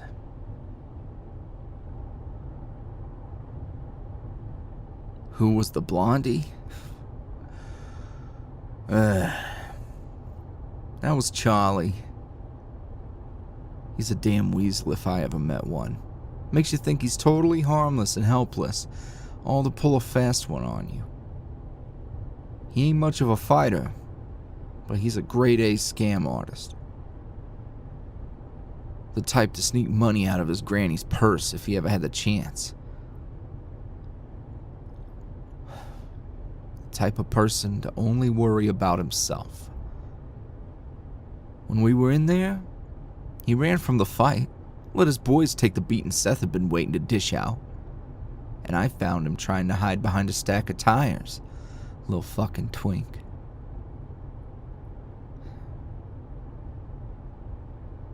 Sounds personal.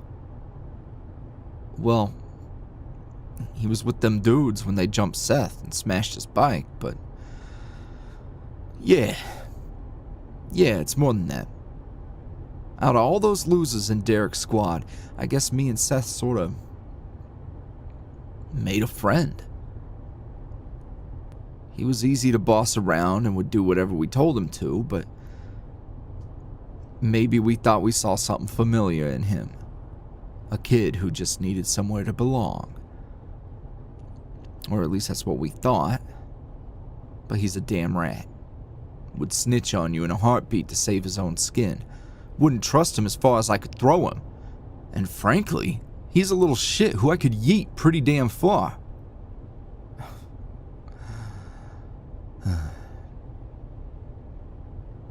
A thing? What do you mean, a thing? Like, oh, did we have something going on with them? Well, nothing I would have ever called romantic. But not really something I would have called strictly platonic either, if that's what you're asking. I don't know. We had our fun with Charlie. It was cool. It wasn't ever like a thing. Me and Seth didn't ever really get affectionate when we were around the gang, out of fear they'd just treat us like the folks back home did. It seemed easy enough to just keep it strictly business. Then when we were alone, well, you know. But little fucking Charlie, he had to come snooping around one night. Was gonna go knock on our apartment door. I remember. It'd been a few days since we'd been back home, and the tension was so thick you could cut it with a knife. Me and Seth, we were ready to get at each other's throats. Not in a fighting kind of way. We didn't even make it back to the apartment. We were going at it in the stairwell, just all over each other like white on rice. Yeah, okay, yes, I understand there's different kinds of rice. White rice. Like white on white rice. Hey, don't give me a hard time. I was in a physical altercation. I mean, ain't nobody touching me, but, you know, it was a lot to go through. What can I say? It's easy to laugh about it. You good? You kind of like red in the face over there. It really don't bother you hearing about my past, like the physical stuff. I'm glad. It's just nice to just talk about it. I spent so long hiding from it, seeing you being able to hear it and accept it and not get worked up over it. It's, well, comforting. Not everybody can handle that, but I admired that about you.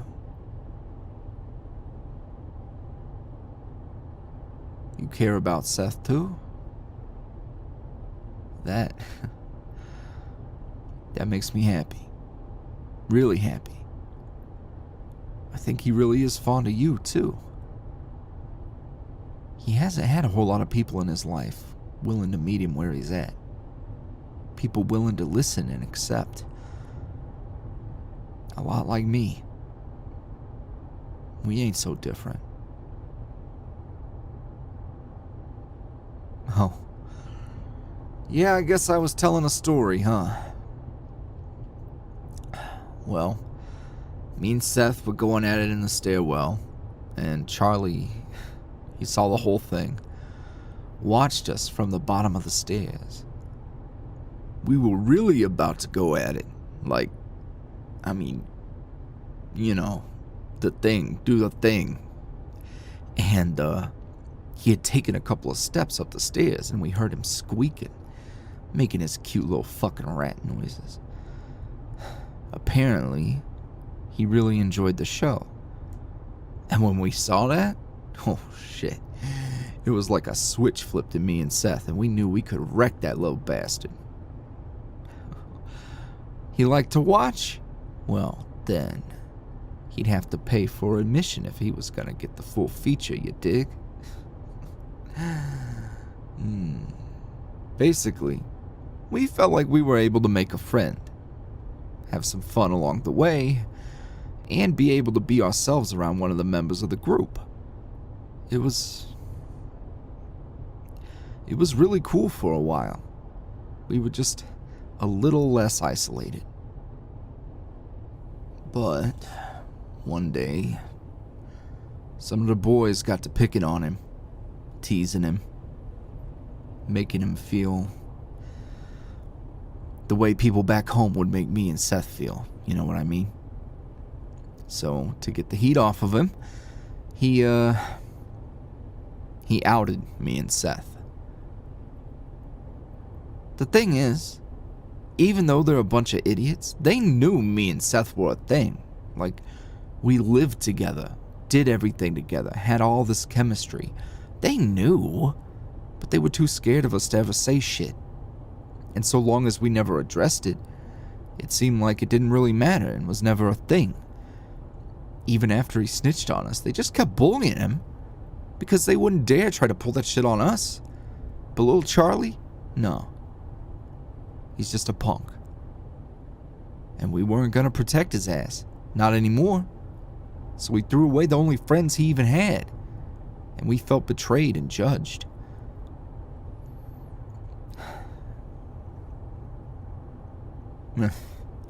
I mean, he's the type of person to save his own ass if it meant throwing someone else under the bus. A person like that isn't dangerous if you know what you're dealing with. But for a while, me and Seth, I guess we kind of forgot. Trusted.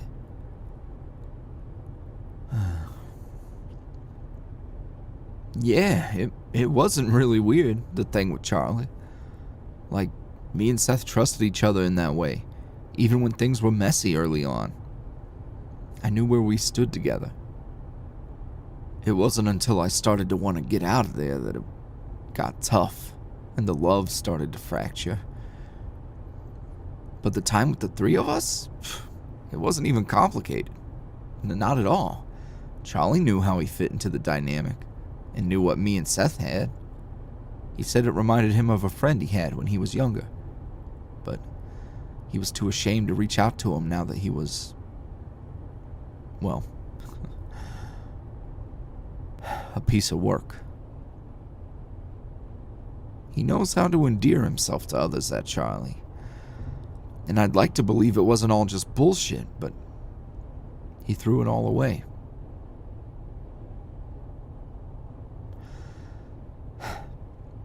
As much fun as I had beating his ass and scaring him senseless, the truth is, it's the pain of knowing he threw away the only two people who gave a shit about him that'll kill him in the end. For what? So the bullies would take it just a little easier on him for a day? He's a fool, but we were all fools back then. I didn't realize he was even still running with these losers. I had hoped when me and Seth were gone, he would have just scurried off. He's not really built for this line of work. But not everybody gets an out. Check this out. Up here, on the left. That's our apartment. If you look up there. What the fuck? Is that smoke? Hey, yo, Seth. Seth. Hey, wake up. Let me sleep. Nah, dude, get your ass up. Our place is on fire or something. What the fuck are you talking about? What? I mean, well, it's not our problem, is it? Maybe there's new tenants. In our whole time there, you know damn well there was never any new tenants. Places sat empty, all that shit. And what are the fucking chances that... What? What is it, boo? The van? Like, the van. The one that you saw? That's the van? Oh, shit. Well, come on, let's go.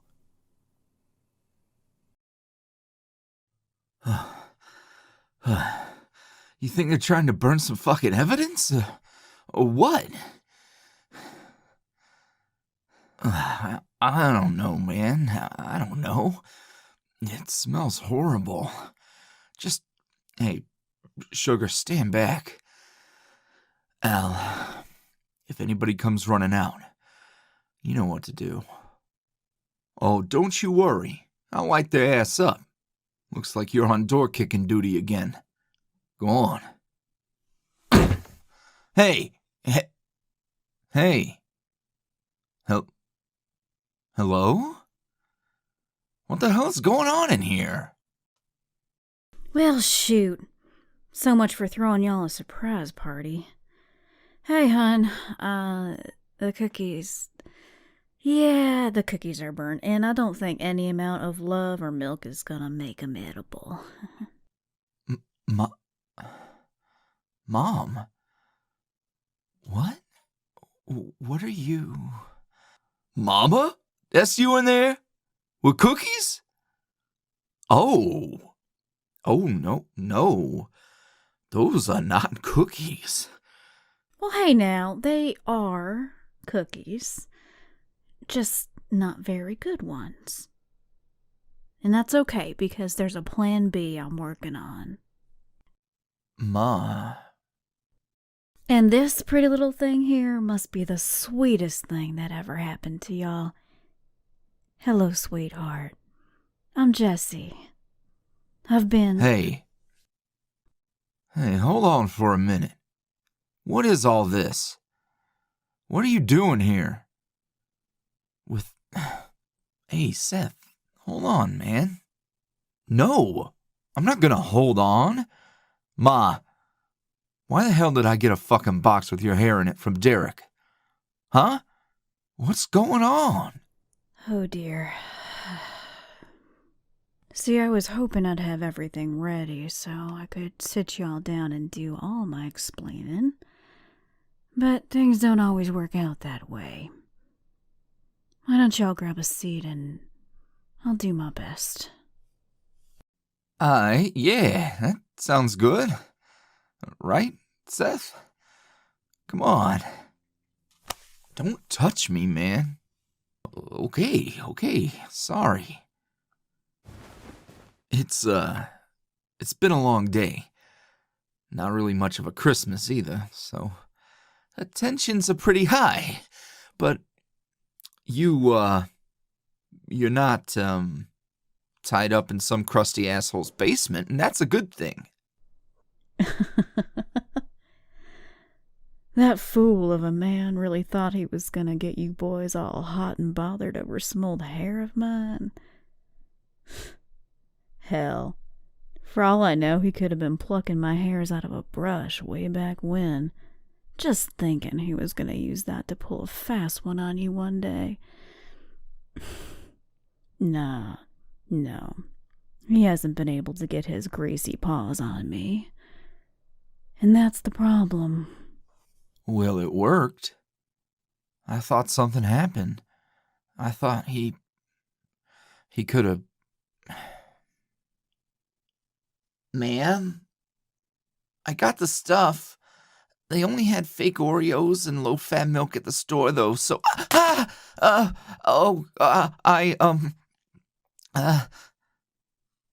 Now, come on.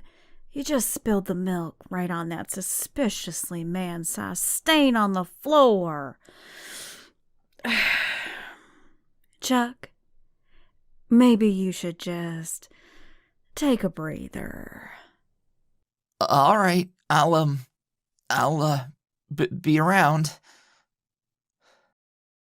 That little fella is my ears on the inside. That's how I knew what Derek was up to. He's a great note taker, actually. Not sure why he didn't stay in school. Wait, so the rat is your rat? Yes, sir. Derek's he's gotten real sloppy since you boys did a number on him. You showed his little gang that he was touchable and destabilized his whole power structure. So, while he was locked up... Hold on. Just hold on for a minute. All right, hon. What is it? Let me get this straight. You've been around, keeping an eye on things through that little shit. And you know everything about the money I took from Derek. You know about Alphonse, about his boo, his life there, me going back. You knew about me getting jumped, and them wrecking my bike too, right? Well, yeah. Yeah, I heard about all of that. But this ain't even about you and that man's money. That was pocket change in the grand scheme of things. This is about me. Ain't it always? So... Hold on, Seth. Let her finish. Yeah. What was it you said earlier? I'm holding on real fucking tight. Well, there's not really an easy way to say all of this, so I'm just gonna lay my cards on the table. I wasn't just dating Derek because I have poor taste in men, which is a valid and true statement all the same, but we were partners. At least that's how I saw it. But Derek's a greedy sumbitch, and in his eyes, I wasn't a partner. I was his woman, so I learned the business. Got good and got gone. And while he was out of commission, I started to cut in on his turf, take some of the business for my own. All without answering to whatever higher power looks down on Derek from on top of the food chain. So, to try to get to me, Derek decided to try and get to y'all. I see. That's a lot. Don't bother, Alphonse. Ma, you said a whole lot just now. But you could have saved yourself the breath and just said you were doing what you've always done. And tell me, baby boy, what is it that I've always done? Looking out for yourself. Willing to forsake anybody who gave half a shit about you. Do you even realize what you've done? You've brought an innocent person into this because you couldn't even be bothered to pick up the damn phone and let us know what was going on. You were willing to use us as pawns in this damn game of yours. What's the matter? Was that rat not enough muscle for you? Now, what? They're gonna think we're working for you. And they're gonna be scared, right? Oh, they're gonna be pissing their fucking pants. Thinking that Jessie's little mama's boy came back to do her fucking dirty work. All according to your plan, right, Ma? They're gonna think it's your time to run shit. That's what all this was? It wasn't enough to drag me down with you in the first place, right? You had to bring us back for another round. Because you can't do it on your own. Isn't that right, Mom? You've never been enough on your own. And it's taken you this damn long to figure it out. And now we're here to bail you out. Seth, I don't have any excuses for you. I don't. You will not gamble with my future. With our future. Coward. Well, shit. It's a damn mess. I know that. There wasn't any good way to unfuck this situation, or to tell him the truth, or to just let it stay buried. I've been trying to clean up my own messes for a long time, and every step I take seems to leave me deeper in it than I was in the first place. You don't have to believe a wretch like me when I say this. You ain't got no reason to. But I am so sorry for getting this darling of yours into this. From the intel Derek got, they said you both seemed really happy. And that Seth being there seemed like trouble was afoot. Well, at least at first. Yeah, it was pretty rough the first go-around. And then he had to leave. And wander. And then they got a hold of him. But then what I heard really shocked me. That y'all took him in and seemed happy. If there was any clear way for me to cut him off at the pass and keep Derek from escalating this whole thing, I would have done it. I'd have done whatever it took. But I didn't have the answers, and you 3 got every right to be pissed. It's a lot. This is a lot. But I'm not surprised. You're kind of a badass. I mean, that's where Seth gets it from. I think part of why he's so upset is because he's a lot like you. I can hear it in his words. And I can see it in his everything. I know all too well how the decisions we make echo through the rest of our lives. So does he. I can go talk to him. This doesn't have to be so painful. Thanks, sweetie. I gotta clean up this mess. It's one thing to have a derrick-shaped stain on your living room floor, but if that milk goes sour, it might smell worse than his cologne. Boo, you want to come with me, or, Okay, you want to help out up here? All right, yeah, it'll be fine. No worries. I'll go get that goofball, and we can crash soon. Emotions are high, and we're all really damn tired. Yeah, I'll be back soon.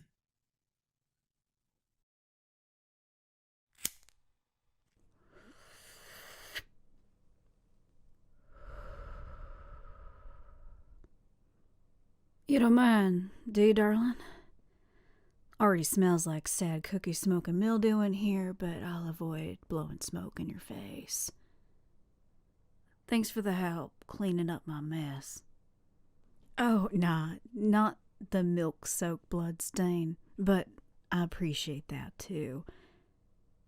I mean that you're some kind of miracle worker. From what I heard, them boys would have tore each other apart the moment they saw each other again, if not for you. Keeping them cordial is an achievement in its own right, but y'all got something really special.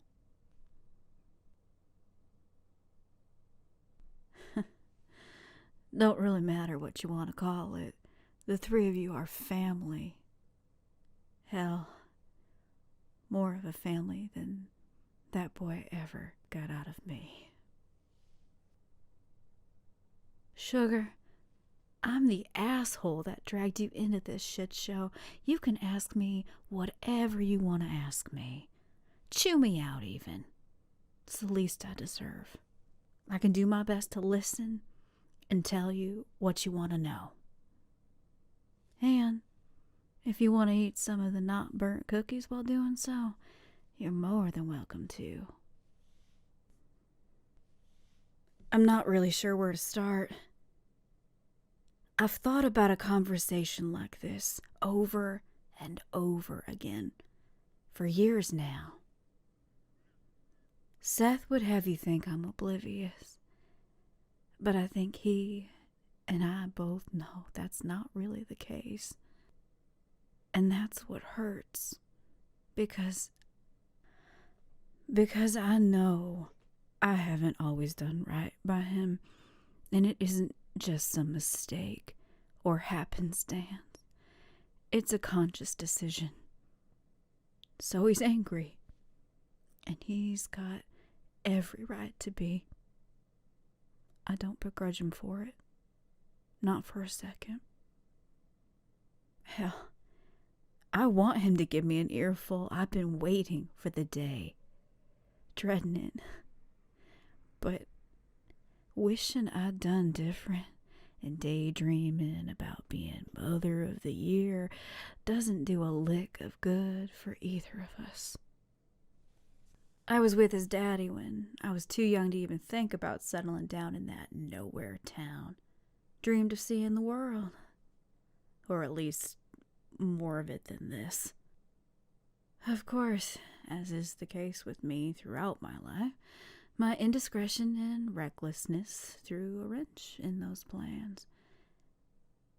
A beautiful, brown-eyed baby boy. I named after some cute fella in a band I used to like.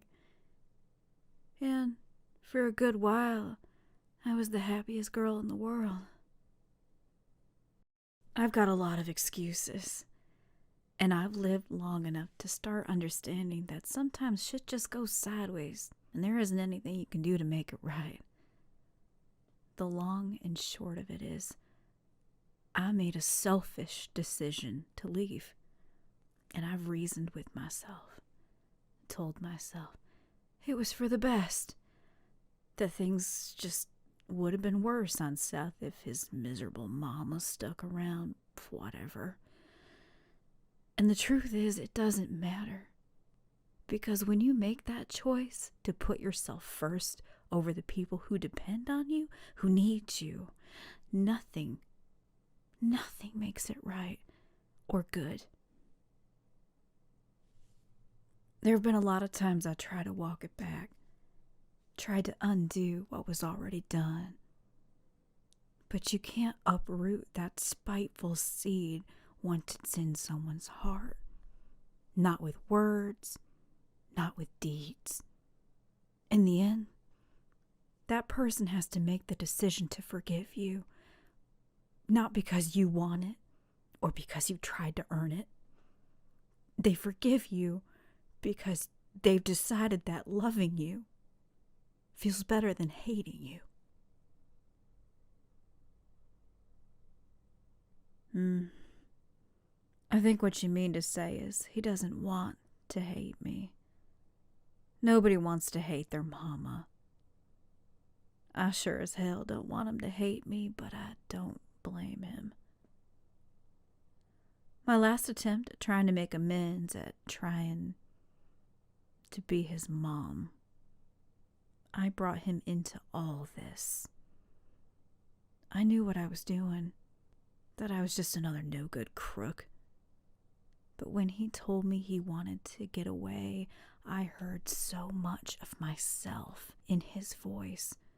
If anybody knew what it felt like to be stuck and desperate and willing to do anything to get away so long as it was different and exciting, it was me. Even if I knew the right answer was no, he would have thought I was just turning my back on him again. It's a damn sight when life puts you at a crossroads, brought on by the consequences of your choices, and both options are terrible. Now he knows that I'm not just a fool, but I'm just as dirty as Derek. My hands haven't been clean for a long, long time.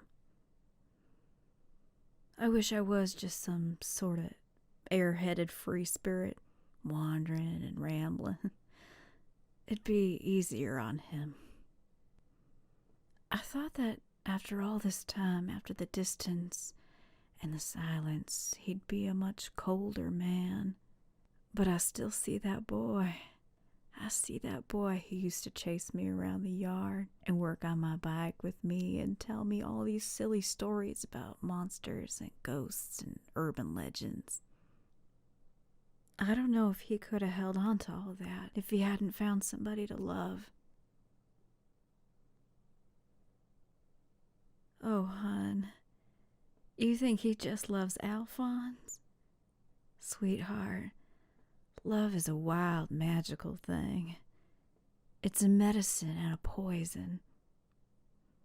What those boys had up until the moment you stepped in, that was gonna eat them alive. They only ever had each other, and with all the shit they've been through, they've had a lot to unlearn and fix. Those boys love you something fierce, and it don't have to mean nothing other than y'all are family, or maybe it's something more than that. But I know damn well you didn't come this far not realizing that boy loves you too. I don't make a lot of promises, mostly because I'm piss poor at keeping them and I know it, but I'm gonna tell you something. I will make damn sure that you get to go home with those boys and y'all don't have to live with my mistakes. I'm not sure exactly how it's all gonna go down, but if my boy's finally found his family, if he's finally got what I couldn't give him, Ain't a soul on this earth that's gonna take it from him. Not while I'm breathing.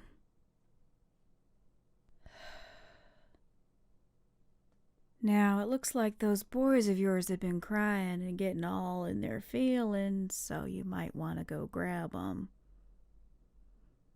I'm sure all three of you need some damn sleep, so drag them to bed and get some rest, will you? I'm gonna go figure out what the hell to do from here.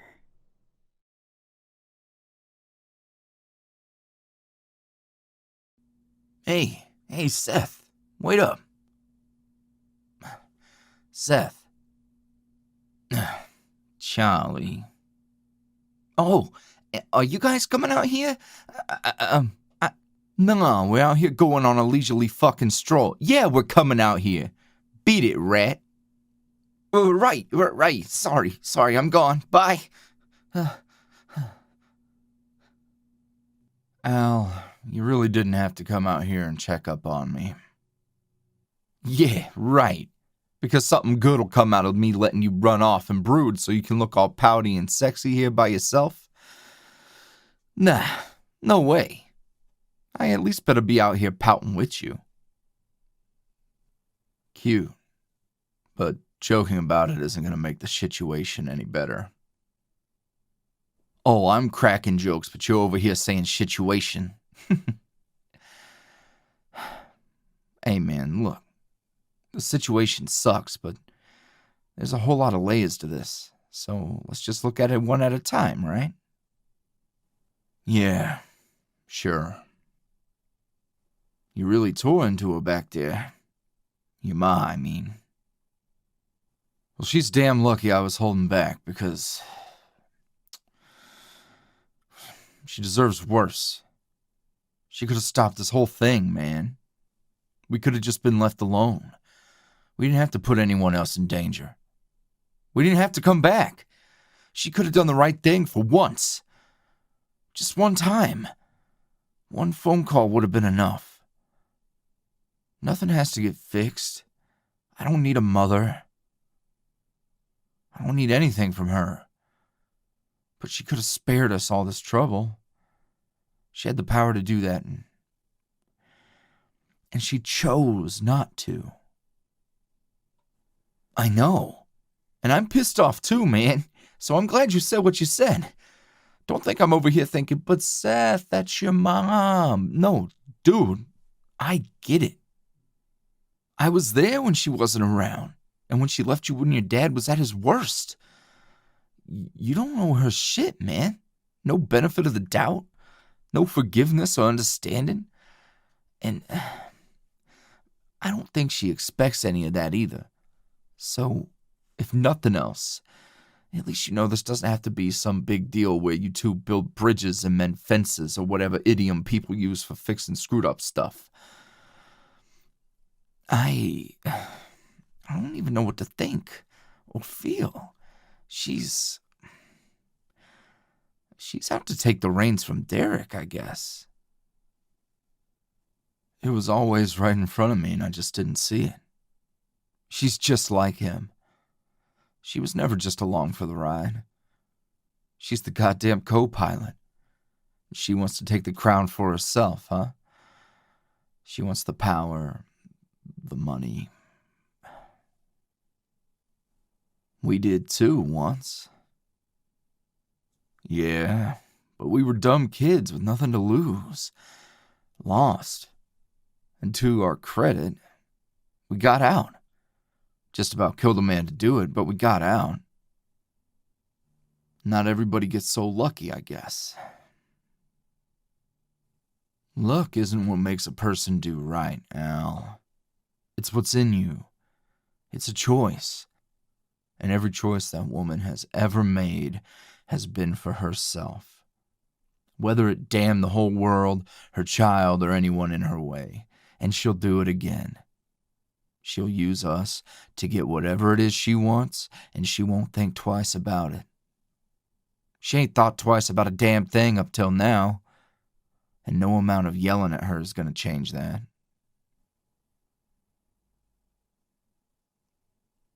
So what do you want, Seth?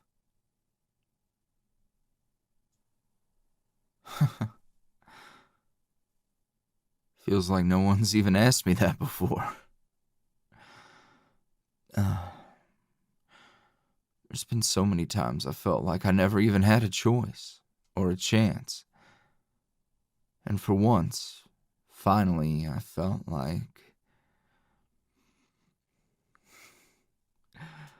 like I was okay. When you held my cheek and looked at me back at the festival, Sugar was there making a killing, selling their goodies. He took my hand and we went to talk with my pops. It felt like a new start. So, what do I want? I want to live my life on my terms, with the people I love, and forget all about this. I want to find my own way, not because I'm hurt, or because I'm running, because I'm trying to fix something that's broken. With y'all, I'm not broken. You showed me that. And for once in this fucked up life, I feel like I'm whole. And I can do anything I want, not because I have to, or because I'm trying to find some sort of path or calling, but because I'm content. And I can just...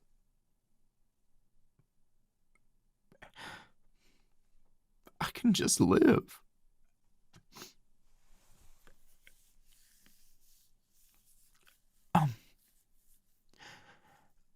I'm so sick of running away from the past. I want to run towards the future. So, if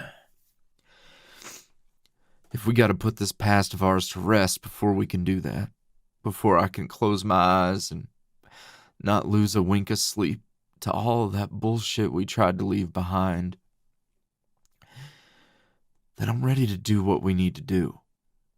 But the moment it's done, we get the hell out of here, and we don't look back. Alphonse, I hate who I was and the things I did and the way it all made me feel. And the fact that my mom wants to be a part of this whole way of life just makes me grateful that we live separate lives. All I need from that woman is a goodbye. That's what I want.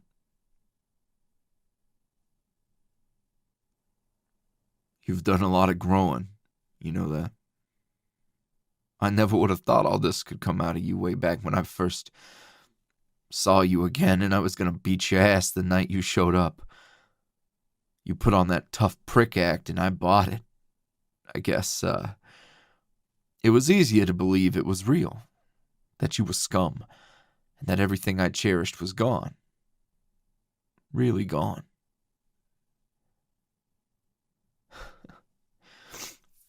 That's what I had to do to quit lingering on the thought of you every day, to stop regretting.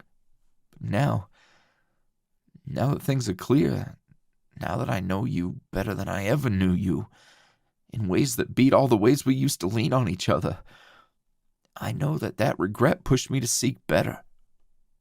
It can be a tool, and it can be a sickness. But that regret makes me so damn sure that I want to fight to protect what we got now. Seth, there's a pain in your eyes that I know I can't do nothing about. If there's anything I could do for you, even if you just want me to shut up and listen, I know. And I'm thankful.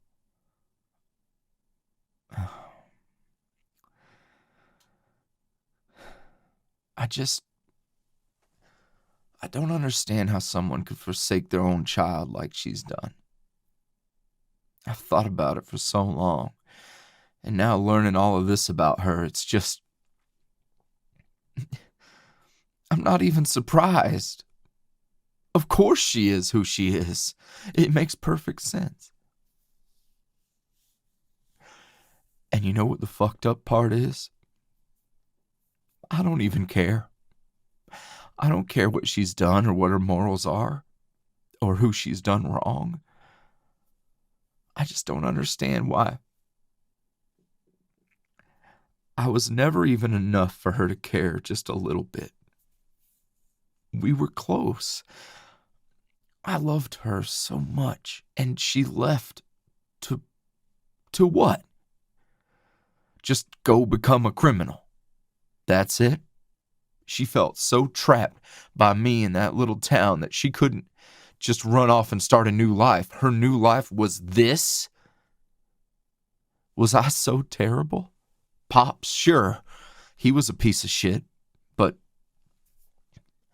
doesn't that just make it worse that she left me with him?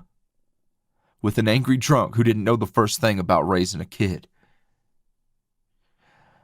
I have all these fucking memories of her, and she's glowing, practically angelic, smiling and laughing, happy.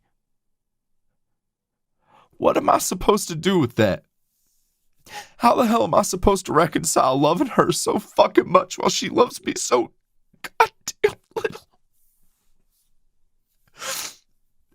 But she loves me so little. Why did it take me 20 years to find people who actually gave a fuck about me, man? Unconditional love shouldn't be some fairy tale. And thanks to you two, I know what that's like now. And I'm mad. I'm so fucking angry that I want to give the same love to someone who couldn't be bothered to give a shit about me even when I was hurting and lost, and I needed her. I needed her, and she knew I needed her, and she didn't care. She didn't care, Al. You know, Seth, her absence and the lack of her being in your life, it never meant you were unworthy of that kind of love. I don't know why she's made her choices, but she made them, and she continues to make them. A long time ago, she made a choice to have less of you in her life, and now she has to look at the man you've become, and the person who's got to reconcile any goddamn thing is her.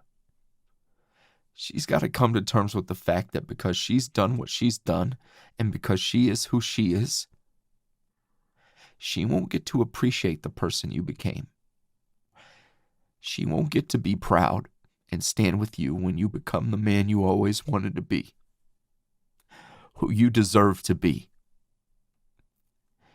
And that's a regret that's going to eat at her for the rest of her days because she's earned that. She'll have to look at you and see you happy and full of love and goodness.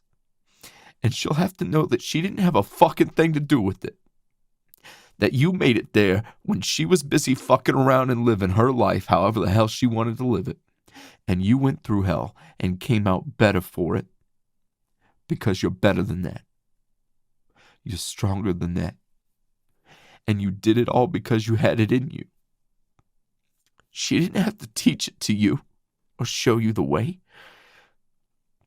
And she'll live the rest of her life knowing that you became a better person than her or your pops without their influence or their guidance.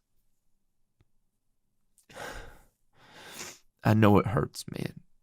Looking at you like this, seeing you hurting like this. It's written all over your face.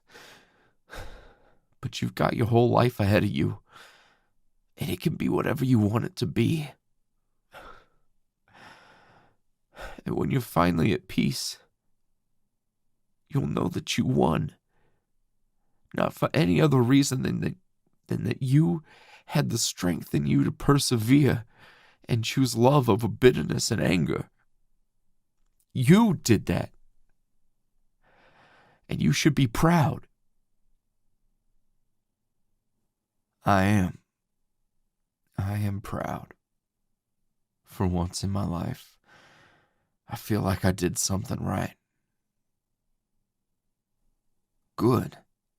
I'm proud of you too. Alphonse, when this is over and we're back home, does this all have to end? Does all of what have to end? Loving y'all so damn much. I just don't really know what it's all about, or what it means, or hey, relax. I don't have all the answers, but it's like we said in the car. We go home. Together. I ain't gonna fight this hard to make sure that happens just to say goodbye. And Seth, you know I care about you, right? And Sugar's pretty sweet on you too. But, right now ain't really the time or place to try and wrap our heads around all that. But if you're scared that in the end you're gonna get sent away or left feeling like a third wheel, I really don't think that's how it's gonna go down. You're not getting abandoned again. Not ever. Thanks. I was just scared. I know. And me too, Like, the past couple of weeks have been pretty cool.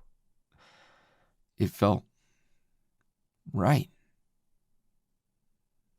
Yeah, I'm glad I'm not the only one who felt that way. Oh, hey, Sugar. Hey, Boo. Yeah, we're all right. Just sleep would be good. Well, I mean, only if we get to snuggle. I need several hugs, and so does this loser here too. Me? No, well, yeah, maybe there's room for me, but no, you don't gotta. I can sleep on the couch. It's not. Oh. Thanks for the hug. Thanks for the hug and for being so good. What's the matter? You gonna cry again? I might.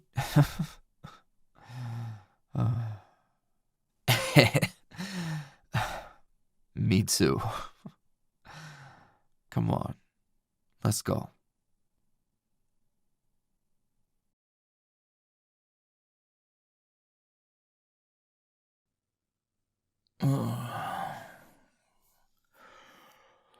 What fucking time is it?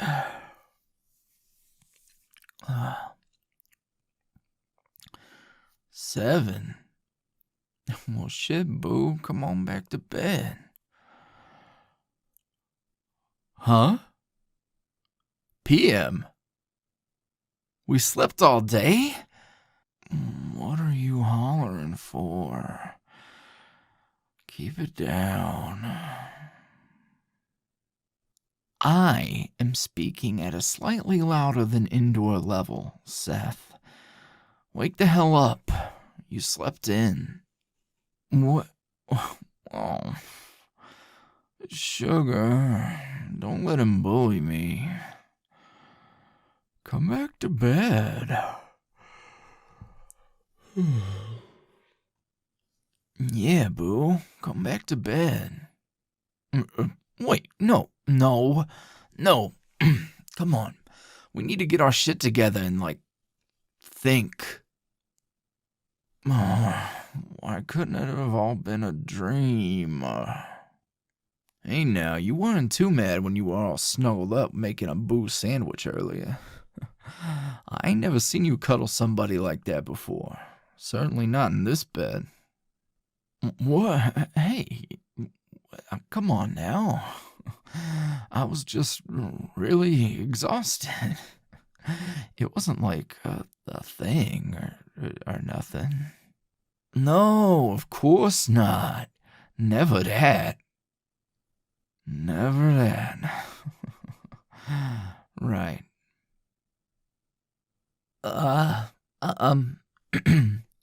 Hi. I think I'm the reason your boo here, woke you guys up. Huh? Y'all hear something? Shit, sounds like we got rats. Strange, ain't it? That's alright, though. We got ways of dealing with rodents. Ain't that right, Boo?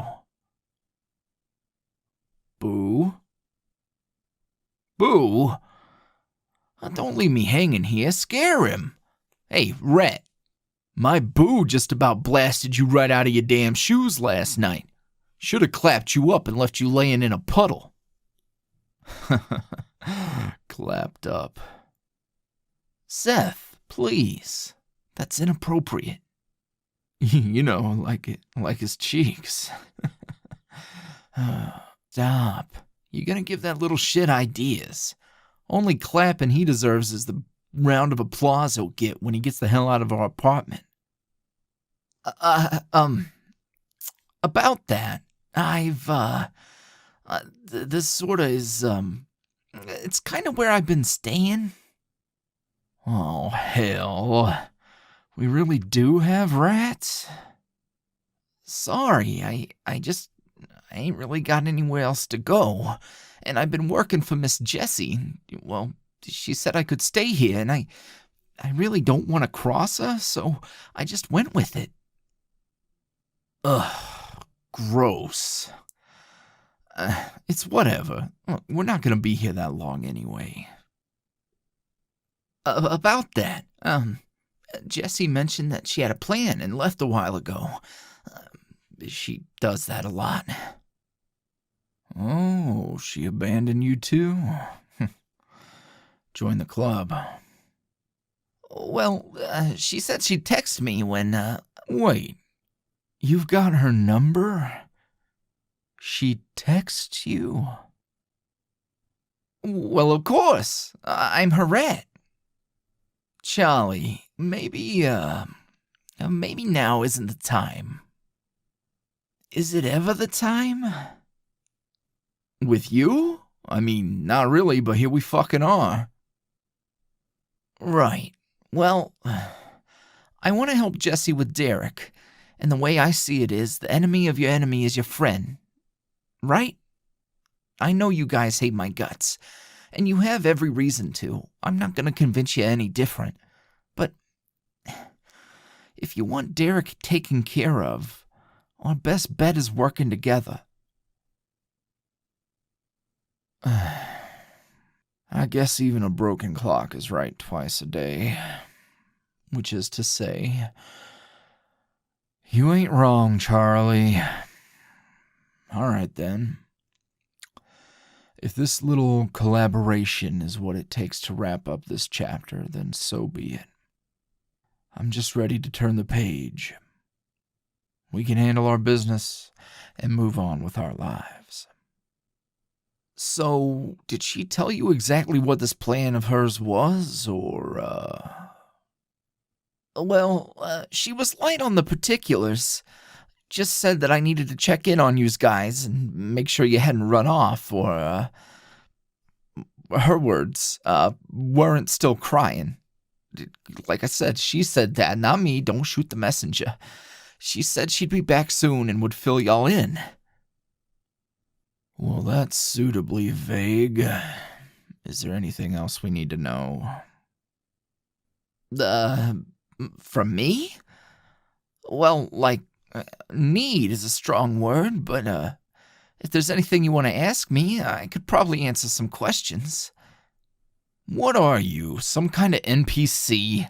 Jesus, Charlie, get the hell... Well, hold on, wait a minute, Al. maybe getting some more information would be useful. And this time, you don't have to beat his ass to try and get it. Oh, what? Where's the fun in all that? All right, fine, you pick this rat's brain. I'm gonna go shower or something. There he goes. You'd think he'd pick up on the good cop, bad cop thing, but I don't think he watches a lot of crime dramas. All right, Chuck. I want to know what the hell's been going on. From the point me and Derek were locked up till now. How did all of this happen? Oh, geez. Okay, that's a big one. All right, well, I don't know everything, but from where I've been standing, here's what I've seen. For a hot minute, we just thought that you and Al had tried to pull some kind of hostile takeover, knock off Derek and take his spot. But things just weren't adding up. Y'all were treated like royalty around here. You could have had anything you wanted out of him. So it just seemed like, I don't know, like it would have been easier just to wait him out and wait for him to fuck off. And he'd let you guys take over rather than having to catch a body, you know? But Derek started to get the word out that you two were trying to steal from him and stuff. Honestly, he should have just said nothing, because in the end, he just looked like some loser who not only got sliced up, but was so foolish that his favorite boys could steal right from under his nose. So, for a while, we just sort of laid low. But after a few months, Derek said business needed to pick back up even if he was still inside. The boys were dragging their feet, though, and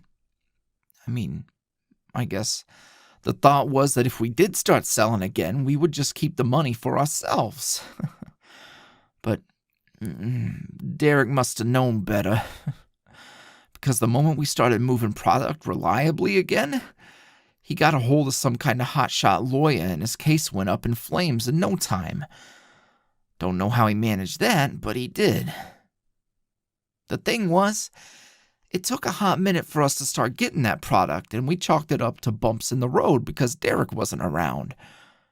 But once Jessie found me, I realized that she was the reason.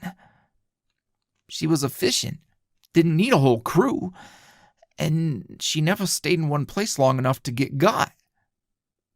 I had the impression she wanted to make a fool out of Derek, and she must have kicked the hornet's nest because when he came back, he was meaner than ever. At this point, there's been a lot more blood than there ever was before, and he's handling it all himself.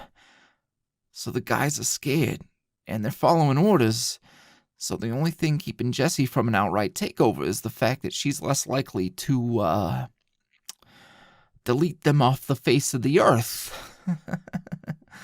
And now, here we are.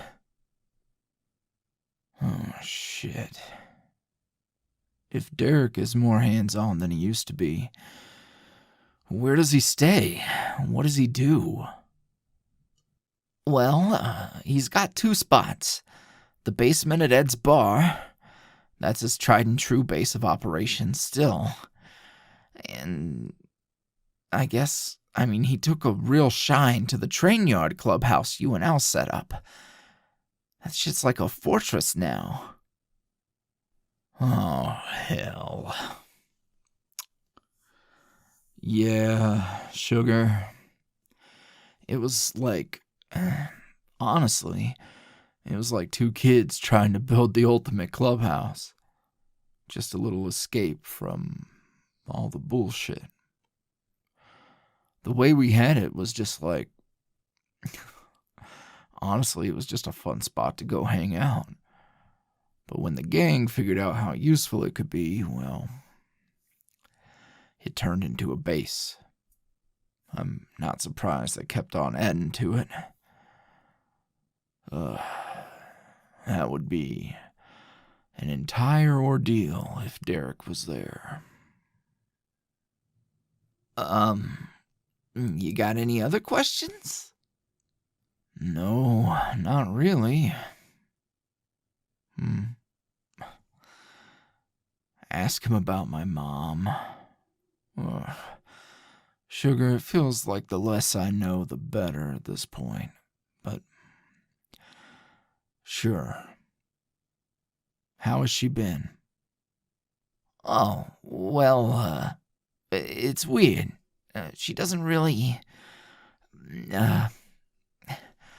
she's just not like she was before. You know, before she left Derek. I don't know. She just seems like she's... Oh. Well, she's here. That's what it seems like. And she needs help carrying some stuff. Oh.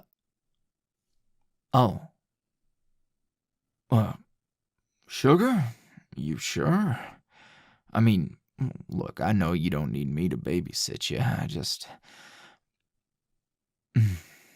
Well, yeah. I gotta roll out of bed anyway. Alright, just be careful if you're gonna go help her, alright?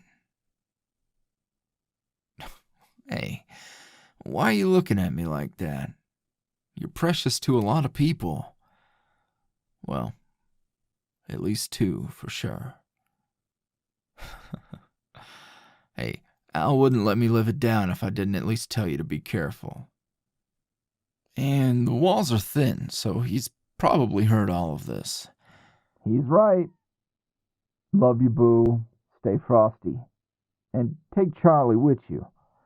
Charlie, you let anything happen to them, you're a fucking dead man. Yes, sir. Al? Alphonse?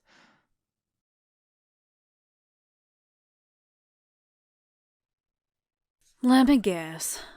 Them boys of yours are just now waking up, huh? Can't say I'm surprised after hearing just how much damage they did last night.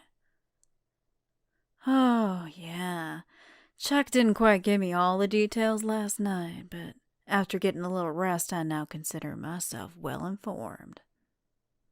Surprisingly, he got off pretty easy. From what I understand, the boys had pretty good grounds to stomp a mud hole in him. I'm right here. Well, of course you are, huh? But yes, they sent a few of them fellas to the hospital. Slammed little Josh's head right through a car window. He's definitely got a concussion. I think he's just like that, actually. Though I'm sure the window thing probably didn't help. Probably not. Here, be a doll and run this bag upstairs. Oh, me? I don't really know if I should go. Let me guess. They said to keep an eye on things. On Sugar here? Well, yeah. Okay. Yeah, okay. Just earmuffs for me, real quick. All right. Sugar, after our talk last night, I've had a hell of a time wrestling with myself. You got a good head on your shoulders, and a hell of a heart, too. I stopped feeling guilty about a whole lot of things a long time ago, but dragging you and the boys into this, I'm mad. Mad at myself and my choices. Mad because there ain't no easy way out, and I've earned every ounce of misery I've brought on myself. So well, when you say it like that, you sure don't sound like a helpless pawn. You know the boys wouldn't ever look at you like that either, right? I know how it is sometimes, feeling like people know what's best, like they have to protect you as if you need protecting, sheltered, Absolutely. But it ain't because they don't have faith in you. It's because you're the first pure thing they've ever known. I mean, you might have seen and done things yourself. I don't mean pure like you're some kind of saint.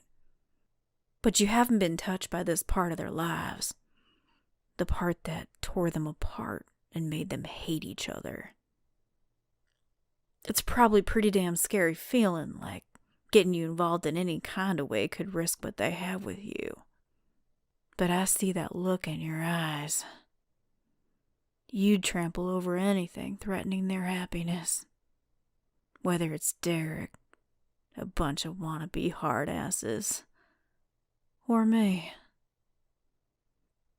I suppose the real question is, what are you gonna do about it? A plan, huh? And I assume you haven't run this by the boys? I'm not gonna sit here and tell you what to do, but I'll give you some unsolicited advice as a woman who has done a whole lot of decision-making without talking to the people who mattered most. If you're gonna shoot your shot, you best not miss. And when the dust settles, you need to let them know why you didn't loop them in. Seth's already made up his mind about me, and I imagine Alphonse has too. So if I gotta take the heat for whatever it is you've cooked up, I will. Just, what exactly is it you're gonna do? Better I don't know. Ah, hell. You really are cooking up some sort of scheme, huh? All right. I'll play dumb for you. It's the least I can do. Just know that if it weren't you, I wouldn't approve. That probably doesn't make a whole lot of sense, but if it was anybody else, I wouldn't have a lick of faith that this was going to be anything other than a disaster. It's just something in your eyes, darling. Now, what do you need from me? Upstairs. All right. And Charlie, leave him with you. All right, then. I'll see you soon, sugar. Can I take the earmuffs off now? Is she just going up there? That seems like a really, really not very great idea. It'll be okay. Yeah, famous last words if I ever heard them. You know, we really, really, really, really should not just be hanging around here like this. Like, really, really. I guarantee you they're just waiting for a chance. Oh, shit. Hey, I don't want any trouble.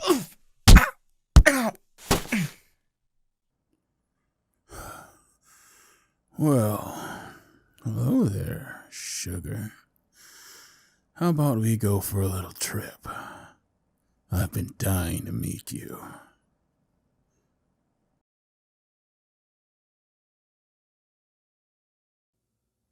What do you mean you left them there? Why? What could have possibly possessed you to do such a thing, huh? I didn't think it was a good idea either, for the record. But that sugar of yours wasn't about to take no for an answer. Are you out of your fucking mind? You decided after years of putting yourself first to finally listen to somebody else. And it just so happens to be my somebody? Puff your chest out more, son. Hell, go on and break something. I'd rather you get mad enough to do something this time around. Beats the hell out of laying down and letting Derek damn near kill you. You're serious right now. You want to pull the tough love card with me right now. kick the hornet's nest and see if I'll go kill that son of a bitch for you. Oh, don't worry.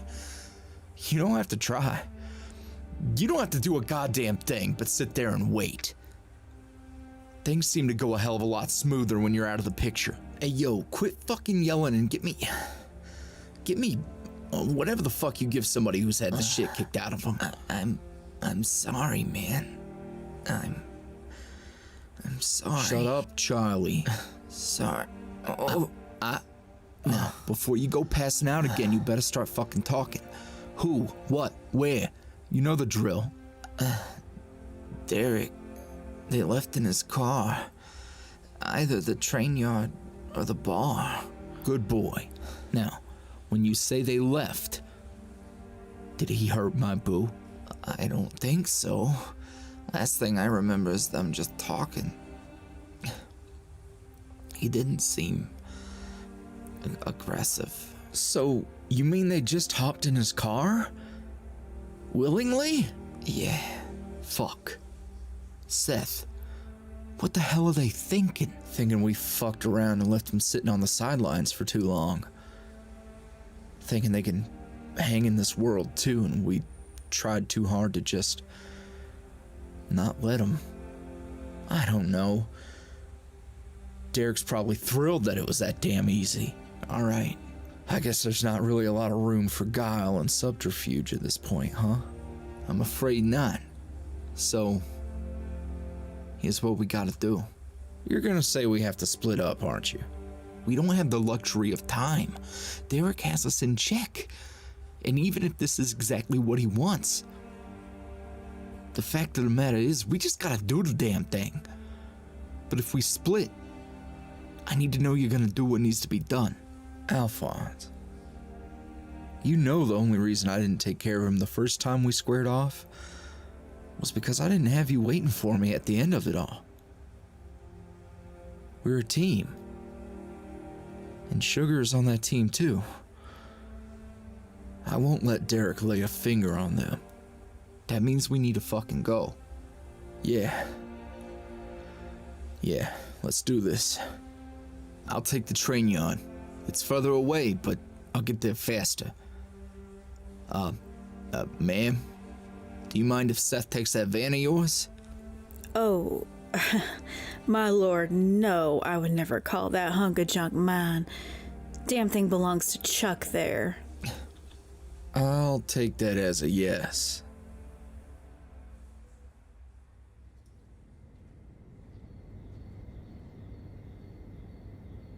This is it, Seth. Don't give me that apologetic look. My boo has been known to take matters into their own hands. Like inviting you to breakfast and not telling me. Though that one didn't quite involve quite as much risk. I know. I know. I'm so damn mad that we risked all of this for my mom.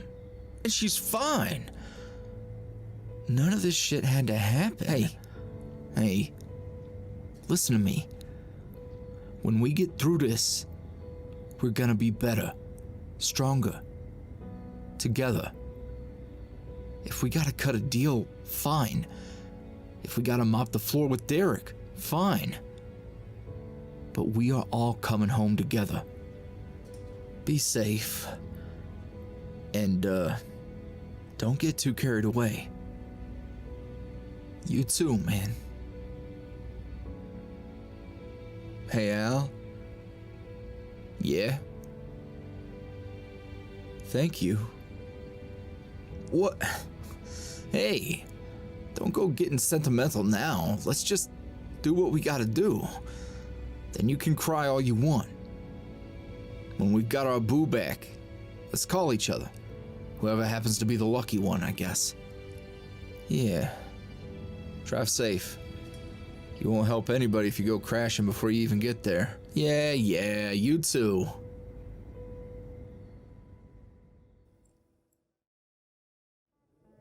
Those boys of yours really had no clue you were gonna pull this stunt? No, I don't think you're lying. I think you're a little too honest. And that might be worse. They'll have a pretty good idea where we ran off to, and I imagine they'll be ready to get violent. You're okay with that? You're confident in them. No surprise there.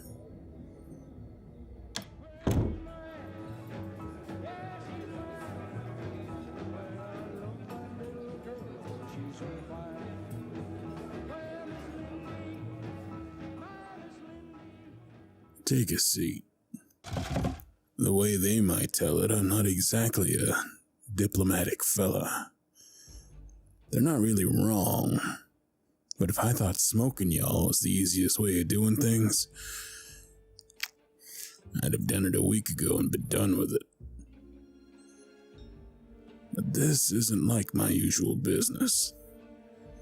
This isn't like anything I've ever dealt with. This is something else. But before you go asking questions, what exactly has Jessie told you?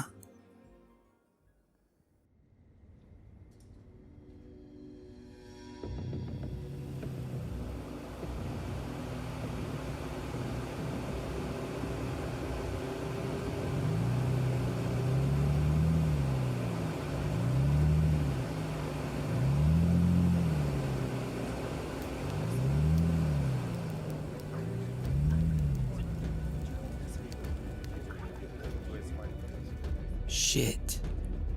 That's a lot of assholes. But are they willing to take a bullet for Derek at this point? What? No. Boo. Boo, don't tell me. Fuck. That's what your plan is?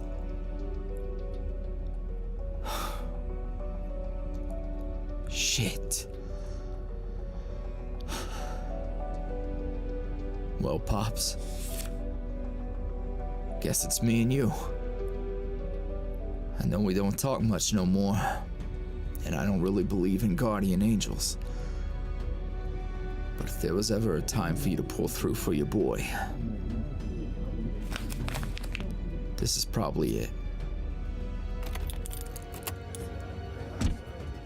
Good evening, fellas. I hate to break it to you guys, but, you got the misfortune of standing between me and the rest of my fucking life. And if you value yours, you should probably go ahead and just head on home and spend some time with your families. No? Fine. It's your funeral. So what you're telling me is, you don't know shit. Got it. That explains a lot. Explains why you'd think this was about money. About reputation or respect. Jessie never did want to address the fact that something is wrong here. That if we want the truth, we need power. She didn't have it in her to use those boys the way I could. And now, with you here, it's time for... Oh. Shit, you really are something else. I'll admit, I didn't see that coming. No, not the peace. That wasn't the surprise. What's surprising is that you'd even consider hurting them by pulling a stunt like this. After knowing them, spending the holidays with them, loving them, you'd be willing to get blood on your hands. Maybe you could stomach it, but sure, blow me away. And you taint the very thing they love so much about you. They aspire to be better because they aspire to be more like you. Of course they're inclined to do so. Of course they want to be like you. And you want to be like them. Makes perfect sense to me. 'Cause I've seen behind the curtain. And if you kill me tonight, you'll never know why you feel so at home with them. You think it's love? Maybe. But you'll never know why it's all been so convenient. So I'll cut you a deal. Let me tell you a story. And if you still want me dead, pull that trigger when I'm through.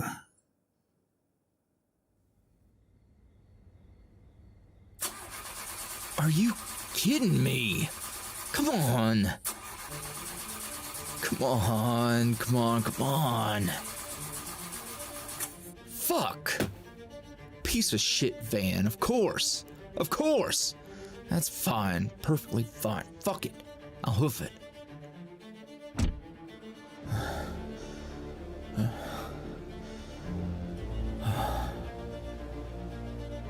I still know this place like the back of my hand, but I don't know how many of them I can take.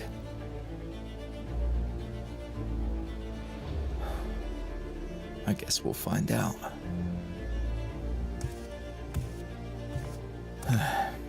Well, shit.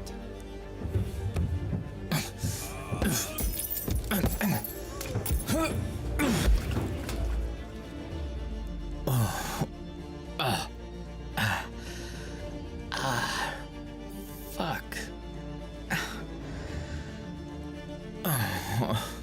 All right. Now I'm pissed.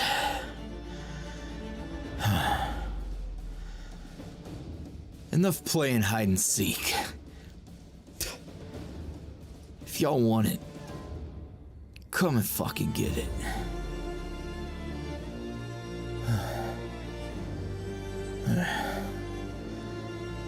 All right. Get the hell out of my way.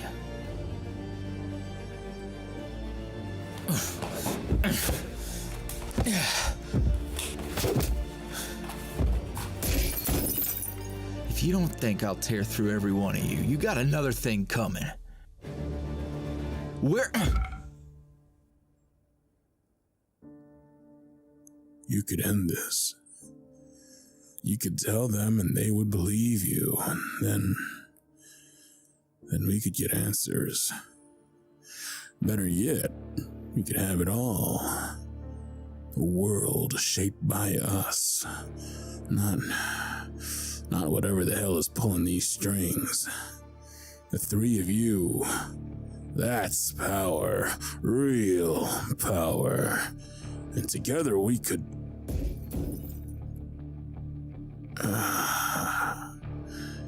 Tick-tock, sugar. Time is running out. So it's time to choose. Yeah. You think I'm out of my skull? Think I've been getting high on my own supply, no doubt. You have a choice to make. So either call off your boys, or send me on my way. I'll admit, I am curious. I always had this morbid curiosity about what comes after death. It's ironic, don't you think? What comes after all of this, I wonder? Are we destined to dream again and again and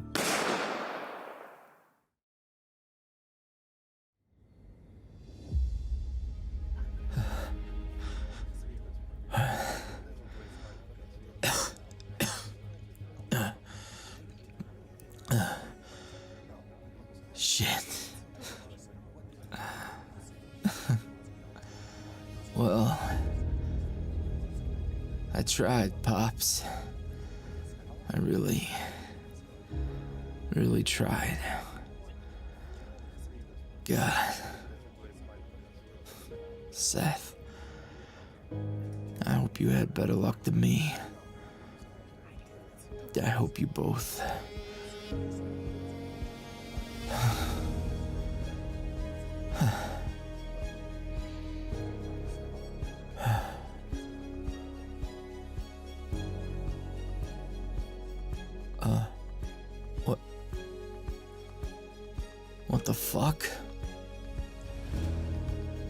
What is this?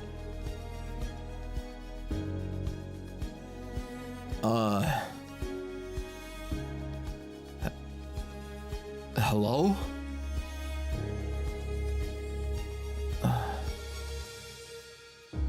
What the fuck? Where is everybody?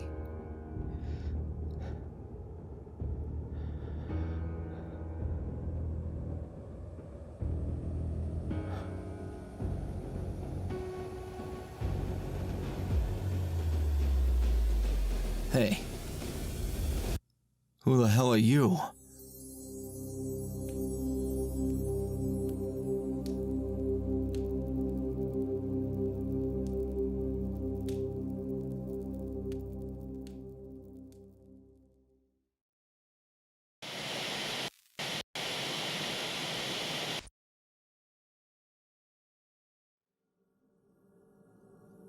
Well, that is certainly one way to thank me.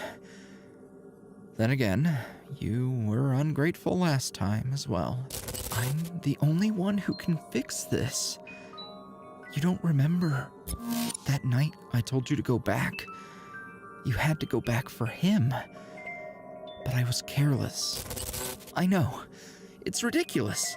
It sounds like utter madness, doesn't it? And it is. It surely is.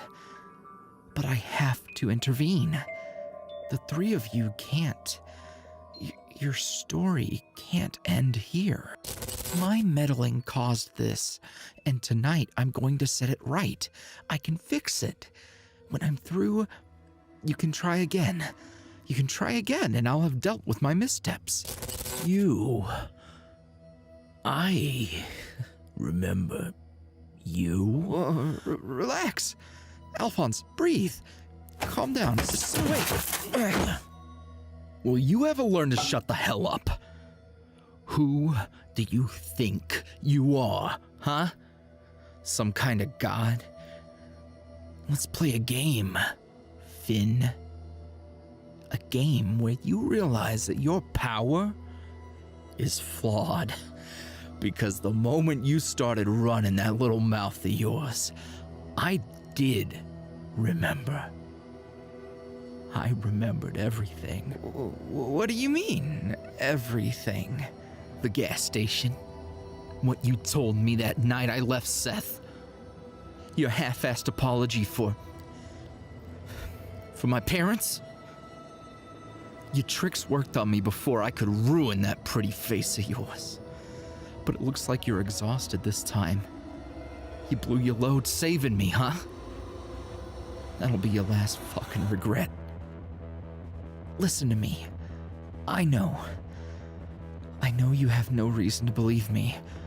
I'm selfish. I'm cruel. I know. There's no circumstance in which you shouldn't want to end me right now. Except for one.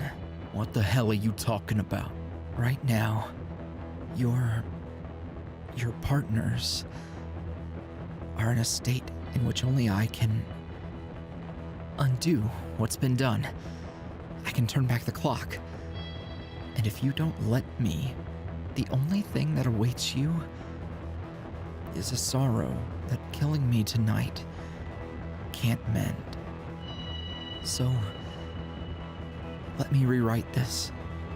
Let me set things straight. Please. I couldn't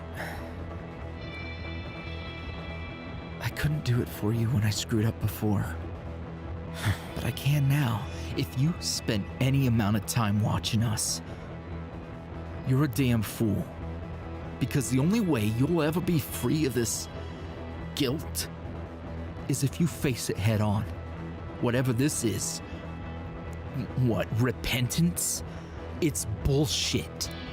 And if my partners were here with me, they'd tell you that even if it meant losing everything, even if we had to say goodbye, it's a future that we earned together, no matter the cost. But lucky for you,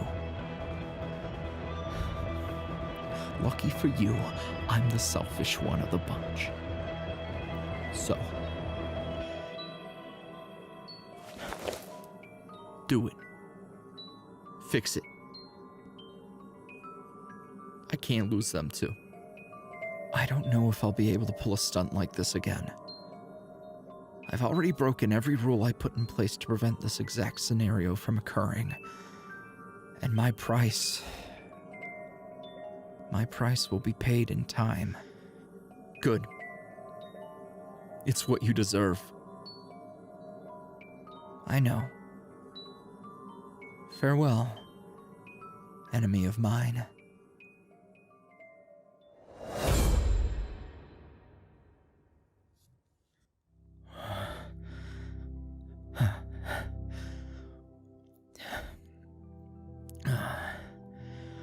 What?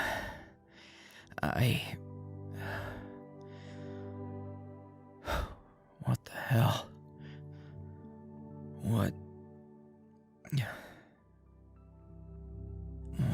My head. Wait. Wait, what time is it? Boo. Seth. Hey.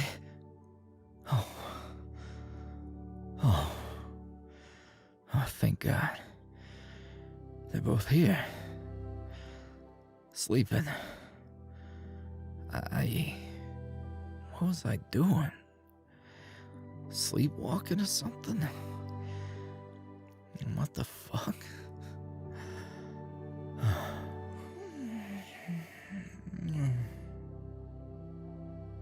No.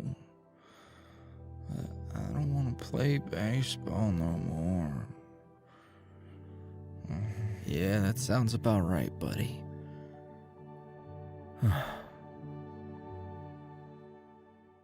Huh? Charlie? He's here somewhere. I'll let them sleep. I'll be back, you two.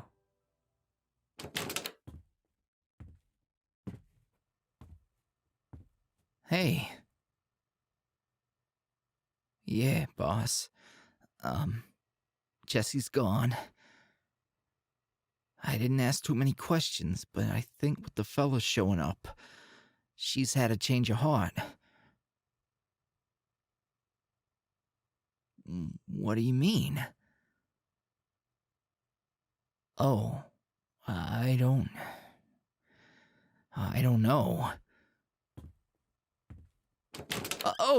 Al, hey, you're awake. Hi. I was gonna order a pizza. Do you still like all that meat on yours? Charlie, let me talk to Derek. Wait, no. It's not like that. It's just... Huh? Boss, are you sure? Okay. Here. He wants to talk to you. And, man, it's not Derek. Who the hell is this? The one you should be thanking. At least, when this is over with. That's no answer. I would appreciate if you didn't put a hurting on my associate again. You have done enough damage. I'm going to make things right. For you, for Seth, and for your sweetheart. We share a common enemy. It sounds as though Jessie has had a change of heart. She will be returning a rather large sum of money to Derek tonight. But we both know that once a dog has bitten the hand that feeds it, there's no going back. Should have trained your dog better if you ask me. But yeah, you're talking my language. It will be dealt with accordingly. But I wanted to offer you something. an apology gift. Listen, I don't need nothing. I just want this to be over. Then consider it a token of my desire for this to be over, and to remain that way. Hell, take it as payment for not laying another finger on my rat. I understand that there is bad blood between you. You've roughed him up enough. Trust that if he could have told you anything more than he did, he would have. Even back then. Wait. You mean this whole time? This whole time Charlie's been... Correct.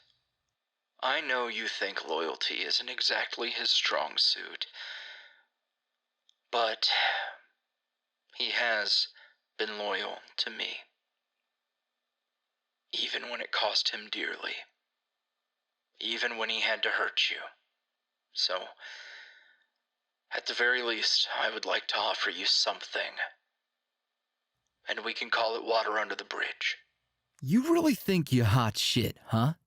Manipulating people, making them do your dirty work, hurting people.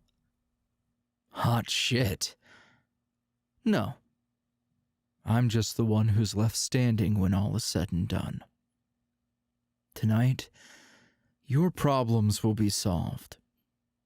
I'm going to text an address to this phone.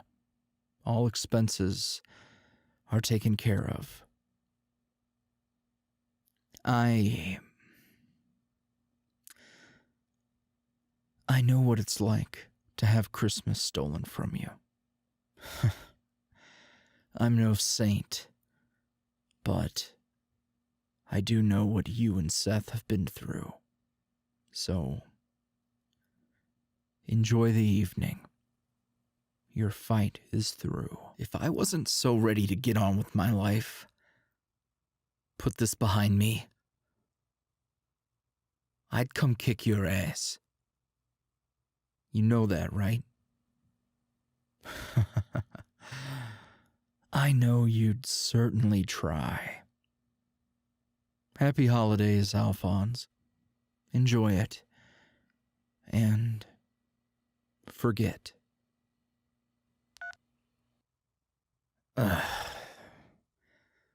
Take your goddamn phone, Charlie. Oh, yeah. Who the hell haven't you worked for at this point? Well, there's Sweet Pete, though he keeps telling me he needs somebody to scrub the shitters, so, we'll see what happens. Seriously. That guy sounds like a real problem. Are you okay, huh?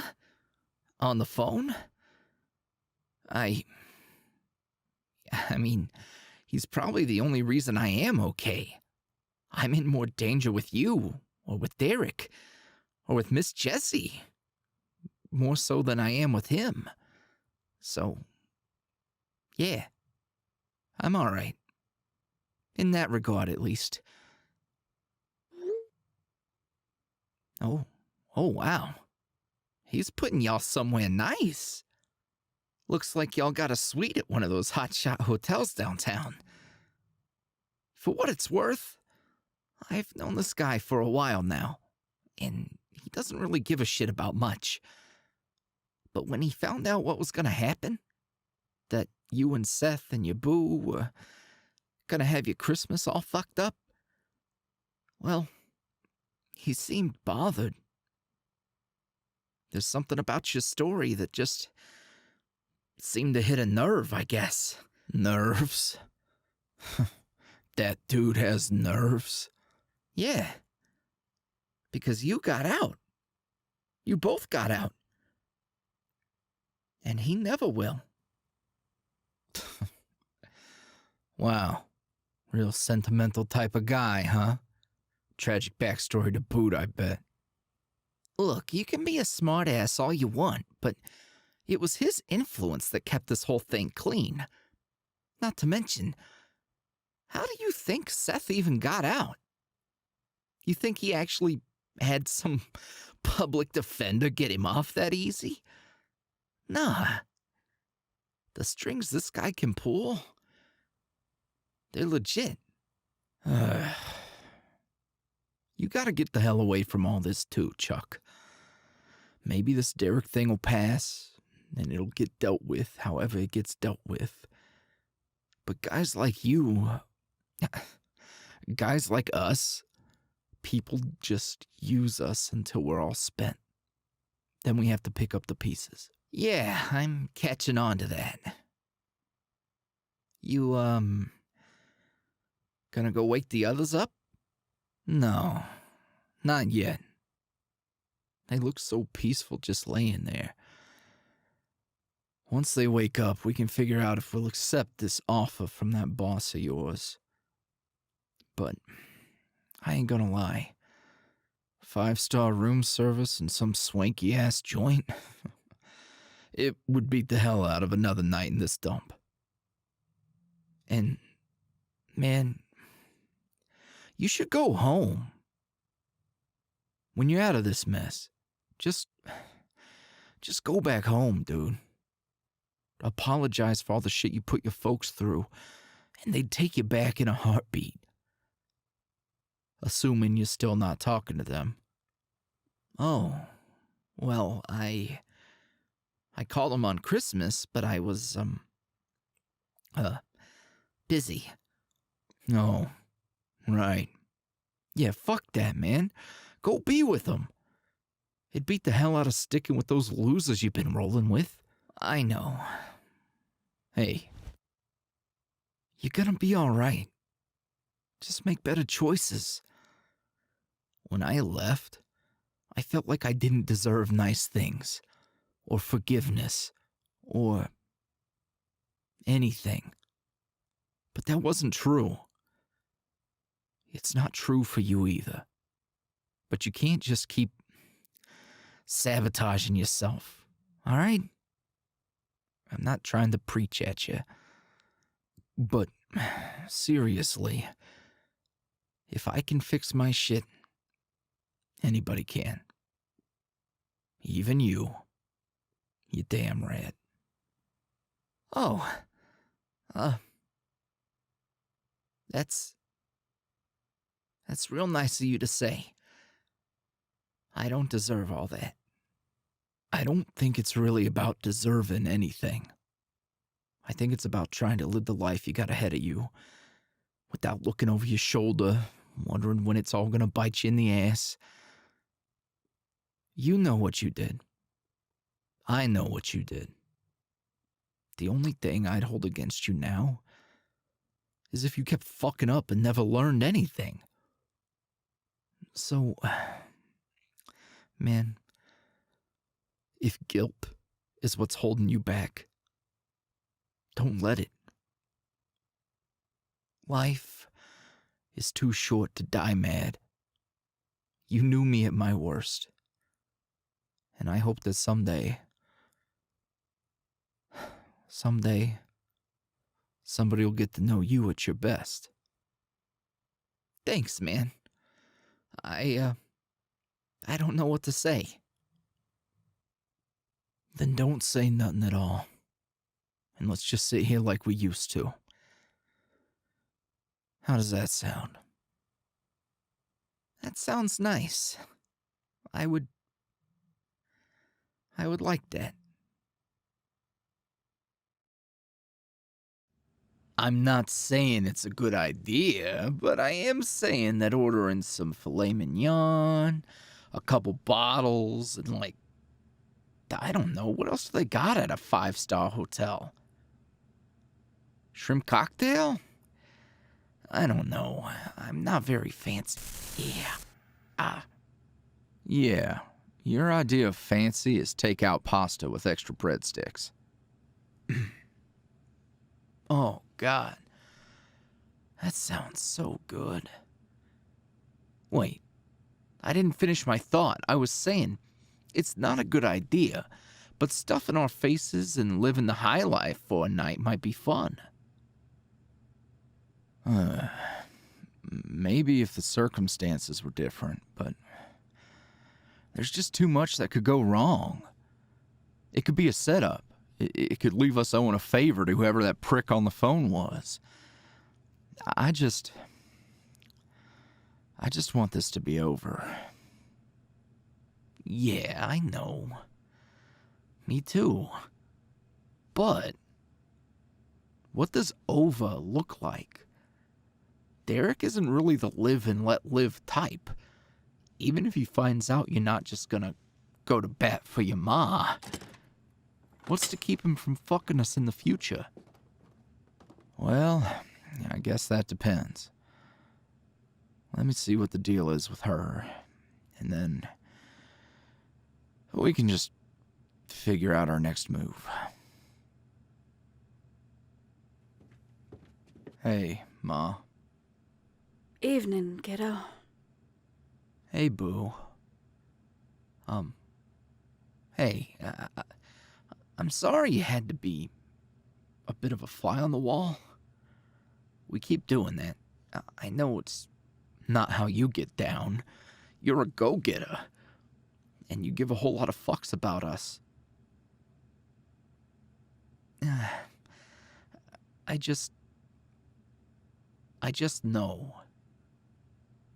It's been on my mind so much, I had a damn nightmare about it last night.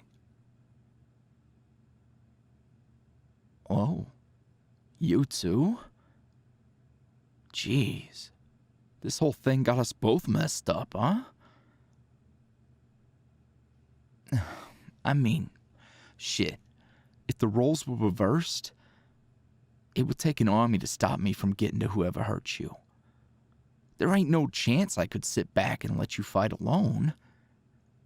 Let you face all of that with me just playing support from the distance. So, I understand if you're frustrated. I didn't want this part of my life to seep through the cracks and get a hold of you. It's true. I was scared. But not because I think you're some sort of, I don't know, lofty ideal that my fucked up past could taint. That's bullshit. So it's nothing like that. It's as simple as this version of me, this place and the things that I did in it were terrible. The best time of my life has been with you. And I just don't want to take any steps backwards. Even if it did feel really good to rough up the dudes who beat Seth up. I think my point is, I have complete and total trust in you. Your judgment, your instincts. All of that. And if you feel the same about me, then we're good.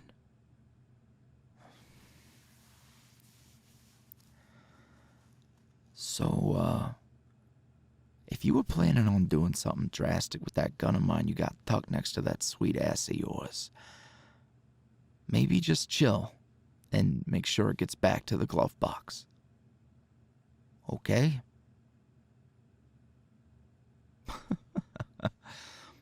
Okay.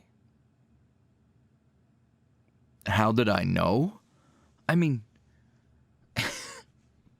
Boo, you realize that I've been around criminals for a while, and I can tell what it looks like when someone's packing, right? And you also know that I can't keep my eyes off of you. Huh? Well, yeah, you can ask me anything. Shoot. Or, well, wait, hold on. Hey, don't, actually.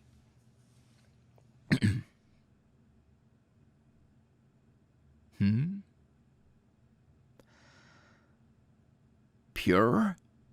You? Boo. I'm pretty sure even half of the stuff we get up to together automatically disqualifies you from any sort of purity.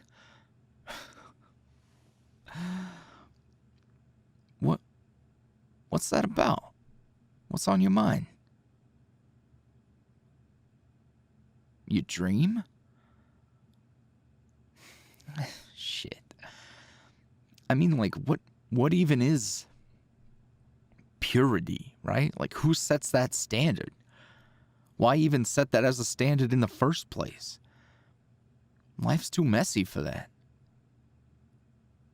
It seems to me like that idea is used by people whose hands are just as tainted as ours to make us feel bad, manipulate us. So, hey, whatever the hell was going on in that dream of yours,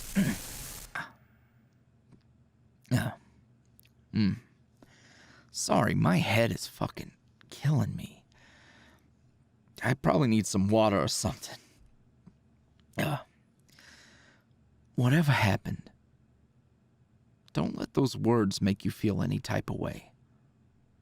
Trust that any lens me, or Seth for that matter, view you through is one filled with love. You are you. What you've done, where you've been, or whatever lies ahead. There's nothing that can undo us. Okay? Well, I've got business. I just, needed to pop up here to see if I forgot anything. Don't do that. Do what? Can a lady double check to make sure she's covered her bases? You're a horrible liar. Especially when you're not too eager to lie. So, what's this plan of yours? Charlie didn't want to spill the beans, but he made it sound like you were going to deal with Derek yourself. You drew this whole thing out to this point, and now you're just going to call it a day?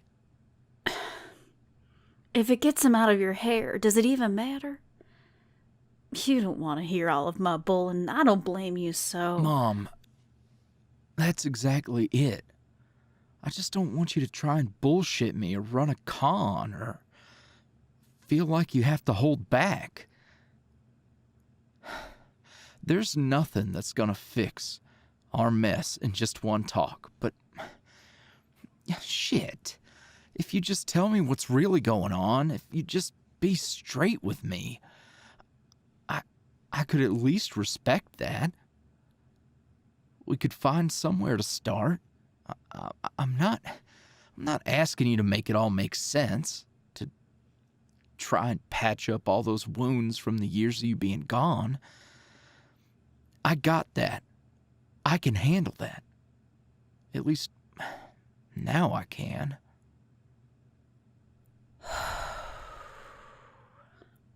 I'm not gonna paint you a picture of a life full of screw-ups and selfish decisions. Lord knows you already know damn well what it looked like without me telling you the details. You know what I've done. And I could tell you I'm sorry, that I have regrets. But what good would that do when you're standing here because of me all over again? So I'll try to tell you a different way. Watching the three of you showed me something I haven't had in a long, long time. Hope. And change. Love. Stuff I figured was just for fools and kids. Stuff I've been so damn bitter about not having for myself. Looking into your eyes, I saw a heart filled to the brim with love I couldn't give you. But there is one thing I can give you, and that's what this plan of mine is all about. I'm gonna give Derek his damn money. All of it. And I'll leave him alone on one condition. You get to live your lives in peace. For good. I see. That's quite the decision. You really think it's gonna work? Well, it sure as hell beats marching right in there, guns a-blazing, I reckon. Yeah, I suppose that's true. It's been good seeing you again, son. Oh.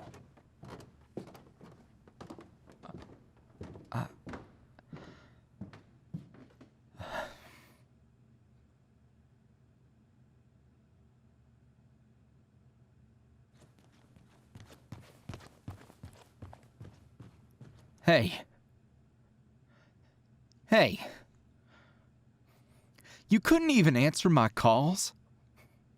This whole time, ever since you left me with that fucking drunk, even on the birthdays you missed, even after you abandoned me all over again here in this shithole. This whole time, if you would have called me, I would have answered. All that I ever wanted from you was to reach for me. Because I've spent my whole damn life ready to reach back. And if nothing else, I should thank you. Because now I know I don't need to.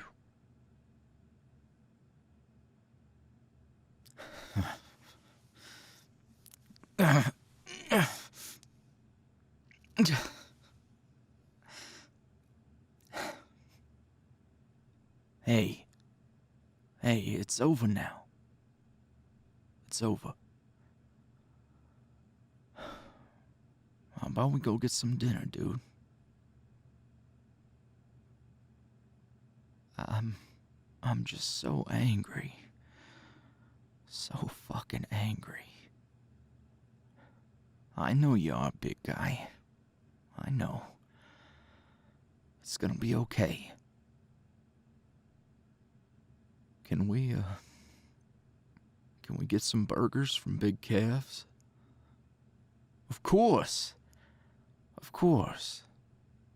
And then we're gonna go home, okay? Yeah, that sounds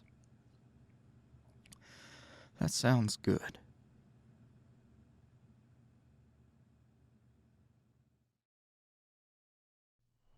I forgot this is why I never get the double cheeseburger. One patty is enough. Now I'm just ready to go back to sleep. I was gonna tell you, but well, you've been through a lot. I thought maybe you could use your sad boy powers to scarf it all down or something, but you're still a little bitch, I guess. You're a dick. Well, I never said I wasn't. I'm just teasing. You know what? You've earned one 24-hour period of me not busting your balls. Consider it a late Christmas gift. Oh. Hey, we never got to open gifts. It feels like it's been a damn year. Yeah, well, time is an illusion and we're living in a simulation or whatever, so fucking that's how it goes. Hey, don't say all that, man. You know existential shit freaks me out. Especially after the dream I had last night. Oh. Huh. You had a dream, huh? One of those, real lucid ones? Lucid feels like an understatement. Weird. Maybe, maybe Mercury's in Gatorade or whatever. You know, it seems to be a common theme.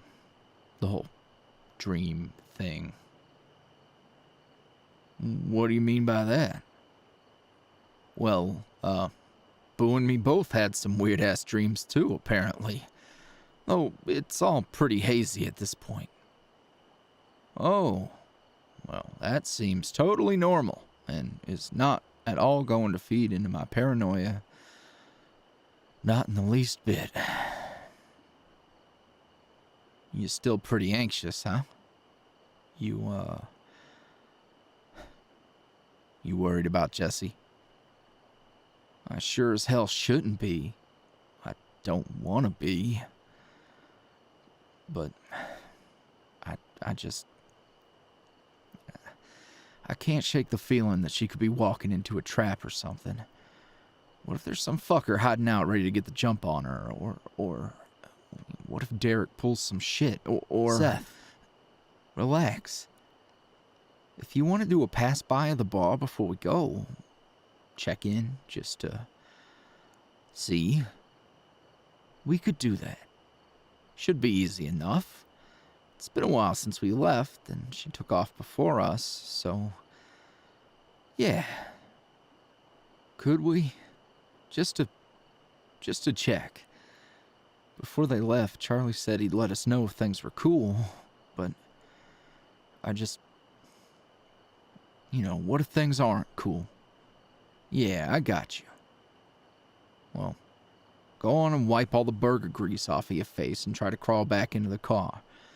We'll do a quick check, and then we're out of here. All right, I'm moving.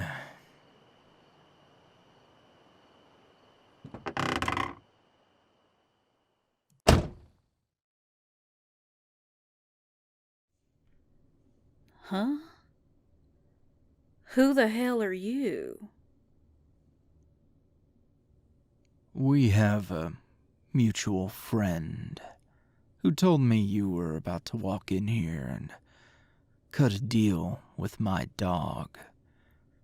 The one you've so thoroughly embarrassed. I mean, it really is impressive work, marching in on my turf and carving out a substantial amount of my business for yourself. You've made Derek look downright incompetent. That's partly his own doing. But if you hadn't been such a worthy adversary for him, he could have bullied these college dropouts into falling in line all over again. That wasn't going to stop them from jumping you when you strolled through that door, though, which seems just a little bit careless. Trust me, I would have had a little something for these boys if they were feeling froggy. Also, you didn't answer my question, Red. But I've got a good hunch you're the brains of the operation, huh? Derek never gave me a name, or much at all for that matter. He didn't tell me you were such a dapper fella. You're right. I didn't answer your question. As a token of good faith, I'll indulge you. I'm more than just the brains around here. I am the facilitator. I'm the one who makes this whole machine work. What's coming in, what's going out, product sourcing and distribution, and occasions like this. Human resources. Call it whatever you want, but in short, yeah, I am the brains of this operation, which has been established for a few generations now. And, you can keep calling me Red. That's fitting. Especially tonight. And as for Derek, once upon a time, he was fairly obedient. Now he's a bit more like Old Yeller, ready to be taken out behind the barn and, well, you know. I see. Is that what this is? Just waiting around for me to do the deed? Oh, that tune sounds familiar, doesn't it? Weren't you the one hoping those boys would turn up and clean up your mess for you? Careful, pretty boy. I don't have any beef with you, but speak on my family again, and this might get a lot less cordial. This is about making sure they don't have to deal with Derek or the likes of you or me ever again. Something I should have done from the start. And I don't need you to tell me that. I see. Lucky for you, I'm a bit of a dreamer. If you're willing to sacrifice your family, even family not bound by blood, then perhaps backing you really is the right play. Tonight, one way or another, Derek will be relieved of his duties. My question is, are you really ready to ride off into the sunset? Or do you want to make damn sure that his legacy is well and truly erased? You offering me a job, boss man? Well, you managed, as one woman, to do the job of several dozen men more effectively than they've done it in years. I'd be loath to not at least put an offer on the table. You're good. And I understand what motivates you. And when it comes to Derek, I don't think I ever quite figured out what his deal was. So if your intention is to keep that trio safe, I can offer you a much stronger oath than anything Derek could promise you. I can assure you that my business, my reach, my influence never touches them again. Because you would be in charge around here. And what about Derek?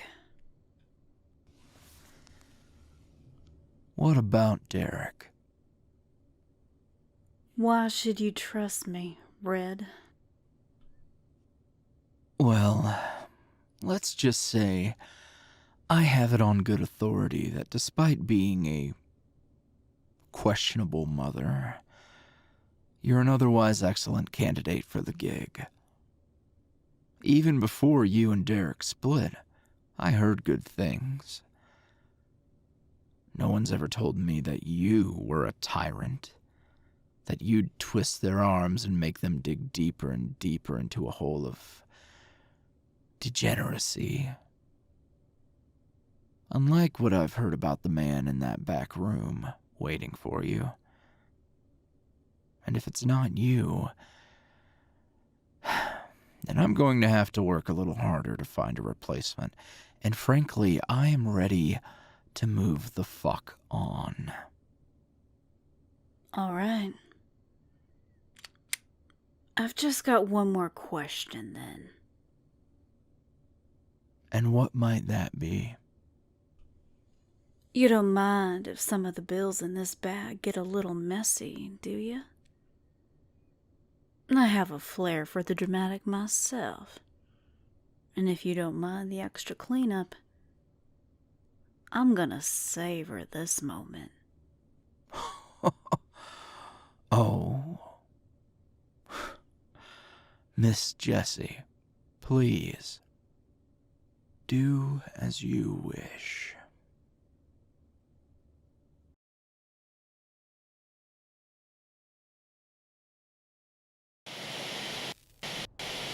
Hey, Boo.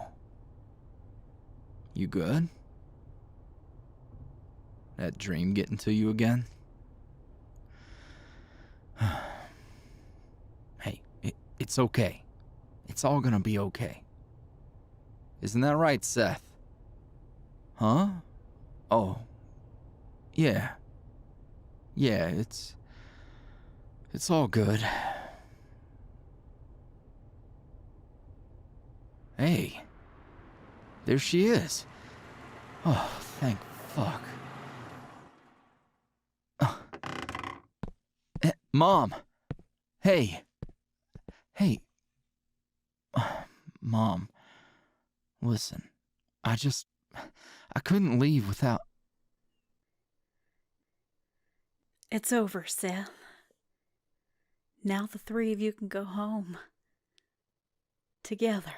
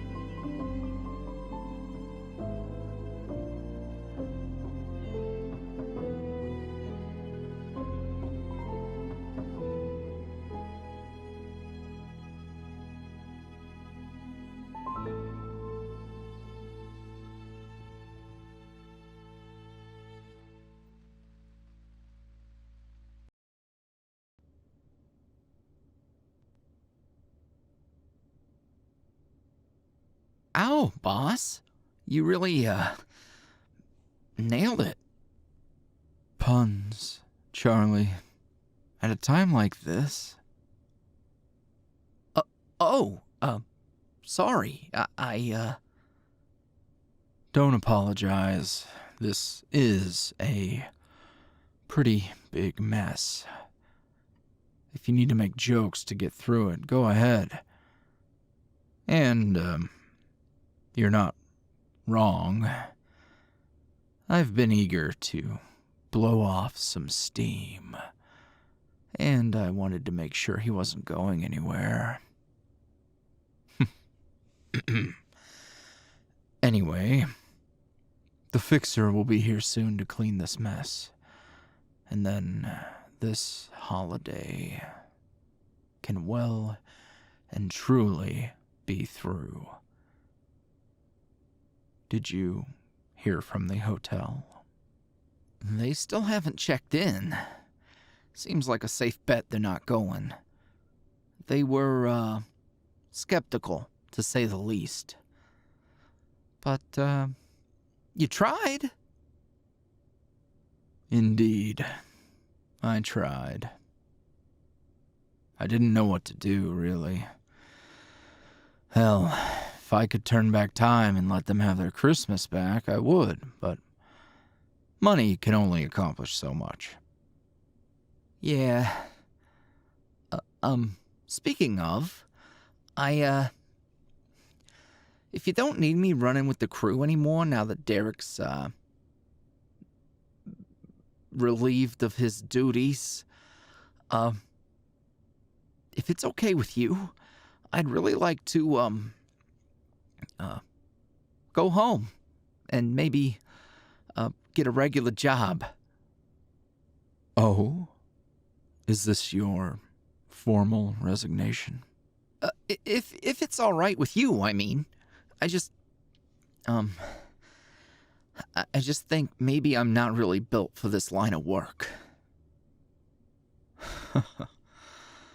Honestly, you've carried yourself well. I mean, maybe they didn't see it, but I did. Even when I made you do terrible things.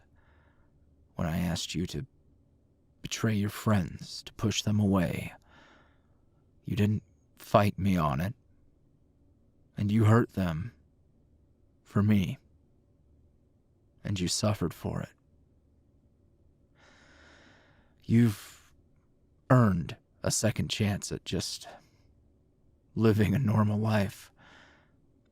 But you know, Chuck, you know that if you needed anything, I would boss. Seriously. It's okay. You looked out for me, too. And if you ever needed anything, I would do whatever you needed. Thank you. I will likely be in touch just to make sure that all loose ends are handled. And to, Aw, boss, are you gonna be worried about me? Ugh, go. Before I change my mind. Talk to you soon, man.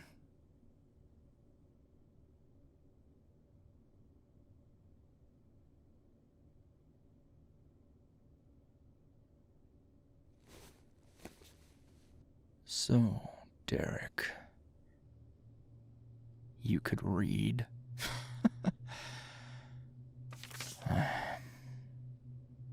What is this?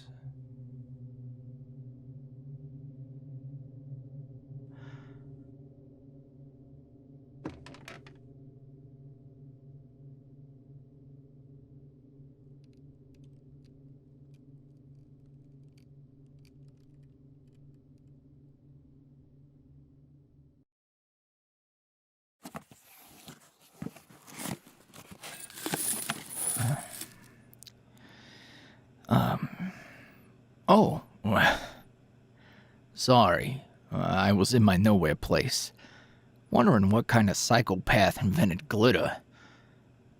That, and, sort of wishing we had a normal Christmas. Oh, nah. I know it ain't nobody's fault. At least not the three of us.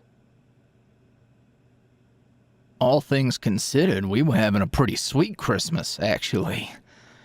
Then, well, there it went. It's okay. There'll be more Christmases and a bunch of other holidays, too. I'm not sweating it. Just getting over myself. I'll be fine.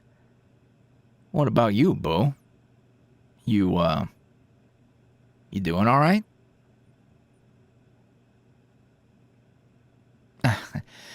I mean, you went from making sweet-ass baked goods for the festival to cuddling in the pillow fort with me and Seth to sneaking the piece out of my glove box and keeping it on you. Yeah, sure. It was kind of hot, but that's on me being a mess. I don't ever want you to think that you have to take drastic measures like that. I know you want to help. We're in this together. Always. The three of us now. But if we've messed up to the point you're gonna have to go popping caps and asses, that's not exactly ideal. Well, yeah. If I had to, I would. I see what you're doing, boo. It's a double standard. I'm a hypocrite. I get it. If what it boils down to is that when shit hits the fan, we'd both go to extreme lengths to look out for each other, even if it meant we'd...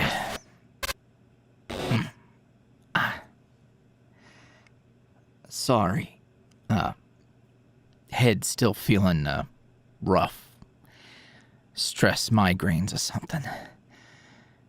And I think I was so freaked out about what could happen, it's giving me a headache. You too? Damn, babe.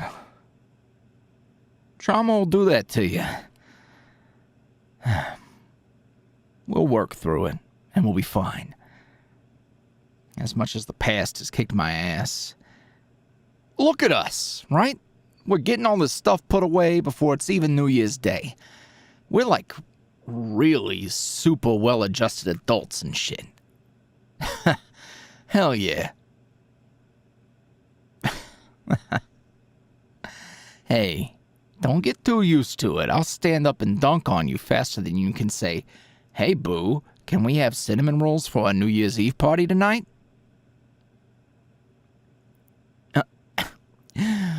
What do you mean that's not the saying? I'm pretty sure that's what everybody says. It's like a whole thing. Heard it when I was a kid.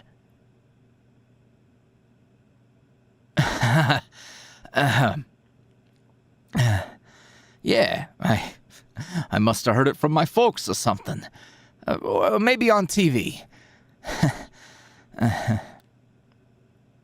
All right, the joke has overstayed its welcome. Yeah, I was wondering if you'd be willing to bake tonight. You can put me and Seth to work, too. I mean, yeah, we're helping out right now, but, like, we'll always be around to help out. Huh.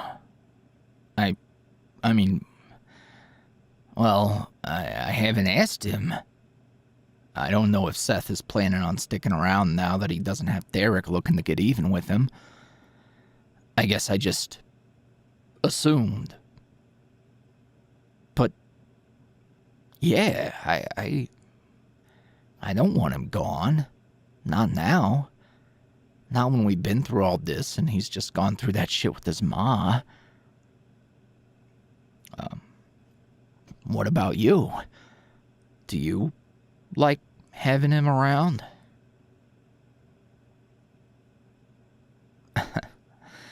Yeah, I figured you didn't hate his guts or anything, Jolene. He's soft on you, too. Reckon he sees the same wonderful, beautiful, sweet cheeks that I do. And you've been a good influence on him. Rehabilitating a sad little country boy.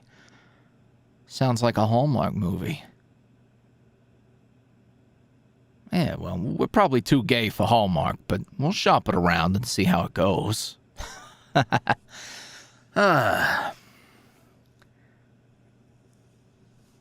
What?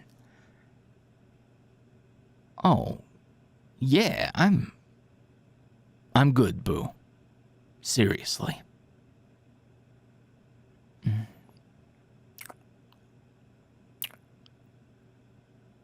Oh, okay.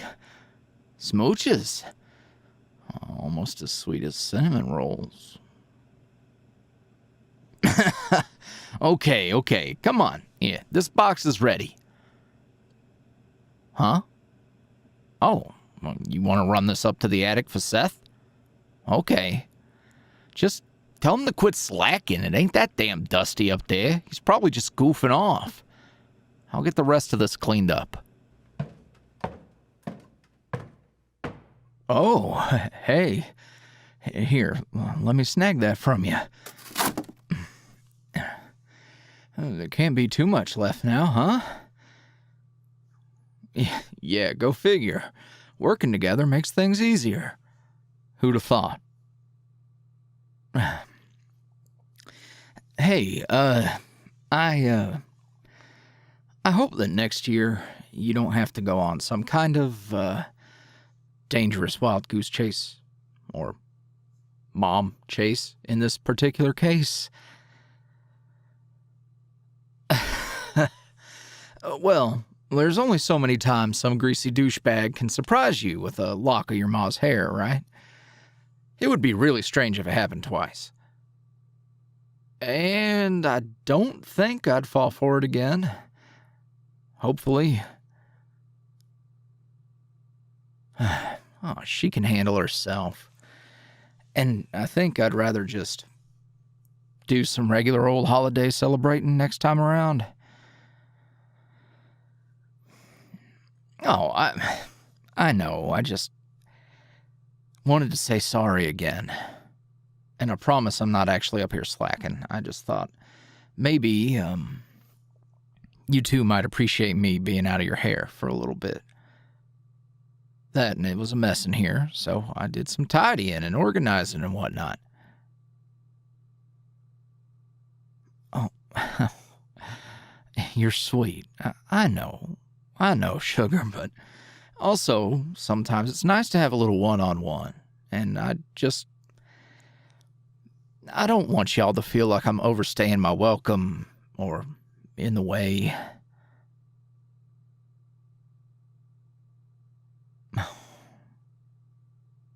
You're an angel. Hey, being here with the both of you has been good for me too. Now that you've had a chance to see what my family's really like, well, you know I mean it when I say there isn't really anywhere else that feels like home to me. This is the closest thing I've had to feeling like I'm with people I belong with since, hell, since the last time I was in this house, I guess. Huh? You don't, oh,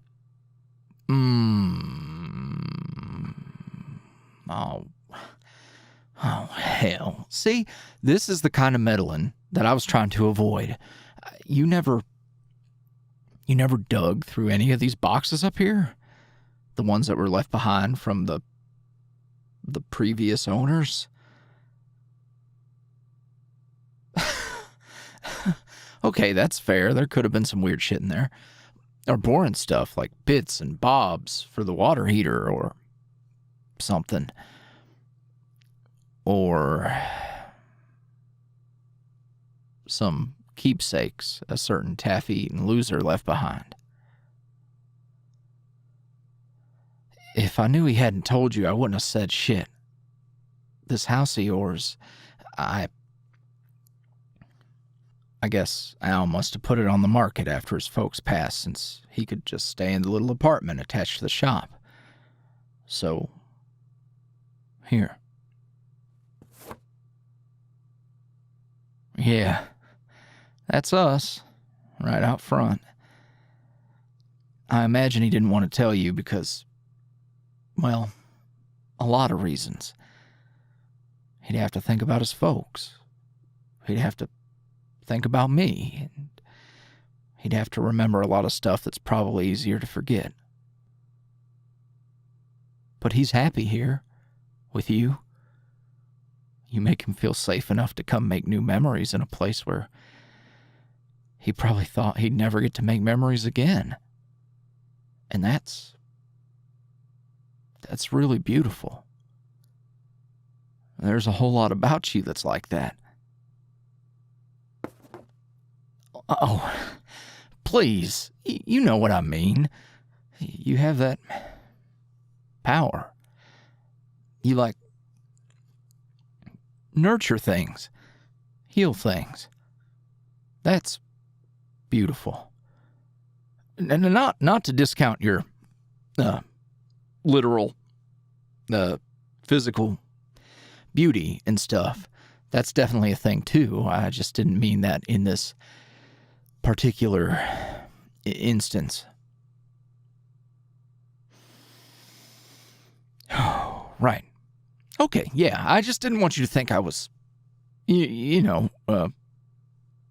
boundaries. Mm-hmm. Yep. Gotcha. So, were you trying to tell me something? Plans for tonight? You mean me? The one who ain't got nowhere else to be? Oh yeah, a bunch of big plans. Probably gonna take the bike out for a spin. Oh, well, I was gonna go out with the gang and... Oh, I was gonna watch the ball drop in the city. Oh. Should I keep messing with you, or have you gotten sick of me yet? Sugar, there ain't nowhere else I'd rather be than here on New Year's Eve. Why? Are we doing something?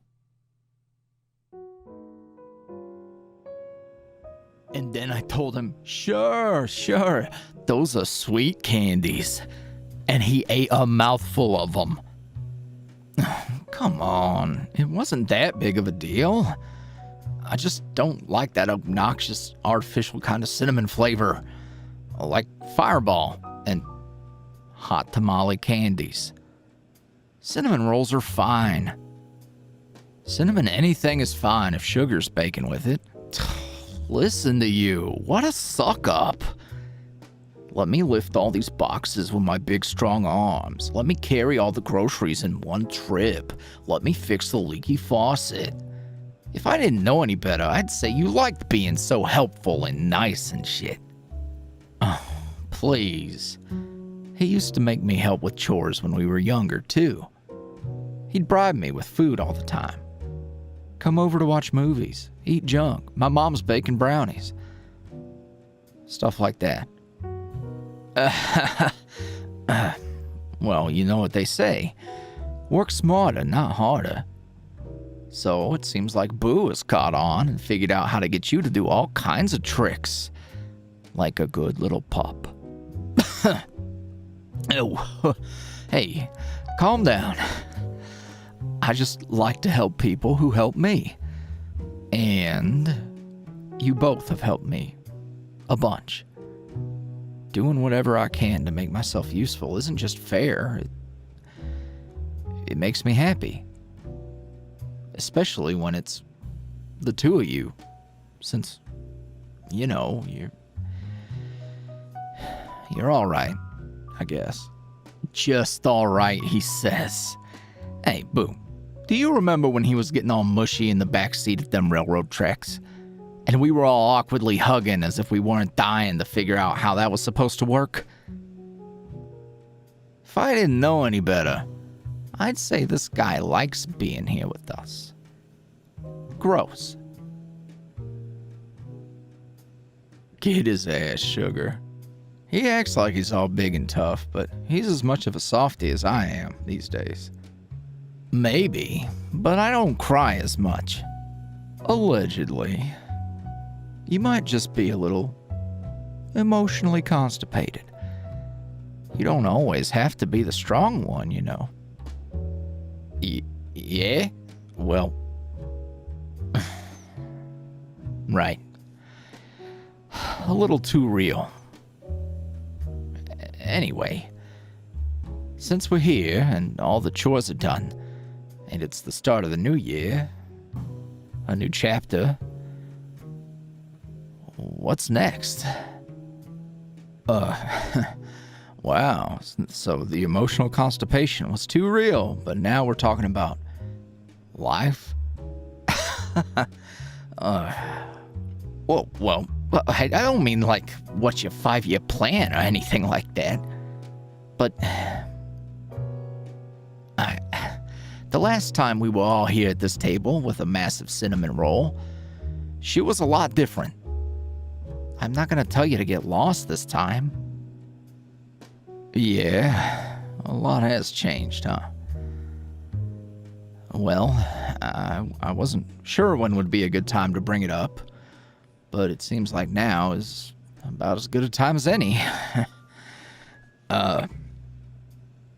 If, and that's a big if me being around isn't a source of distress anymore, I've been talking to my pops. He offered to let me come home, but being under the same roof as him isn't quite a step I'm willing to take. But then he told me I could shack up in the garage, put a cot in there and dress it up a little bit, just while I'm getting on my feet and working up funds to fix the bike. Work? You got something lined up? Pop said I'm welcome to work at the tavern, so, I mean, I reckon it's probably tough on him being the bartender given his history. So once I'm settled in at work, I'll probably be doing that too. Whoa, holy shit, dude. That's awesome. I mean, the job is cool and all, but more so like you and your dad being okay and shit. Well, yeah. Yeah. Since talking to him at the Winter Festival, it's been less of a thing. And I guess after all the mom stuff,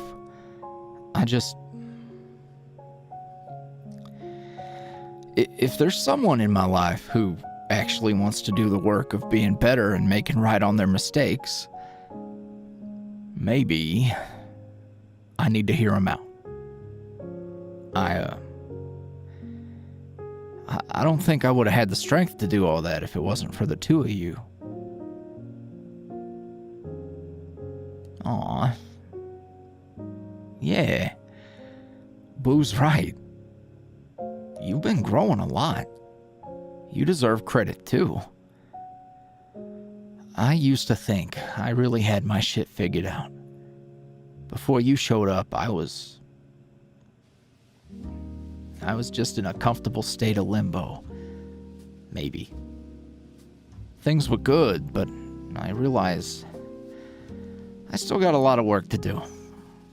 So, don't think that me or Boo got our shit all figured out or something. Well, life ain't really like that. We take it as it comes, and we do what we can. And if there's room to grow, we make our choices, and we see what happens.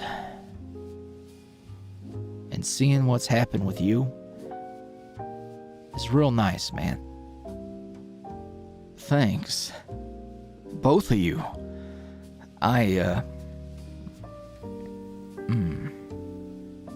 Oh yeah, he's about to say something sweet. He's doing the thing. Ugh. Asshole.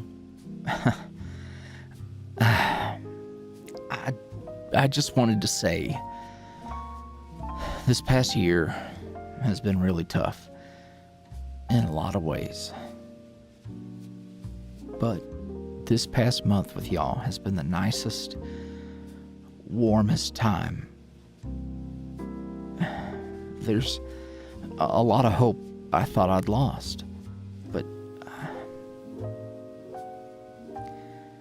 I found a whole lot more than I ever thought I'd have. Thanks to the love that y'all show me, I might be able to love like that too. I might be able to live a life I thought was out of my reach. So, what's my plan? My plan is just to live. That, and Pop said business has been picking up a bit, so I might actually make a little more than enough cash to get the bike fixed. And, that's all I really need. Hey, you can't just sweep all that mush under the rug, you loser. But he ain't lying. The city folk are starting to realize we make for a nice little weekend retreat. I think up in the hills there's been a bunch of rentals put up. So I get people showing up to the shop to get supplies and shit. Which is great, because I don't talk about it much, but literally I'm broke as hell and would have been out of business if I didn't have a little bit saved up. Legally earned. Taxed and everything. Yeah, if you say so. I do say so. Also, I say, you assholes better bring it in for a big group hug, because I fucking love y'all.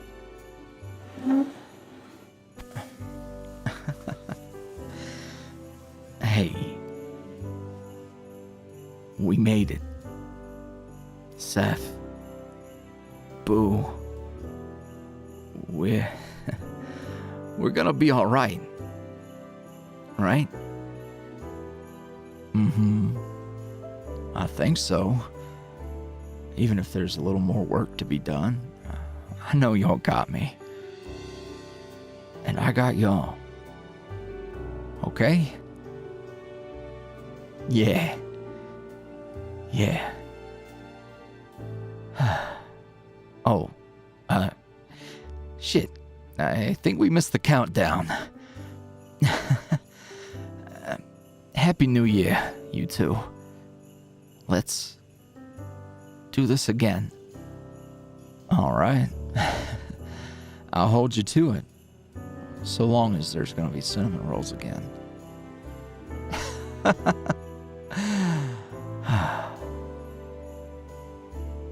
I love y'all too. Even if you guys are assholes. Happy New Year.